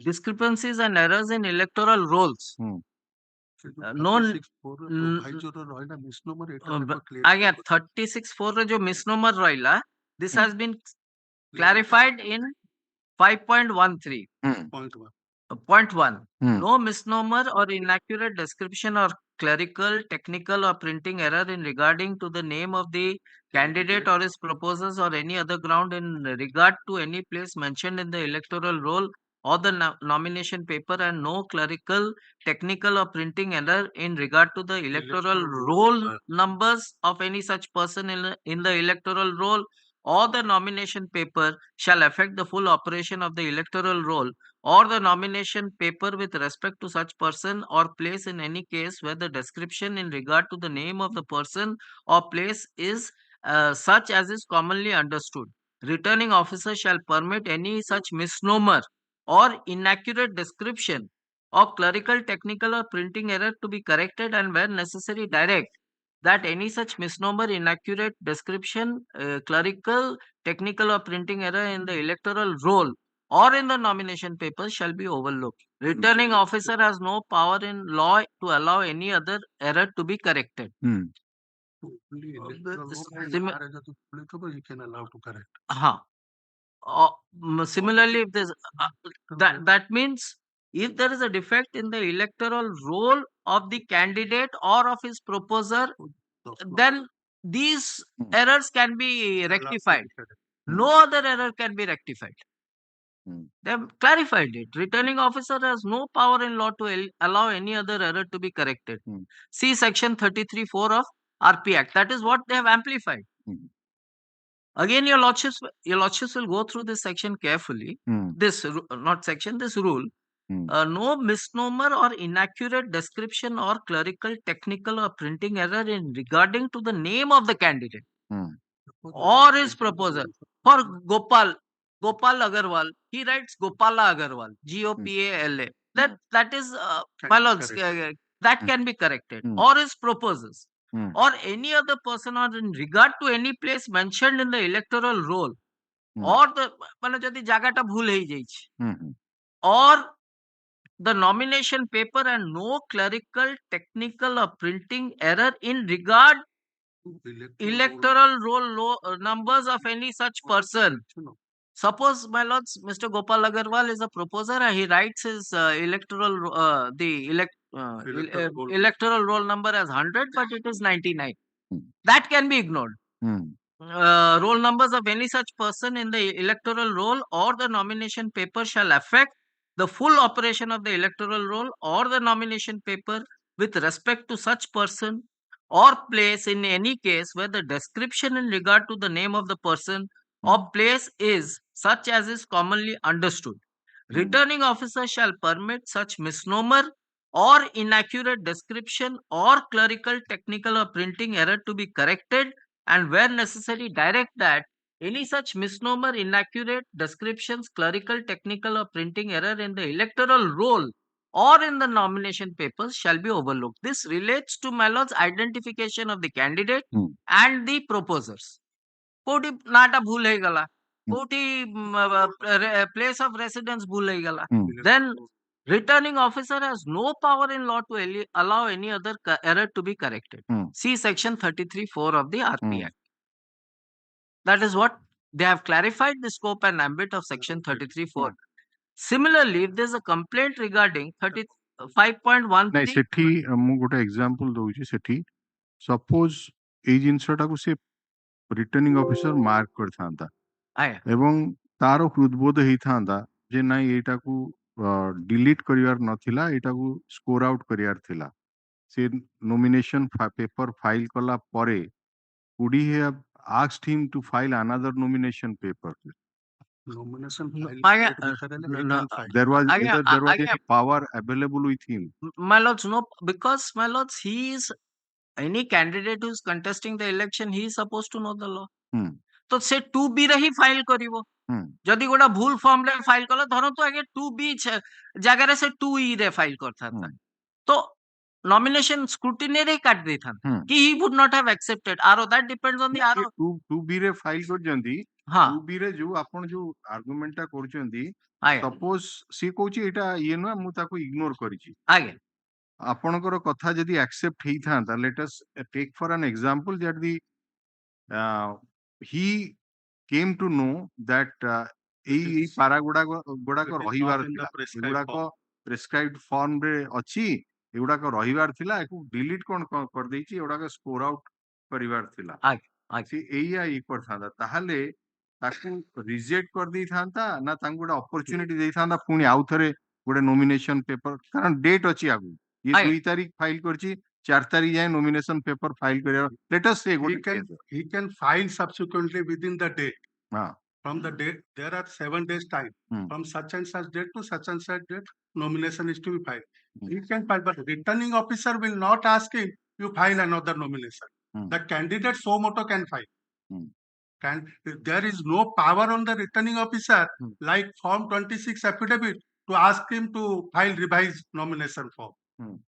Whatever he has filed is to keep it at the time of scrutiny. He is to decide to accept or to reject. Let us say one candidate the election filing nomination paper file करियारो गोटे सप्ताह time अछि गोटे candidate गोटे nomination paper file कला आजी 2 दिन परे आ गोटे नॉमिनेशन पेपर कला आ 2 दिन परे आ गोटे नॉमिनेशन तीनटा nomination paper file first of all whether it is permissible or not. Yes, permissible जदि परमिसिबल हला क्वेश्चन होची जेतले स्क्रूटिनी हला ता स्क्रूटिनी पर आगे फाइलिंग डेट सरीला पर स्क्रूटिनी मुखिया कोइ पर स्क्रूटिनी माने सरी गला तीनटा सेट नॉमिनेशन आर आसी गला जोटा कि तीनटा डेट रे हेची एवं ता पर देखा गला जो दिन scrutiny होईची J 2 of these nomination paper are not in order. So data reject the gotta accept on the basis of that one he can contest the election. There for that reason they have given maximum 4 nomination can be filed. So if 3 are wrong, he will reject 3. That 4 can be filed at a time. That 4 can be filed in different dates. Yes. Within the date of filing. Within the date of filing, he can file. 7 days are given. 4 दिन रे से देला चारटा. There's no problem. All right.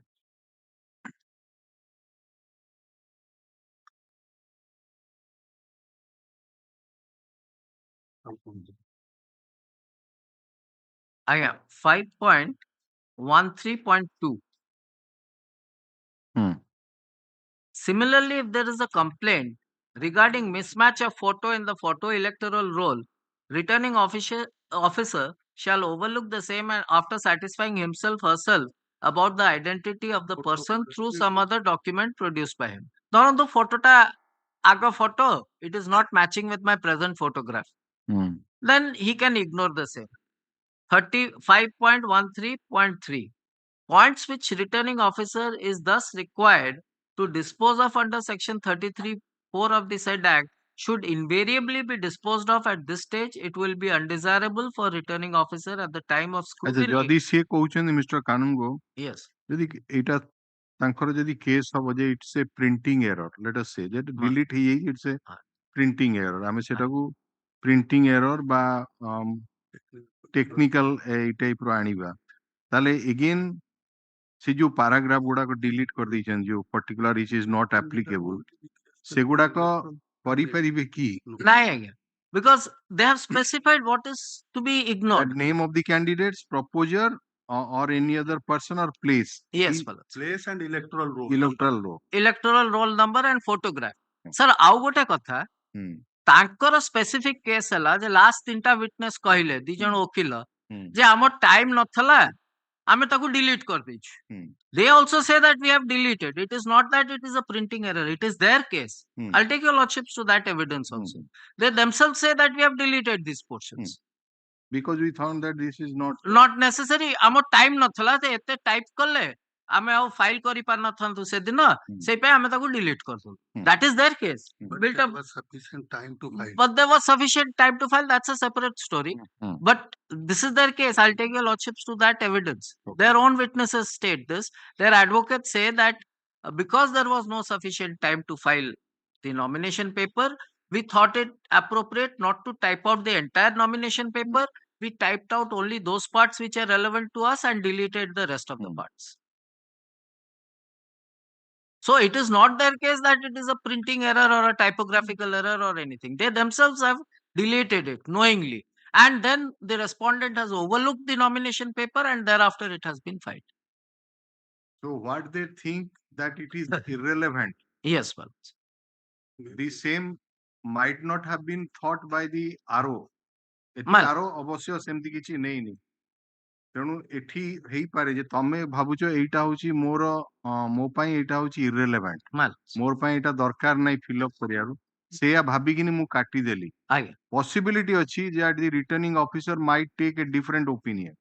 ତେଣୁ ସେଠି again question comes that how far they were justified in deleting that portion. My lords, how far they were justified in deleting those portions and thereby altering Form 2B?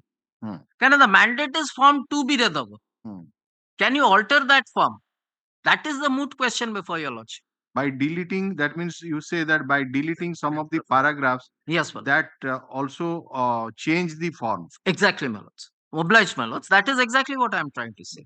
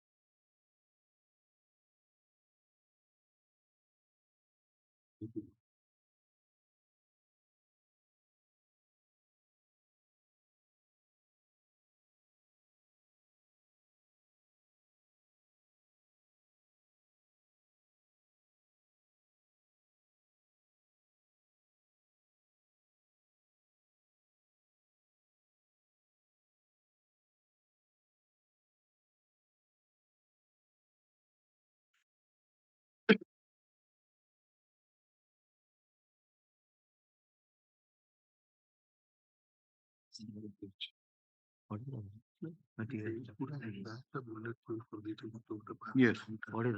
Then I take your lordships to 7A of the complaint to see whether I pleaded material facts or not. Page 6. Election. Here I have clearly stated that the nomination filed is not in Form 2B. Lordships may take off 7A. 7A cool line tap on Move pay A that the lordship gets 7A. Respondent Mohammed Mukim filed his nomination as INC candidate for 90 Baravati Cuttack Assembly constituency.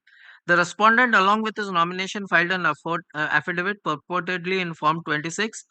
The respondent filed his nomination paper in violation of Section 33, specific pleading of Section 33 of the RP Act 1951. According to Section 33 of the RP Act 51, each candidate shall either in person or by his proposer between the hours of 11 and 3 in the afternoon deliver to the returning officer at the place specified in this behalf in the notice issued under section 31, a nomination paper completed in the prescribed form and signed by the candidate and by an elector of the constituency as proposed. Further, Rule 4 of the Conduct of Election Rules 61 prescribes every nomination paper presented under subsection 1 of section 33 shall be completed in such of the forms 2A, to 2E as may be appropriate. In the general elections of the Legislative Assembly of the states, the appropriate form is Form 2B appended to the Conduct of Election Rule 61. The respondent filed his nomination paper before the returning officer on 2/4/2019, but the same is not in the prescribed Form 2B. The respondent suo motu deleted part 2 of the Form 2B in the nomination paper filed by him before the returning officer on 2/4/2019. Specific pleading, Malons. The part 3 of Form 2B of the nomination paper filed by the respondent is also not in the prescribed Form 2B. Part 3A of the nomination paper filed by the respondent has not been filled up by the respondent. The columns of Part 3A of the nomination paper have been left blank, and columns from 3 to 9 are also not in the prescribed Form 2B. Thus, it was incumbent upon the returning officer to reject the nomination paper of the respondent, but the returning officer illegally and improperly accepted the nomination filed by the respondent in contravention of Section 33 read with Rule 4 of Conduct of Election Rules. The returning officer should have rejected the nomination of the respondent while exercising power under Section 36 of the RP Act at the time of scrutiny, as the nomination papers filed by the respondent was not in prescribed Form 2B. The illegal and improper acceptance of nomination paper of the respondent has materially affected the result of the election so far as it concerns the returned candidate. In as such, the same is liable to be settled. Specific pleading, my lords. Then para 7H. 7H, your lordship. Say 17. Page 17.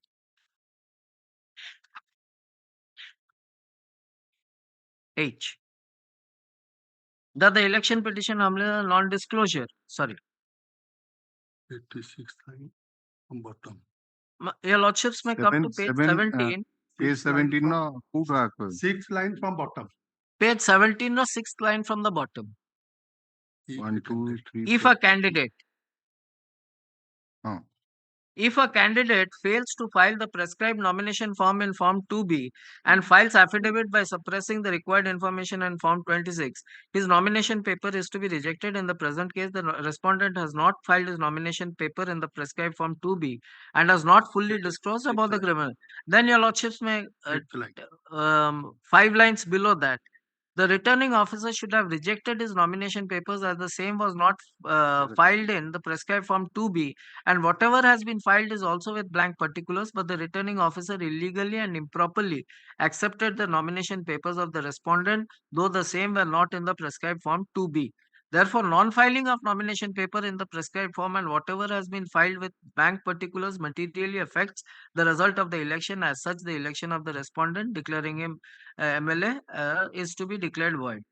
Then I, my lords, the election petitioner humbly submits that filing of nomination papers by the respondent is not as per the prescribed form with alteration and deletion of columns, thereby withholding the information from the voters, amounts to violation of the mandate of Section 33 of the RP Act, read with Rule 4A of the Conduct of Election Rules. The respondent has failed to comply the requirement of Section 33 of the RP Act, read with Rule 4A of the Conduct of Election Rules. Thus, the election of the respondent is liable to be declared to be void. Now, these are the material facts which I have placed on record, Manas. They have replied to this also. And they have also led evidence to show that they themselves have deleted those parts. Now, I come to the evidence which has been led. I'll just give your lordship the paragraphs and the synopsis of what has been stated.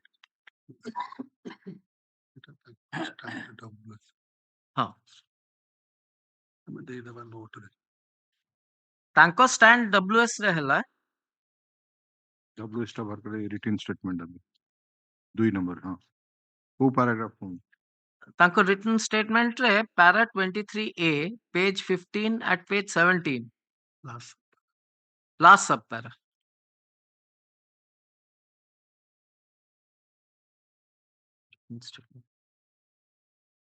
ଆପଣ ଏଟା place କଲେ ସେଟା ହେଲା paragraph 7A page number 7 na? Just place code. Para 7A Page 7. from 6, 6, 7 and 8. 6, 7, 8. How would you? Paragraph H. Para H ta heta kutre. H starts from page 16. We placed Miller at 6th line from bottom at page 17. 6. 6th line from bottom of page 17.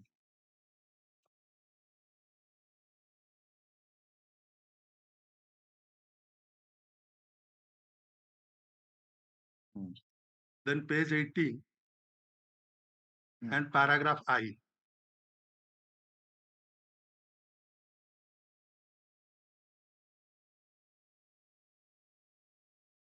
Page see you page 18 ne achi se part. Part तब written statement को paragraph कौन written statement रे नहीं तांकर paragraph हाँ their paragraph starts from page 15. Your lordship is take up to page 23. 23.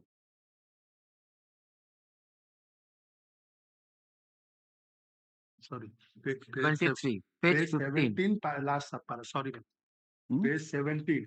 Page 17. Page 17. Page 17, last subpara. Last subpara.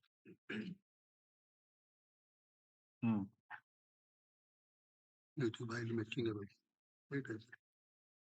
My lords, it is further humbly submitted by the sole respondent that while making above allegations, the election petitioner has admitted in his pleadings that the sole respondent filed his nomination as the official candidate set up by INC. It is worthwhile to mention here that the Indian National Congress is a national recognized party. As prescribed under Section 33 of the RP Act 51, the nomination form is required to be signed by the candidate and by an elector of the constituency as proposed.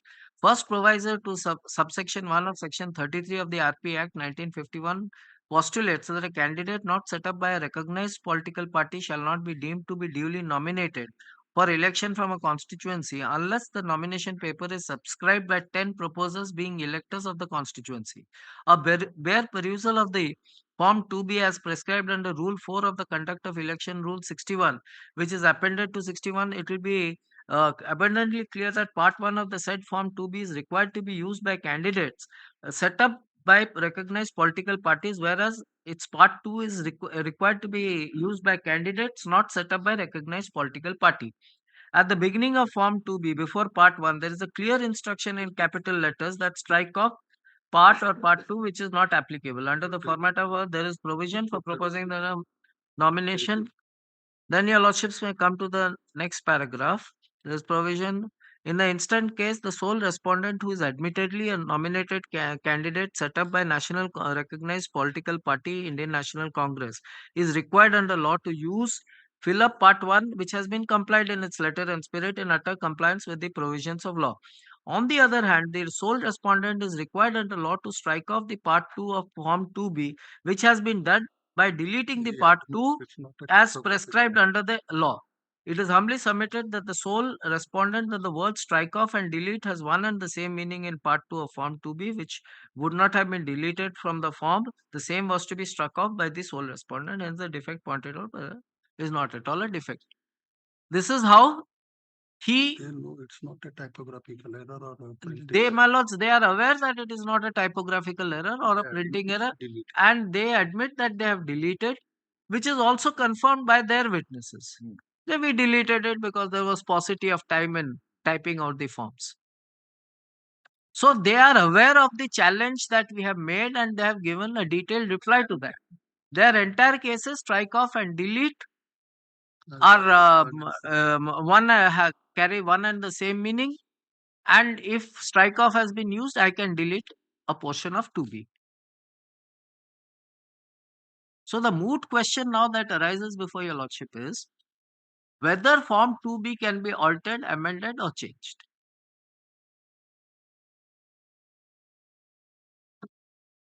And we will give it in the note also. And my lords, whether strike off can be interpreted in the manner in common language, everyday language, as has been argued by my learned senior. Mhm. It has to be interpreted in the context of section 33 read with rule 4 of the conduct of election rules. Then, on the basis of the above pleadings, your lordships have framed issue number 4 to 14. Upon 4 to 14 issues framed kalle. I'm not repeating the issues, my lords. This is all relating to this point of view. 53 I have placed. 33 I have placed, my lords. 33.4 has no application to other omissions. 36.2 I have placed, my lords. Preliminary examination of nomination papers I placed, discrepancies and errors in electoral rolls. Now, I'm coming to the evidence of the witnesses. Respondent. No, first the election petition. The election petitioner. Deposition. Yes, please. मेरा मुख्य हाँ देवाशीष सामंत. Right, page 4.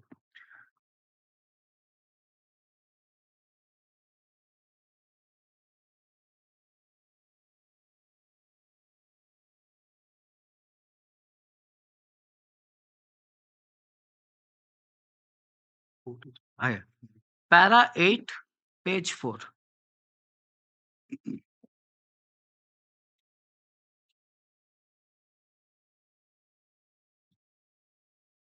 He has stated the election petitioner.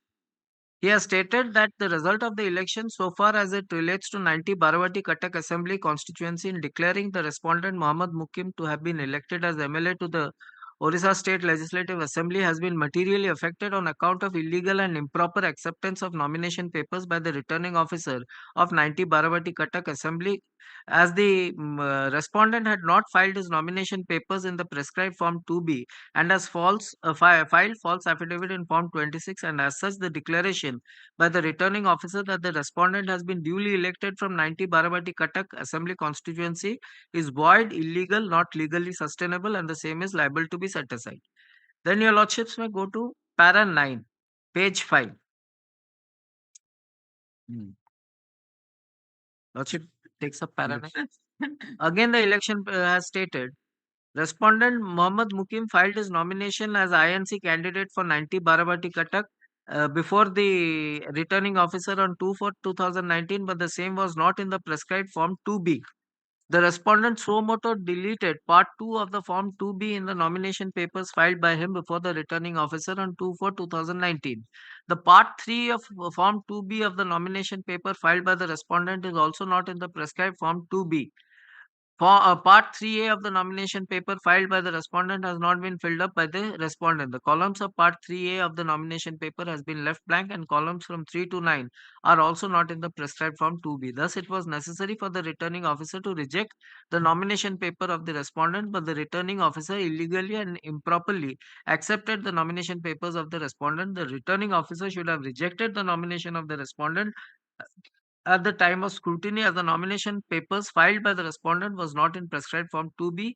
Illegal and improper acceptance of nomination paper of the respondent has materially affected the result of the election so far as it concerns the returned candidate, and as such the same is liable to be set aside. Para 33 at page 25.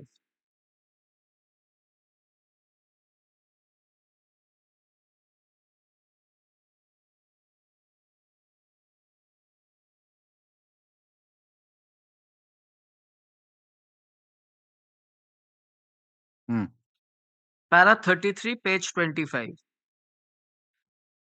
Election petitioner stated, non-filing of non-nomination paper in prescribed form 2B and whatever has been filed with blank particulars materially affects the result of the election. As such, the decision of the respondent declaring him MLA of 90 Baravati Cuttack Assembly constituency is to be declared void and is to be set aside. Now your lordships may take up his cross-examination at page 87, para 110.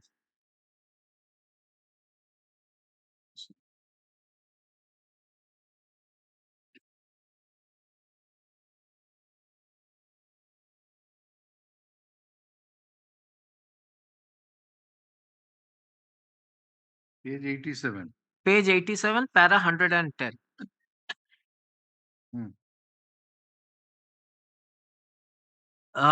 It is a fact. Lordship gets it? Yes. It is a fact that I mentioned in my election petition in para 7A in page 7 that the respondent so moto deleted part 2 of the form 2B in the nomination paper filed by him before the returning officer on 2/4/2019. It is a fact that instruction is available in the nomination paper in form 2B to strike off part 1 or part 2, whichever is not applicable. Part 1 is to be used by the candidate set up by recognized political party. I have struck off part 2 in my nomination paper in form 2B. As part 2 of the nomination paper in form 2B was not relevant for a candidate set up by a recognized political party, and since I have been set up by a recognized political party, I have struck off part 2. It is a fact that the respondent Muhammad Mukim was a candidate set up by recognized political party, that is INC. It is a fact that the respondent Muhammad Mukim was required to fill part 1 of his nomination paper in form 2B. It is a fact that the downloaded copies of the nomination papers along with his affidavit in form 26 from the website of Election Commission of India have been filed by me, which are marked as exhibits 1, 2, 3, 4 and exhibits 30. Same page of the last 4 lines. After then that page, my lords, the last 4 lines. After the result of the election. It came to my knowledge that the nomination paper filed by the respondent was not in the prescribed form 2B, and he has suo moto deleted part 2 of the form 2B. Then your lordships may take up page 91, para 112. Lordship gets it?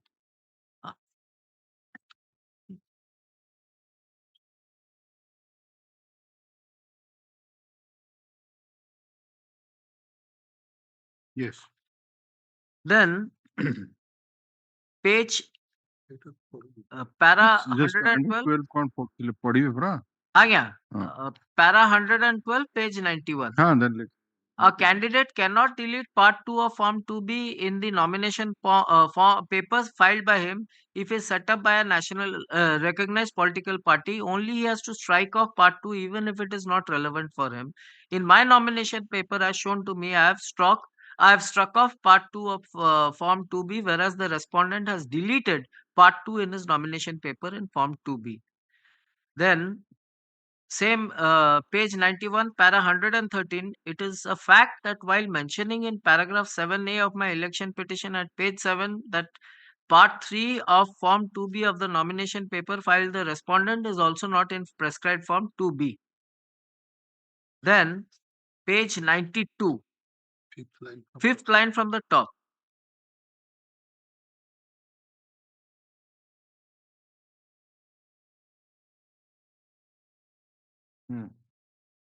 I have gone through part 3 of the nomination paper in form 2B filed by the respondent, and I find that the same is not in the prescribed form. And whatever columns are required to be struck off by the candidate has not been done, but the respondent has deleted the same in part 3. Then there is a question whether the respondent has given his assent to the nomination part 3 in nomination paper in form 2B, though in part 3 of form 2B, I find that the respondent has given to the nomination, but that is not in the prescribed format. Then page 93. First subparaments. Before item C in part 3 of form 2B, there is instruction to strike out C1 or C2 below, whichever is not applicable. It is a fact that in item C1, a candidate has to declare that he has been set up in the election by a particular recognized political party and to further declare that the symbol reserved for the party is allotted to him. I have mentioned Biju Janata Dal in the gap portion in item C1. The respondent has mentioned INC in the gap portion in C1. I have struck off C2 in part 3 as it was not applicable to me being a candidate of recognized political party. There is no such item as C2 in part 3 in the nomination paper of the respondent, and he has totally deleted the same and changed the format of the prescribed nomination form. According to me, item D in part 3 of the nomination form of the respondent is not in the prescribed format as the respondent has deleted name of the language. It is a fact that so far as item C, no, E in part 3 of the nomination paper of the respondent is concerned, there is no deletion. Para 114, page 93, 94. कितने? 94. At page 94. 94. Fourth line from Fourth, top. fourth line from top. In part 3. At the end, instruction has been given by putting asterisks to score out this paragraph if not applicable, and double asterisks score out the words not applicable in the nomination paper filed by the respondent in form 2B. This paragraph has been totally deleted, which should not have been done, and by doing so, the respondent has changed the format. Then para 115, page 95 of the cross-examination.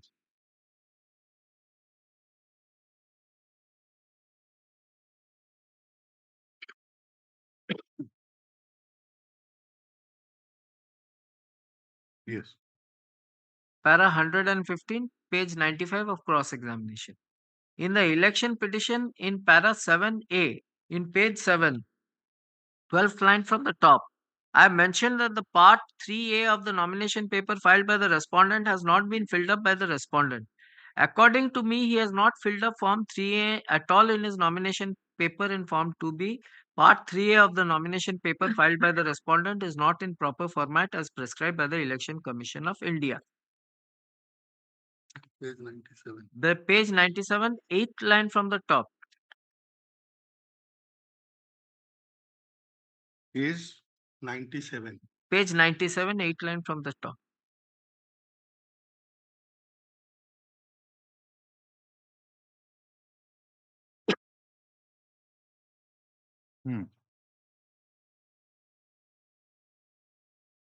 Yes. It is a fact that in Exhibit 35 and Exhibit 1, the respondent has mentioned as NA while filling up clauses 1 to 12.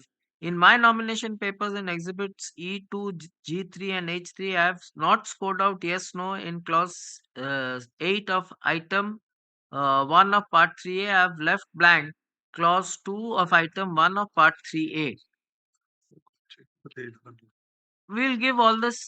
One nomination was shown to him and I cross-examined. No other nomination was shown. Only one nomination form was shown to him and he was cross-examined. No other. The other three nomination forms were not shown to him. So, Malots, we will give in the note everything, Malots. But he has clearly stated that it is not in form 2B and he has changed the format. The respondent has.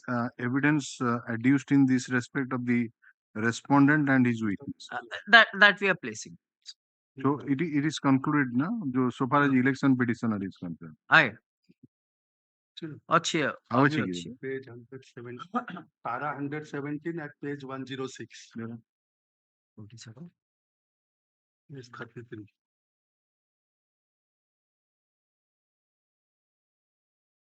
117 था? 117. 117. Page 117. Sorry, page 116, para 117. ठीक है.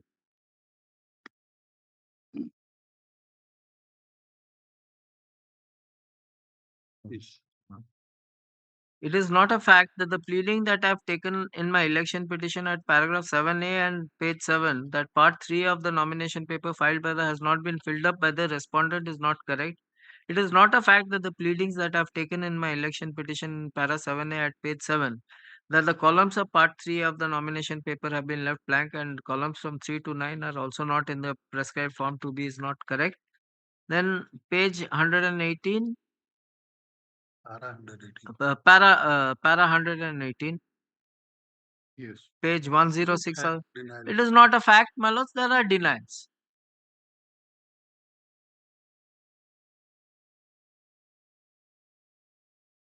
Page 32 page. 32, your lordships. 32, page 32. Sorry, page 103 to 104. The fourth question, which your lordships have put to the page 104. Fourth question. If a candidate, last question ऊपर है. Say page. If a candidate deletes some part of the nomination paper and files it only, filing the necessary columns and giving necessary information which is applicable to him and presents it before the returning officer, can the returning officer have power under law to overlook the same and accept it since the candidate has given all the required information which is applicable to him? The returning officer has no such power. At page 105,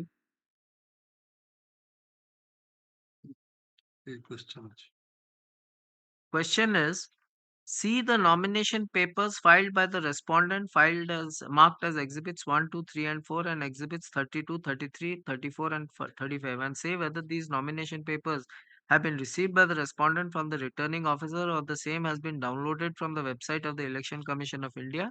Answer: the nomination papers filed by the respondent according to me have not been received from the returning officer but the same have been created after downloading the same from the website of the Election Commission of India. According to me, if after downloading the same from the website, he would have filled up it accurately without deleting any of the columns information, then it would have matched like my nomination paper. But since he has created the nomination paper on his own, it is not legally acceptable. Even if after downloading the nomination form from the website of the Election Commission of the India, the respondent would have filled it up without deleting any columns and presented before the returning officer, the same could not have been accepted and it was not legally permissible to accept such type of downloaded nomination form. Then, bus. RO deposition. RO deposition, your lordship. Returning officer. Returning officer. We'll go to the, because Mr. will continue on Monday because the councils are waiting. Yes. Huh? No, Monday. Monday. Sorry, Tuesday. Tuesday. Tuesday at 2 o'clock we'll take it. Night. Malaj, we have just Malaj, because my learned friend will be going away on 22nd. He has some personal 22nd. Again, 22nd. No, we'll take up.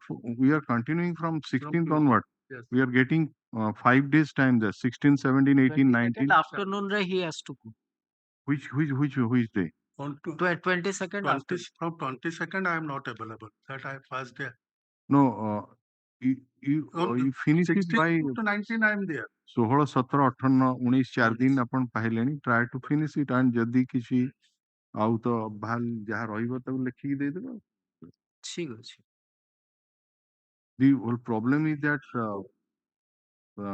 I have shortened the list, but in spite of that, Malaj, I understand. It is. I understand the difficulties of my brothers, Malaj. So the entire year.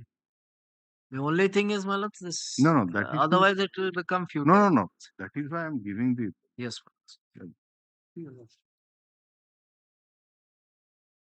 Elections are also breathing down Right. neck. Any moment. Notification asle entire exercise will become. That is correct.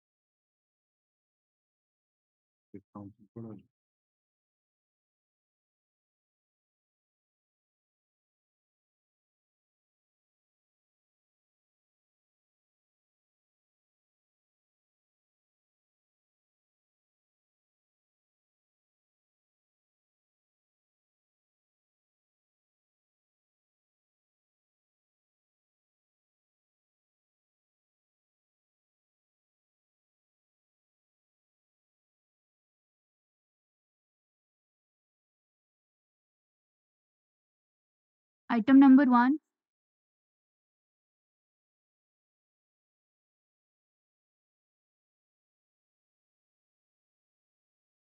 I'm appearing for the informant. Mr. Patnaik was appearing for the petitioner. Patnaik means Jagannath Patnaik. Yes. But on that day, somebody appeared and said Yes, that his junior appeared and told partner that Arjun. let it be taken up today. That is how. I'll All right, inform him right now. I'm passing it over. Yes, yes, I'm informing. Yes, next case. Item 2.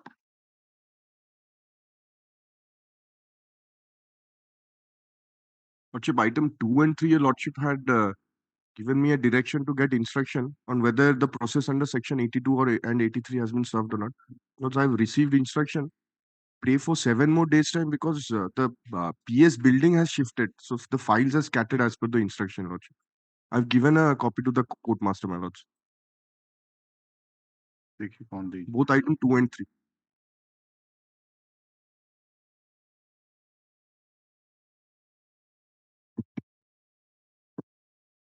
In which order it was directed to you on that? Lordship, 5/1/2024. Right. Kona see.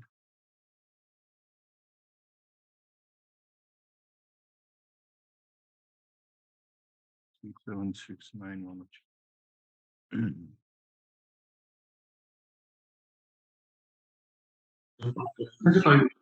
Standing counsel.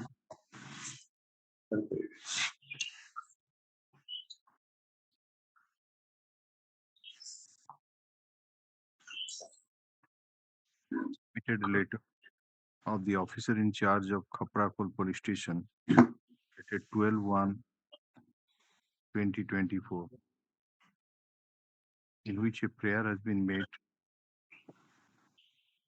for grant of 7 days time to collect the records and to submit the up-to-date case diary and other documents. The prayer is accepted, matter will be listed in the week commencing from 22nd of January 2024. Interim order passed earlier shall continue.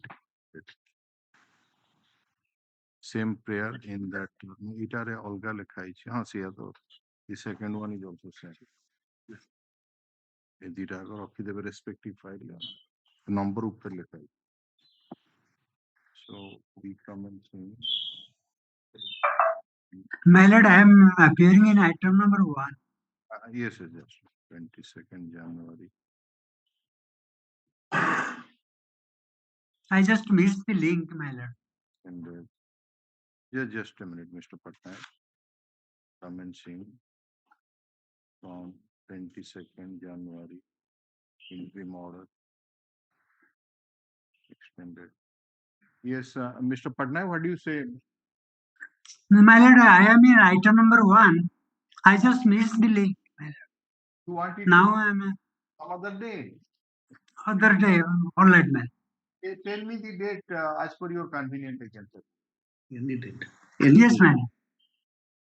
It is to come on a Friday, so can Yes. is it will be convenient if I take up it on 19th or 19th? 19th, my lord.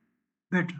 Mr. Jagannath Patnaik, land senior advocate, appearing through virtual mode, submits that he missed the list and therefore the matter taken up on next week. Put up this matter on 19th January. Report. Okay. And okay, that's it.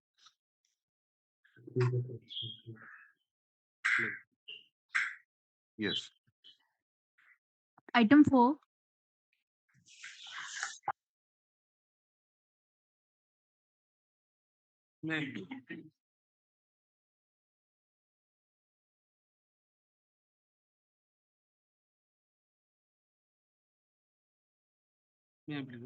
Just a minute.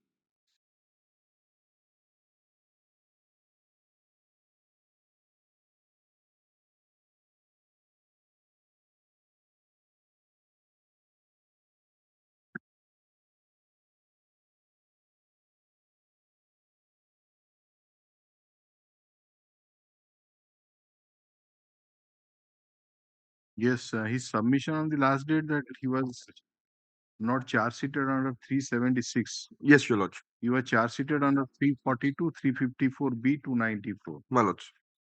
So earlier it was rejected because the case was registered as such under section 376. But now it is segregated. Main accused is one Bansidhar Patra. Lordship. This man is charge sheeted 342, 350. So I just made a query to you on that day that whether there is any criminal antecedent against it. Lordship, I've received the report, my lords. There is no criminal antecedent against it. Okay. So the victims, from the victim statement, the role of this petitioner is clearly distinguishable from Yes. the. Yes, your lord. All right. Heard the land and counsel for the petitioner and counsel for the state. As per the order dated 5/1/2024, the land and counsel for the state has obtained instruction that the petitioner is having no criminal antecedent. The land and counsel for the petitioner submitted that the petitioner earlier approached this court for anticipatory bail in ABL number 7559 of 2018, which was rejected on the ground that the statement of the victim revealed a case under section 376 of the Indian Penal Code, though the case was registered inter alia for the commission of offence under section 354B of the Indian Penal Code. He submitted that in the meantime, charge sheet has already been submitted, and so far as the petitioner is concerned, charge sheet has been submitted under section 342, 354B and 294 of the Indian Penal Code. It is his contention that the main accused is one Bansidhar Patra, against whom charge sheet has been submitted under section 376(1) oblique 342 of the Indian Penal Code. And in view of the change in the circumstances, the bail application may be favorably considered. Land counsel for the state, after verification of the case diary, particularly the statement of the victim, submits that the role of the present petitioner is clearly distinguishable from the role that has been attributed against the co-accused Bansidhar Patra, against whom the main allegation has been leveled. Considering the submission made by the land counsel for the respective party, the nature of accusation against the petitioner, the fact that charge sheet has been submitted against the petitioner for commission of magistrate tribal offences, I'm inclined to release the petitioner on anticipatory bail allowed.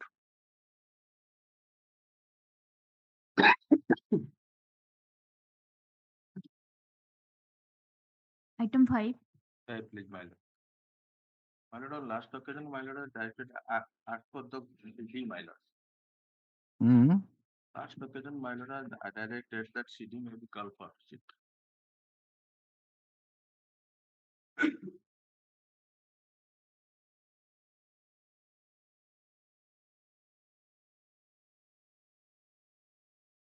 Asila. Lord's Yes, your lordship, CD is there. The connected matter, my lords. 6698 of 2020. Place your case, Mr. Yes, my lord. My lord, offences are 409, 420, 465, 467, 468, 471, and 340 of IPC. As per FIR, my lord, some gold ornaments were stolen from the Manapuram Gold Finance Limited Nachuni branch. My lord, entire allegation is against the branch head, my lord, namely Sachin Pradhan. As because the petitioner was an assistant manager, she has been implicated in this case. Petitioner have several times informed my lord to head office superior authority regarding the This case, misappropriation. the charge sheet has already been submitted. Lordship. And against how many persons charge sheet submitted? Lords, 3 persons, your lordship. 3 persons. So far as the petitioner is concerned, what is the conclusion in the charge sheet? What role has been attributed against the petitioner? And what are the offences under which charge sheet has been submitted against him? Lordship, 409. So far as the petitioner is concerned? Yes, your lordship, Sabitri Pradhan.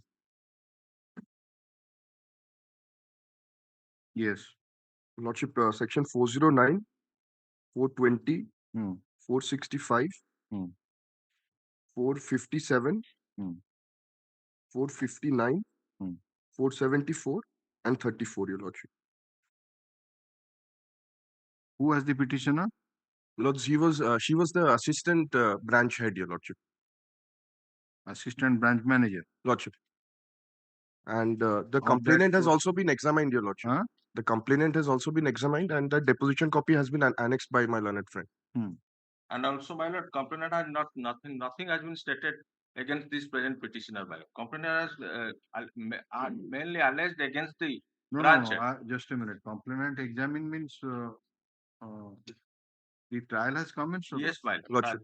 File has been split up and the trial has been commenced. So file has been split up means against you might have been this 82-83 process might have been issued. No, my lord. First, my lord, it is my second time journey, my lord. Previously in ABLAPL number 274922, I'm granted interim bail, and also I have been directed to appear before the police, before the investigating authority. In the meantime, my lord, ultimately it was disposed of with a direction that your anticipatory bail application was rejected. Liberty was granted to you to surrender and move for bail within 4 weeks. So that order was passed on 27/4/2022. That you have not complied with, again approach this court. So what is the change in the circumstance? Circumstances, my lord, main file has been split up and the trial has been commenced. Obviously, that person has remained in custody. You are an absconder. You are not getting any interim protection. Your anticipatory bail application was disposed of. That's why the learned court rightly that segregated, that splitted off the case and proceeded against the person who might be in judicial custody. So what wrong he has committed? So now we are to see that when he has splitted of the case, there must be some order relating to that 80-83 CRPC, because law says that once those processes are issued, this should not be maintainable. May call for the instruction. I'll take that instruction. All right. It is brought to the notice of this court that so far as the charge sheet of this case is concerned, it is submitted against 3 accused persons, including the petitioner. Gotcha. And so far as the case of the petitioner is concerned, the case against her has been splitted up, and now the trial has commenced in respect of co-accused Sachin Pradhan, my lord. Sachin Pradhan, who is facing trial in GR case number 73 of 2022 in the court of London JMFC Banpur. Yes.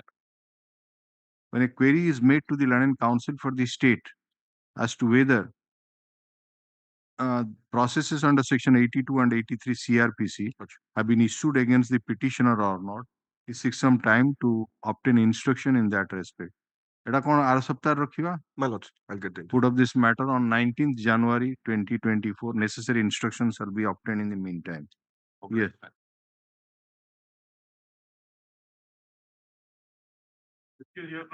Shown as absconder is not shown in the charge sheet because due to the order of the honorable court in the interim protection, my lord, he was appeared before there, and in the charge sheet he has mentioned that he is not arrested as in view of the by order dated ethic of the honorable high court. No, that is the fault of you. Yes, madam. No, that was an interim order. But so, in the meantime, the interim order was there, vacated. The charge sheet must have been submitted, and no intimation has been submitted. I will take instruction. That instruction, because interim order that was modified like this. Yes, when the main case was disposed of. Yes, madam. So that interim order lost its force, yes, and that was rejected, and he was given that you surrender and move for bail. So how can your investigating officer say that he has been not arrested because of this reason? When you submitted charge sheet? Charge sheet might have submitted 34/2022, my lord. 30/4/2022. So 3 days prior to that, the anticipatory bail application has been rejected, my lord. That intimation might not have reached. Yes, at least he should have taken some instruction from this court. From the many cases. So in that communication gap, but that reason 82% may not have issued. I will take instruction. Obliged. No, he has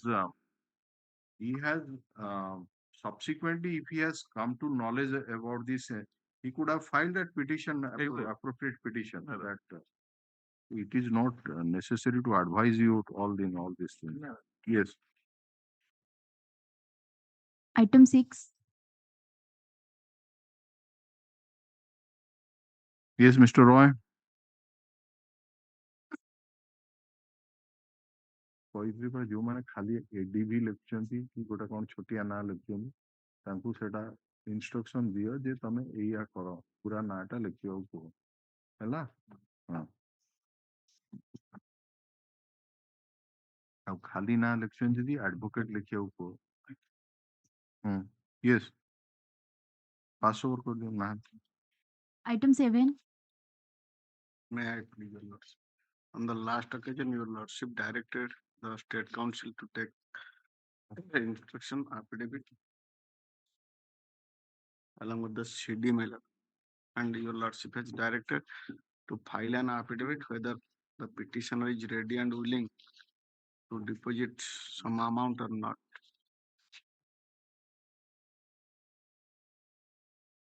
Petitioner is the first order that was passed on 10/11/2023 is that the State Council was asked to obtain instruction about that issuance of processes under 82-83 CRPC.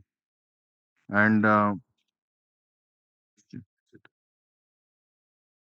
that free copy of the order was handed over to you also. 10/11/23 order upon comply kalegi. Okay, we have the case diary as per your lordship's last order. But No, case diary section 82-83 process instruction. NBW was issued on the prayer of the IO. On the prayer of the IO on 12/9/23, NBW was issued. All right, NBW tapare bhi steps nahi paribe saman. There is no. Your lordship may kindly see. Initially, the No, I wanted to know that whether they have obtained instruction because the court wanted to know whether. Let him next week, madam. Interim order was there.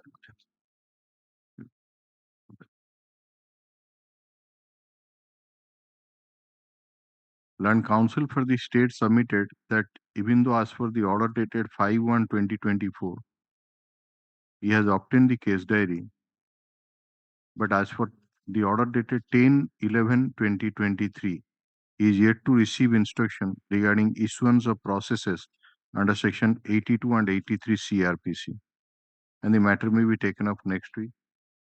Put up this matter on 19th January 2024. Free copy of the order be handed over to the London State Council for compliance.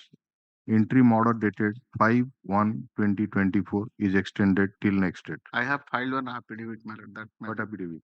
Achha. The London Council for the petitioner has filed an affidavit which is taken on record. A copy of the same has been provided to the London Council for the state. Yes. Item 8. May I please, Your Lordship? Lordship, on the last occasion. Mr. Arijit Mishra. Yes, I'm on VC. Madam, you are not audible. Please. Lordship,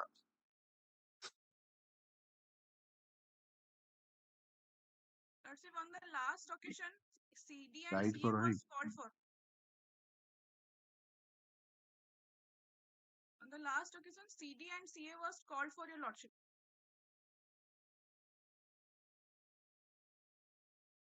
I'm not audible. Please check your mic. Lordship, am I audible now?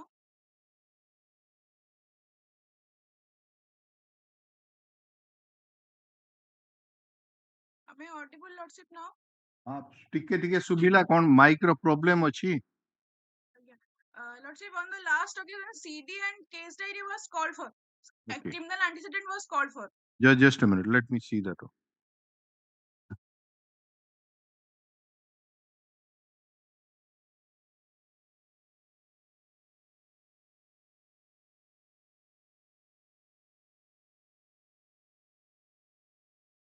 Okay, Mr.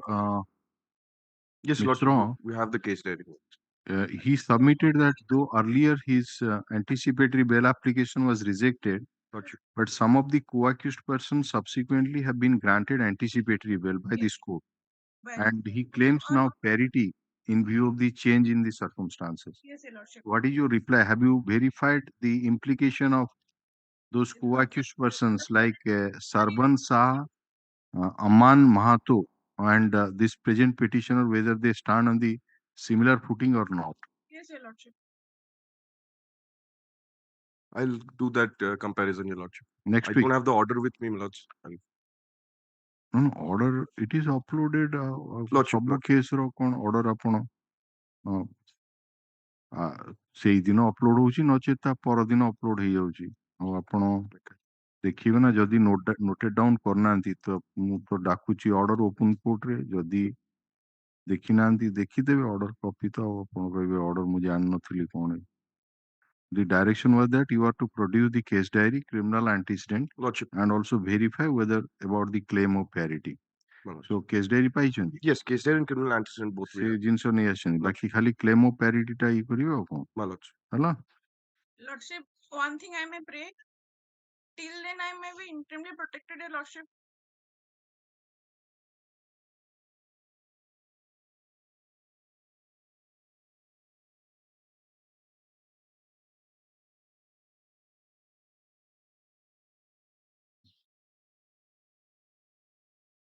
The London Council for the state submits that though he has received the case diary, so also instruction about the criminal antecedent of the petitioner as per the order dated 5/1/2024.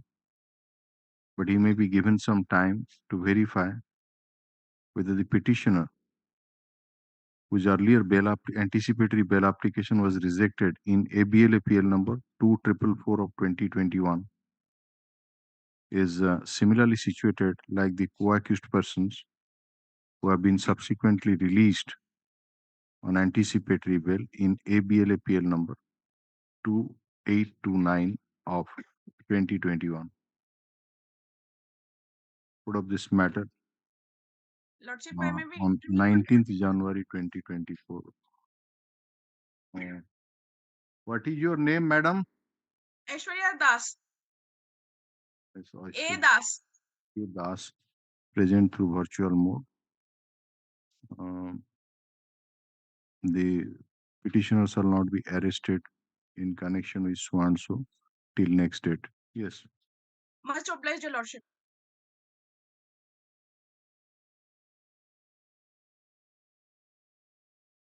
Item 9. Item 9, may I please, Your Lordship? I am in BC matter. Yes. I am in BC matter. Yes. Matter. The petitioner is in custody since 17. For the informant, Mr. Because B.R. Mahanti, Raj, all this. Matter. Nobody is there. Yes. Argue the case. BLAPL. Matter. Is the custody since 17/3/2020? Mr. The Baki double murder case. Matter. It was earlier rejected. No, matter. First time. But it is pending since 2020. Number 2920 of 2021. All the co-accused persons already released on bail by Your Lordship, matter. Your Lordship indicate the entire order in the common order part 19. ଏଟା 2020 ମସିହାରୁ କାହିଁ pending ହେଇ ଅଛି? ରହିଯାଇଥିଲା ଗୋଟେ କ'ଣ dismiss ଫର default ହେଇକି ତାପରେ ମାନେ ଡିସମିସ୍ ଫର ଡିଫଲ୍ଟ ହେଇନଥିଲା, ପୁରା ଅର୍ଡର ହେଇକି ଥିଲା, ଭୁଲରେ ଡିସ୍ପୋଜାଲକୁ ପକେଇଥିଲେ ସେମାନେ। ତାପରେ ସେ ଅର୍ଡର ରିକଲ୍ ହେଇକି ଆସି ଆଉ ସେମାନେ ରହିଯାଇଥିଲା। Your Lordship passed in detailed order on 19/12/2023 where all the co-accused persons already granted bail by Your Lordship. କୋଉଥିରେ? By Your Lordship, madam. ନାଇଁ On 19. connected BLAPL ଟା ଯୋଉଟା ଆସିଛି? Yes, madam. Yes, madam. Lordship, remember, this is a Banki double murder case. All the accused persons released on bail by Lordship, madam. An elaborate order has already been passed on 19/12/2023 and dealing all the bail applications, and the common order has been passed on that day, madam.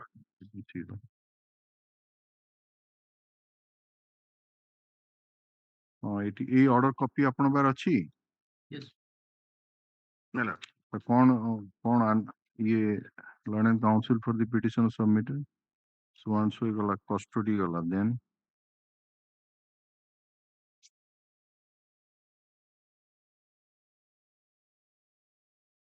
learned counsel further submitted that two witnesses to the dying declaration who have been examined as PW4 and PW8 have stated that deceased Bhagwan Swai named all the three petitioners as his assailant. Our PW8 has not implicated the petitioner Tariya alias Tareshwar Pradhan, but implicated petitioner Swanshu along with Swanshu. Learned counsel further submitted. Similarly situated co-accused persons have been released on bail and he has filed the copies of the bail order which are taken on. ସେ କଣ ହେଲା କଣ dyeing declaration ଅଛି ତା ଦେହରେ ଦିଟା witness ଙ୍କ ପାଖରେ PW4 ଆଉ PW8 ପାଖରେ କଣ ଅଛି ସେ ଡାଇଂ ଭରତ ପ୍ରଧାନ ଯୋଉ ଷ୍ଟାଣ୍ଡ ରେ ଅଛି the present petition is same stand Bharat Pradhan has been granted bail but he was in custody since 25 to 2020 ये ଲୋକଟା କେବେଠୁ ରହିଛି 17/3/2020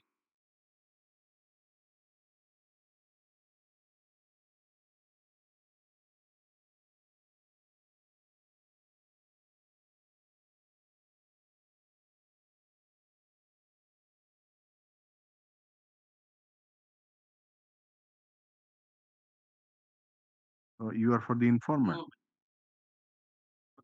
Right, heard the learned counsel for the Mr. Arun Kumar Budhia, learned counsel appearing through virtual court Khurda at Bhubaneswar. Learned counsel for the state non-appears for the informant. Learned counsel submits that the petitioner is in judicial custody since 17/3/2020 and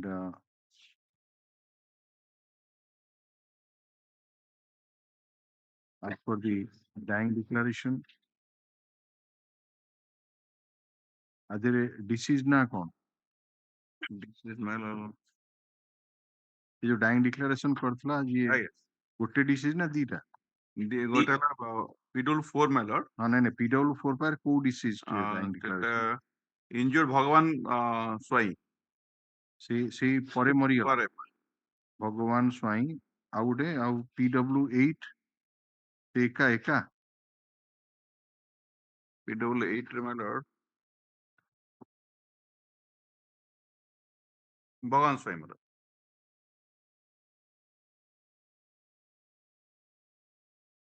para 3 and para and further submitted that as for the evidence adduced by PW4 and PW8 the deceased Bhagwan Swai while in an injured condition made dying declaration in which he has implicated the co-accused persons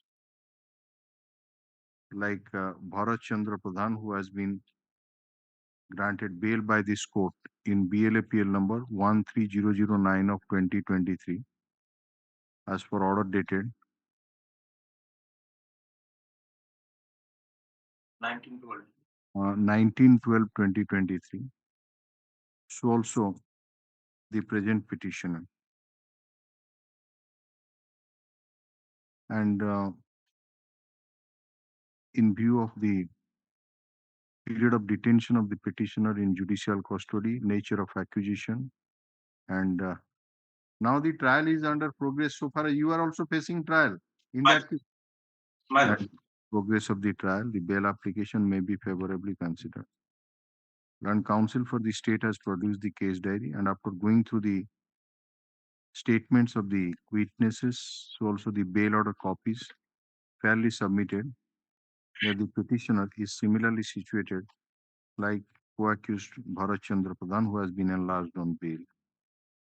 Considering the submission made by the learned counsel for the respective parties, the nature of accusation against the petitioner, the period of detention of the petitioner in judicial custody, And since similarly situated co-accused has been released on bail, I am inclined to release the petitioner on bail allowed. Division bench টা আছে পুরা হ্যাঁ ନାଇଁ ସେଇଟା ଅଛି ଚାମ୍ବରରେ ଗୋଟେ ଅଛି ଏଟା ଆର୍ଜନ ହେଇଗଲା ଫାଷ୍ଟ ରୁ ଓ ଆଚ୍ଛା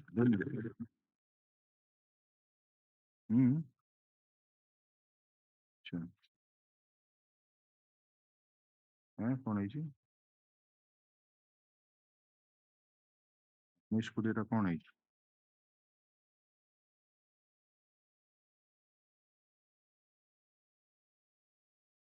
ଓ CRLM ହବ ଆଚ୍ଛା পেরিওদি অফিস নোট করছেন পেরিওদি অফিস নোট ହେଲା এটা অফিস নোটରେ ইন্ডিকেট ହେଇଛି office note dated Suanshu wherein it is indicated that in order number 5 dated 21/8/2015 at the end part of the order sheet it has been inadvertently typed out as the miscase is disposed of instead of CRLM. In the order, in the aforesaid order, in place of the miscase, the same shall be read as the CRLM. Hello? Next, a letter aschi, a dispose of case extension magician, jaha time magician, they will communicate the order to this one. So, yes, now you call for the from the serial.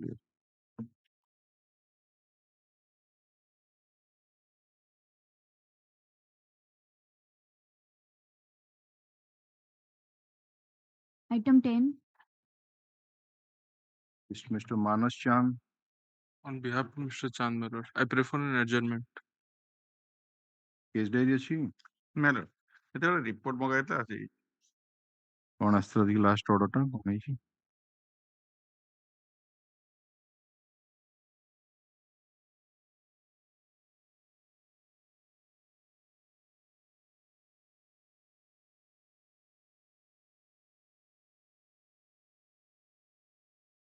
ଗୋଟେ କବିତା ପଲେଇ ବୋଲି ଗୋଟେ କୋଉ witness ଟା ଆଜ୍ଞା ଏ ଡାଏଡ ଆଚ୍ଛା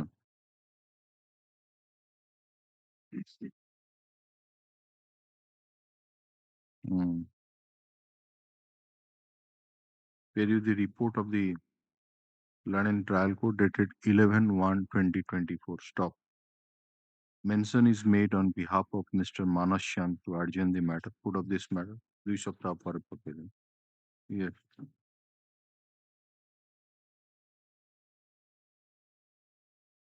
Item number 11.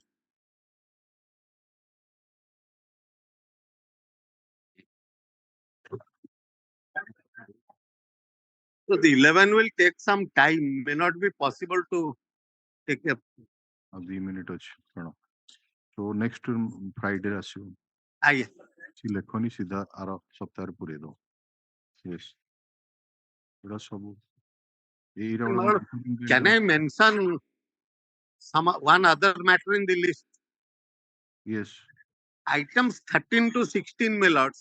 Mr. Yes. Devasnan Das was arguing. Their interim bail was till today. Can it come next week and the interim orders be extended? ଆଚ୍ଛା ଏଇ ଯୋଉ ଲାଲା ଅମୃତ ସାଗର ତ ଆଜ୍ଞା 13, 14, 15, 16 13, 14, 16 ରେ ଏଟାକୁ ଆସିବ 19 ତାରିଖରେ ତାର କଣ ଇଣ୍ଟ୍ରିମ୍ ଅର୍ଡର କୁଆଡେ ଅଛି ସେ ଇଣ୍ଟ୍ରିମ୍ ଅର୍ଡର ଟାକୁ ଏକ୍ସଟେଣ୍ଡ କରିଦେବେ ଟିଲ୍ ନେକ୍ସଟ ଡେଟ୍ ହେଲା ଏଟା ହଉଛି ତା ଦେହରେ କନେକ୍ଟେଡ ମ୍ୟାଟରରେ ବି ସେ ଅଛି ଏଇ ଯୋଉ କନେକ୍ଟେଡ ମ୍ୟାଟର ମାନେ 14ରେ ଦେଖ 14ରେ ଲାଲାର ଅଛି ସେକେଣ୍ଡ ଆଇଟମ ଟା ସେମିତି 15ରେ ଅଛି ତାର ଫାଷ୍ଟ ଆଇଟମ ଟା ଆଉ ଗୋଟେ ହଉଛି 16ରେ ଅଛି ଲାଲାର ଫାଷ୍ଟ ଆଇଟମ ଯୋଉଟା ସବୁ ଇଣ୍ଟ୍ରିମ୍ ଅର୍ଡର ଏକ୍ସଟେଣ୍ଡ କରିଦେବ ଏବଂ ସେଗୁଡାକ ଲେଖିଦବ ଆ ସହିତ ଆସିବ ସେଇ 19 ତାରିଖ ଦିନ ଏଇଟା ଗୋଟେ କଣ ଇଣ୍ଟ୍ରିମ୍ ବେଲ୍ ଏଇଟା କଣ ଏଇଟା 12 ନମ୍ବର ଆଇଟମ କାହାର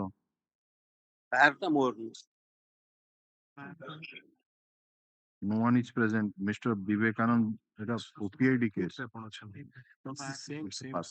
On interim bill, ground file last petition alert for a period of 4 weeks. No. On 24/11/23. Again, he has filed or what? Na say three.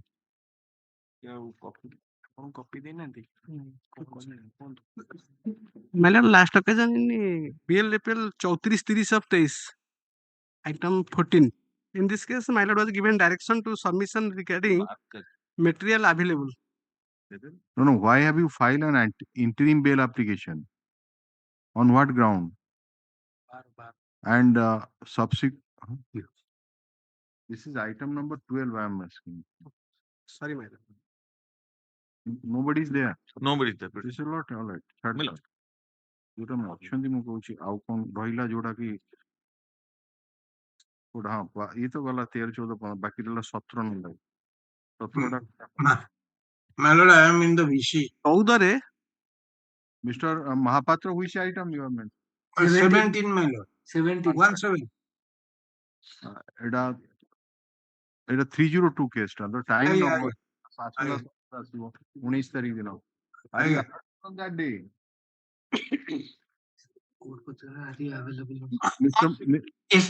Yes, my lord. I am available. 19 ତାରିଖ ଦିନ ଆସିଲେ କିଛି ଅସୁବିଧା ଅଛି କି? ନାଇଁ କିଛି ନାହିଁ ମୁଁ ଖାଲି ଗୋଟେ କଥା କହୁଛି ଯେ ମୁଁ ଗୋଟେ ଅର୍ଡର ଦେଇଥିଲି co accuser my friends appearing on the state may examine same footing ହବ co accuser last occasion I submitted an order. Copy mister Mahapatra ଦେଇଥିଲେ ସେ ଯୋଉ କ୍ଲେମ ଅଫ ପ୍ୟାରିଟି ରେ ଟିକେ ପାଇଛନ୍ତି ସେ ଅର୍ଡରଟା ଗୋଟେ ଆଇଟମ ନମ୍ବର 17 ଟା ଆପଣ ବ୍ରିଫ କାହାର ଗୋଟେ କୋ ଆକ୍ୟୁଜ ର କଣ ବେଲ ଅର୍ଡର ଦେଇଥିଲେ ବୋଲି କହୁଛନ୍ତି ସିଡିଟା ବି ରହିଯାଇଛି ଗୋଟେ ନେକ୍ସଟ ନାଇଁ ବେଲ ଅର୍ଡର ଟା ଅଛି ତ ବେଲ ଅର୍ଡର ନହେଲେ ସେ ଆଉ ଗୋଟେ କପି ଦେବେ ମୁଁ ଆଉ ଗୋଟେ କପି ଦେଇଦେବି ଆପଣ ବେଲ ଅର୍ଡର ନାହିଁ ତା ପରେ ଗୋଟେ କପି ଦେଇ ଦିଅନ୍ତୁ ହଁ ମୁଁ ଦେଇଦେବି ସୋମବାର ମଙ୍ଗଳବାର ଦିନ ଦେଇଦେବେ so that is to examine. Yes, next matter.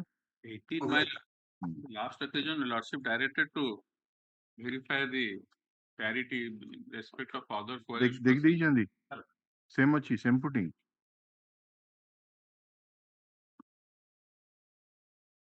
ये का ଯାଇଥିଲା ବେଲ ଲେଖି ଯାଇ out of 15 14 my lord is released on bail. Wait. All other My lord, last occasion Vijay Kumar Arisal 13718 my lord is granted bail. ସେ ଅର୍ଡରଟା କାଇଁ copy କାଇଁ They have next month. No, next one. ଜାଣିଲ ଏଇ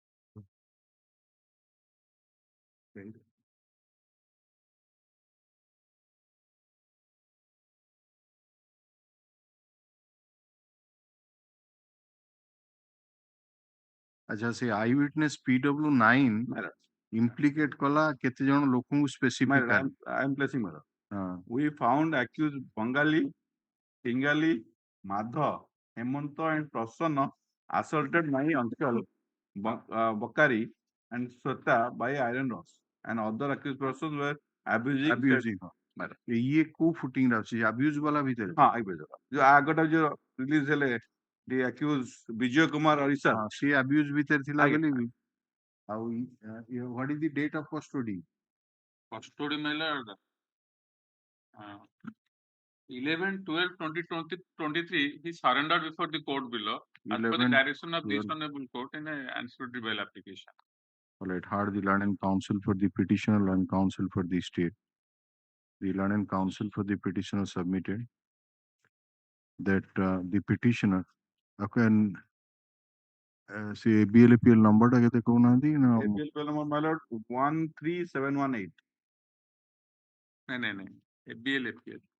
ABLAPL 611 of 2020 ABLAPL 611 of 2022 ABLAPL kete 611 of 2022 dispose ke vela जानना थी एटा code वाला से number टा सी देखलो से जो ये earlier 10465 रे भी ऑर्डर हेतला हां 61 डिस्पोज ऑफ हे जाचे dispose of ହେଇଛି 17/11/2022 ରେ। ତାପରେ ସେଇ ଅର୍ଡର ପରେ ତ ଆହୁରି ବର୍ଷ ପରେ ଜାଣ ଆପଣ ସରେଣ୍ଡର କରିବେ। So much he surrendered man. Alright, see ଲେଖନ୍ତୁ। The petitioner voluntarily surrendered before the court below on 11/12/2023 ঠিক তো? Mela. And he has been charge sheeted under section 302/34 of the Indian Penal Code. That means you are not facing trial along with those persons. No. He further submitted that the co-accused persons are facing trial. That is still continuing. Still continue. And in which the eyewitness to the occurrence has been examined as PW9. And in this case, there are two deceased persons, namely Bakkari Samanta Singar and Sweta Bahan Samanta Singar. And the eyewitness has specifically stated that the accused persons Bengali, Tingali, Madho, Hemanto, and Prasanna, it lekha is order dekhiyo, huh? Assaulted the two deceased persons by iron rod, and other accused persons were abusing the deceased. And counsel submitted that since the eyewitness has not implicated the petitioner as an assailant of the two deceased persons, and similarly situated co-accused, namely Vijay Kumar Arishal, has been released on bail by this court in BLAPL number 13718 of 2023 as per order dated 19/12/2023, copy of which is filed and taken on record, the bail application of the petitioner may be favorably considered. Learned counsel for the state, after verifying the case record, so also the evidence of PW9 fairly submitted that the petitioner is similarly situated like the co-accused Vijay Kumar Arisha. Considering the submission made by the learned counsel for the respective parties, nature of evidence adduced by PW9, the eyewitness, the release of similarly situated co-accused on bail, I am inclined to release the petitioner on bail allowed. Normal terms and conditions. My lord, item 14, my lord was given direction to the learned AGA to prepare the written submission regarding the material available on record against the accused Santosh Kumar Bhai, but not filed, my lord. Item 14. We'll see it next week. It is coming. Only the interim order has been extended so far as Lala Amrit Sagar is concerned. Baki matter gudaku onne saite asibo next week. Written submission ଦେଇନାହାନ୍ତି। Obliged.